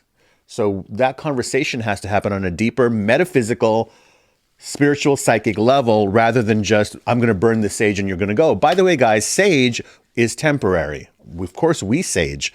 But as soon as the energy of that dissipates, the spirits come right back. If they're not. and it's also the receiver who's living in the house has to also engage and believe that sage works. Yes. It amplifies it. Sage works. Absolutely. I mean, soap works. Yeah. But at the same time, sage isn't just physical soap. By the way, if it's anybody spiritual. that's watching is interested in their own space right now and would like to clear their space and want to do it now or today, you can do it at any time you want. Here's what I do. Here's what I would suggest. I'm just going to say it really quick so we can get this out of the way. Open all the windows and doors, air it out, fresh air. Do a nice big scrub, nice big clean. Go through a lot of areas where condensed stuff is stored that have emotional energy old stories, old pastimes, things that don't belong, things that are broken, things that are, you know, kind of like you don't get to. Can I give a little mantra? Here's a good helpful mantra or a little tip on how to get more organized in your house. Go up to items, pick them up, and go. I'm just picking up my phone, but imagine it's an item. You pick it up and you go, if it is not very beautiful or very useful, it goes. That's how I came into the picture. You knew that was coming. Okay. All right. Well, let's go. Let's watch the rest of this because we're going to go on forever talking about this. We should do a whole episode about. But how I'm to just going to finish about how they're going to clean their space, because sometimes some of the people who are watching, they get a little spooked and they start thinking about their own space and they start wondering, like, how does their own space react? Right. So I just want to say, it's good to cleanse your house every so often, every 2 or 3 months. I keep my house always clean all the time. Spiritually cleanse. But keep it cleansed through physical means and also spiritual means. Then put your crystals out, sage, fresh flowers, bring a pet in, change belief systems, change things that are on the wall, bring new energy, brighten the space. All this helps. Right. When you also, guys, when a lot of people like to burn out candles, do not keep old candles that have burned all the way down in your candle holders or on little saucers or plates or whatever. Yes, I get rid of them immediately. Immediately, because it's like keeping a mop that has mopped up puke. True. Okay? You don't keep it in your house. I've never looked at it. It's so true. So throw it away. Okay, here we go. Let me out of here, or you'll be bathed in blood. What might be going on here with this patient is an active All right, so he said possession. you'll be bathed in blood. At this point, I think my daughters. Your daughters. Oh, so he knew about started his saying kids. things about my kids and about my personal life. My God. Things that only I would know. What the hell did you just say?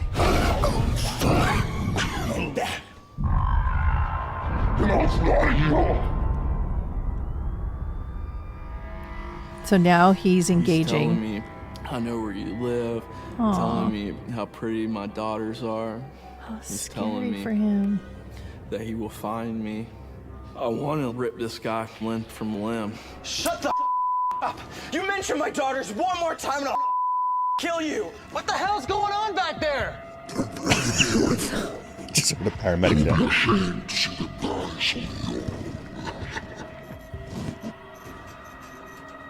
Oh, the lights are going on and off in there.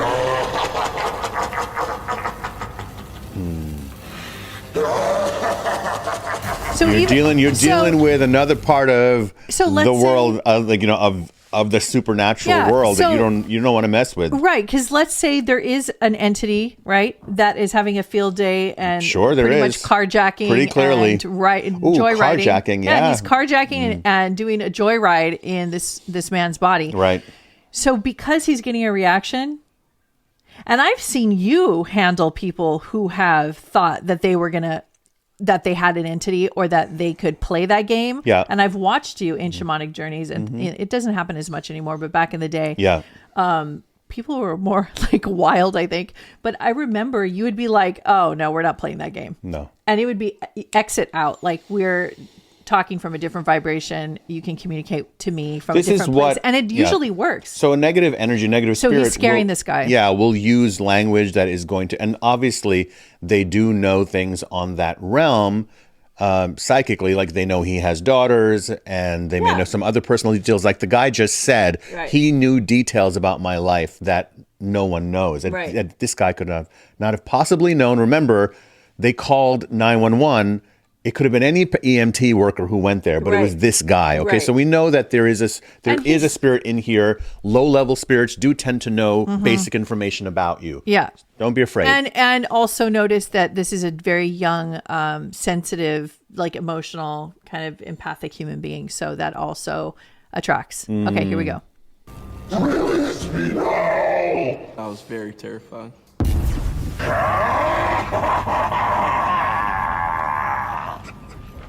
I really love this guy's performance, honestly. He's very good. We're here! Give that actor a job, man. Seriously. He's coming! In an instant, the patient transforms back into the young man, desperate to escape the clutches of this evil curse. He's here! He's here! He's here! He's here! You look like David Bautista for a second. Finally arriving at the hospital. It did. EMT Corey Carmichael believes that his patient, who is experiencing call, making me feel about this small. Wait, let me go back a little bit. the violent patient continues to struggle to escape his restraints to attack the first responders. Wow. Possible seizure. He's dangerous. Juve, por favor. Oh, you told me he was dangerous. He is. Oh, shit. He was. But as soon as we get in, The spirit, look at him now. he's already stopped. Look at the He's eyes. back to his same Wow. self. And everybody's looking at me like, Oh. why did you make this an urgent call? I'm telling you, make me these feel low-level about this spirits, small. they play these kinds of games. Right. You have a name, sir? Antonio Reyes. Antonio. It's okay. You're in good hands, bud. I wish I had been there. I wish I had Antonio, been there. are you with me? I would Antonio. have had some conversations there. Because he wants to talk. What would you have said? Well, number one, I would have said, if you're so powerful, why do you need a body? The end. Period. Watch Yep. that short circuit happen in the air. Right. Probably will leave right then and there.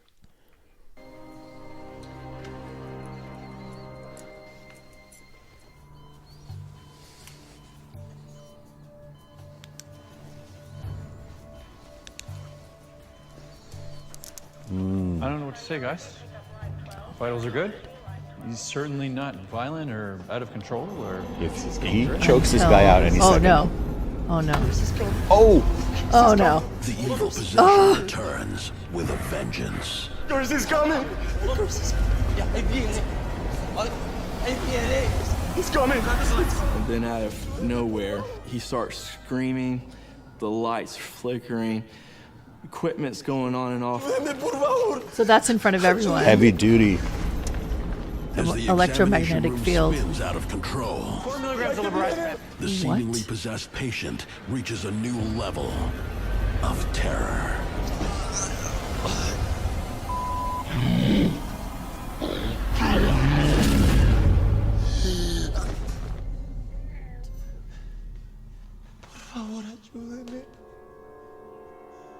Somebody just Yeah, they got to get somebody in there. I'm going to kill all of The lights are flickering, medical equipment's going on and off. Just everything is haywire. Everybody is just terrified. Everybody. So there's people there. What the hell's going on? You know, part of him was like, thank God this is happening. Because I don't want them to think I was crazy. Right, exactly. Michael and the medical team struggle to restrain their manic patient. Nobody's giving a slap. To be fighting A lot of people want to slap. to an unseen force. This guy seemed like he was fighting somebody, but there's nobody else there. Curse is coming! Yeah. He's coming! It's Ducky! Finally, the entity reveals itself to all, paralyzing the medical team when it attacks.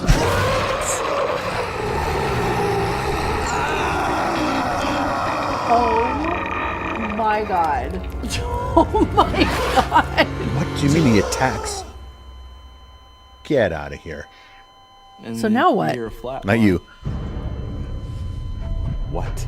And then we see the shadow hovering above for a little bit. In retrospect, thinking about what he told me in the ambulance, He's here! He's here! I can't just blow it off as a medical emergency. Yeah, I was just gonna say that. Terrifying Okay, events we got to keep this confirm going. the patient's I just I wanna feel see like- where this goes. I think the only you're right about what you said earlier. I think the only way that you can actually get this under control Mhm. is to get somebody who operates at a level. I think you have to put this closer at Sure. a level Mhm. that is at this dynamic, like this is a dynamic. You have to meet them on their level. explosive- Yeah. Exactly. So you need I don't mean somebody- yell. I just mean in terms of Right. how So I solid would you are in get- your foundation, because they're being very Yes. solid in So- their perspective. yes. You got to come very solid in So yours. I would get like a really big like voodoo priestess who's wild, because it doesn't matter how Well, go in your much- closet and pull out because some of your work clothes, If we 'cause were that's what it- there, yeah. we wouldn't be tolerating any of this. No, So I there don't would tolerate be- this. We slice right through it in a different way. Yeah. So what would happen is we could anger the spirit probably even Mm-hmm. more, because we're not engaging, and they could actually leave. It could work, but it also could. I mean, it's interesting. Well, you to have see. to know that you're a I'm curious spirit how as they- well. They're not a more powerful spirit than you. They're just not in the body. Yeah. Okay. So Let's see if they brought someone in. Story that the evil curse is real.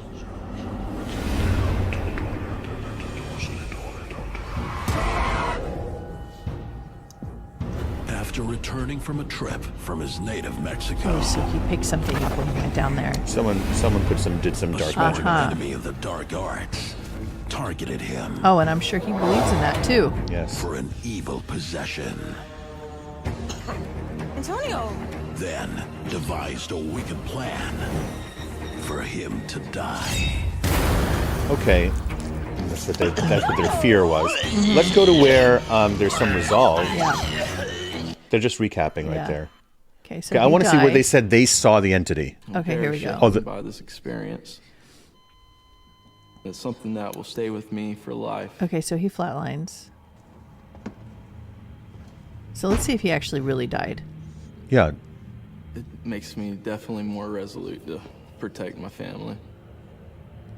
Yeah, but bro, you don't know how to protect your family yet. It's a spiritual thing.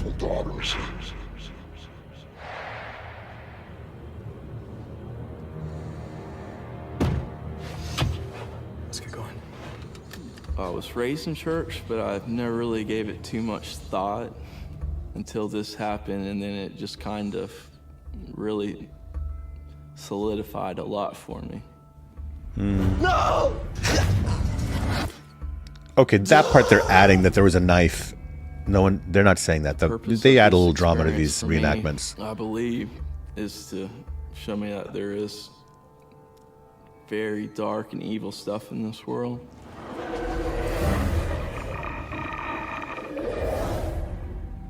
And that you need to do whatever you can to protect your soul and your loved ones' souls as well. Okay, I just want to see what happened to the guy. right. Although terrifying and life-threatening, Carmichael is thankful for having experienced this paranormal event. By surviving it, he says that it has made him a better father and forced him to finally become a man. Oh, That's interesting. Okay. That's interesting. First of all, they're not mentioning if the guy survived, which is strange, but No, he died. he died. He died. So he could have died just from cardiac arrest. He could have died from having a heart attack. Like we said earlier, if you scroll back, guys, we said what exacerbates all of this and keeps going into a higher level is Yeah. when you have fear on top of fear, panic Yeah. on top of panic, Yeah. on top of panic. Yeah, because your levels are through the So roof. of course it's So of physically course, affecting physically, you. Yeah. Now, was there an entity? Yes. Is that entity feeding off of his fear and pain? Perhaps. But here's the thing. Now let's go to logic. So now the guy is dead. His spirit now has left the body. Yeah. Now he's on the same playing field as this other spirit. So now what can the spirit do to him? Interesting. So then who was this for then? Well, it for could've- everyone. It could have been for all the parties. If you're within Wow. earshot or eye shot of any of this, Mhm. there's something for you in it, and that's why all events happen as we're understanding how energy unfolds on this planet Earth. So this is very, very fascinating, Ooh, guys. yeah, We'd love this to is hear a your deep thoughts. one. Yeah, please share with us how you feel about this episode. We could have kept going on and on, but This was killer. Yeah. So yeah, please like, share, and subscribe, and we'll definitely come back and see you again. Yeah, till then, be safe, be happy, stay magical. Bye-bye.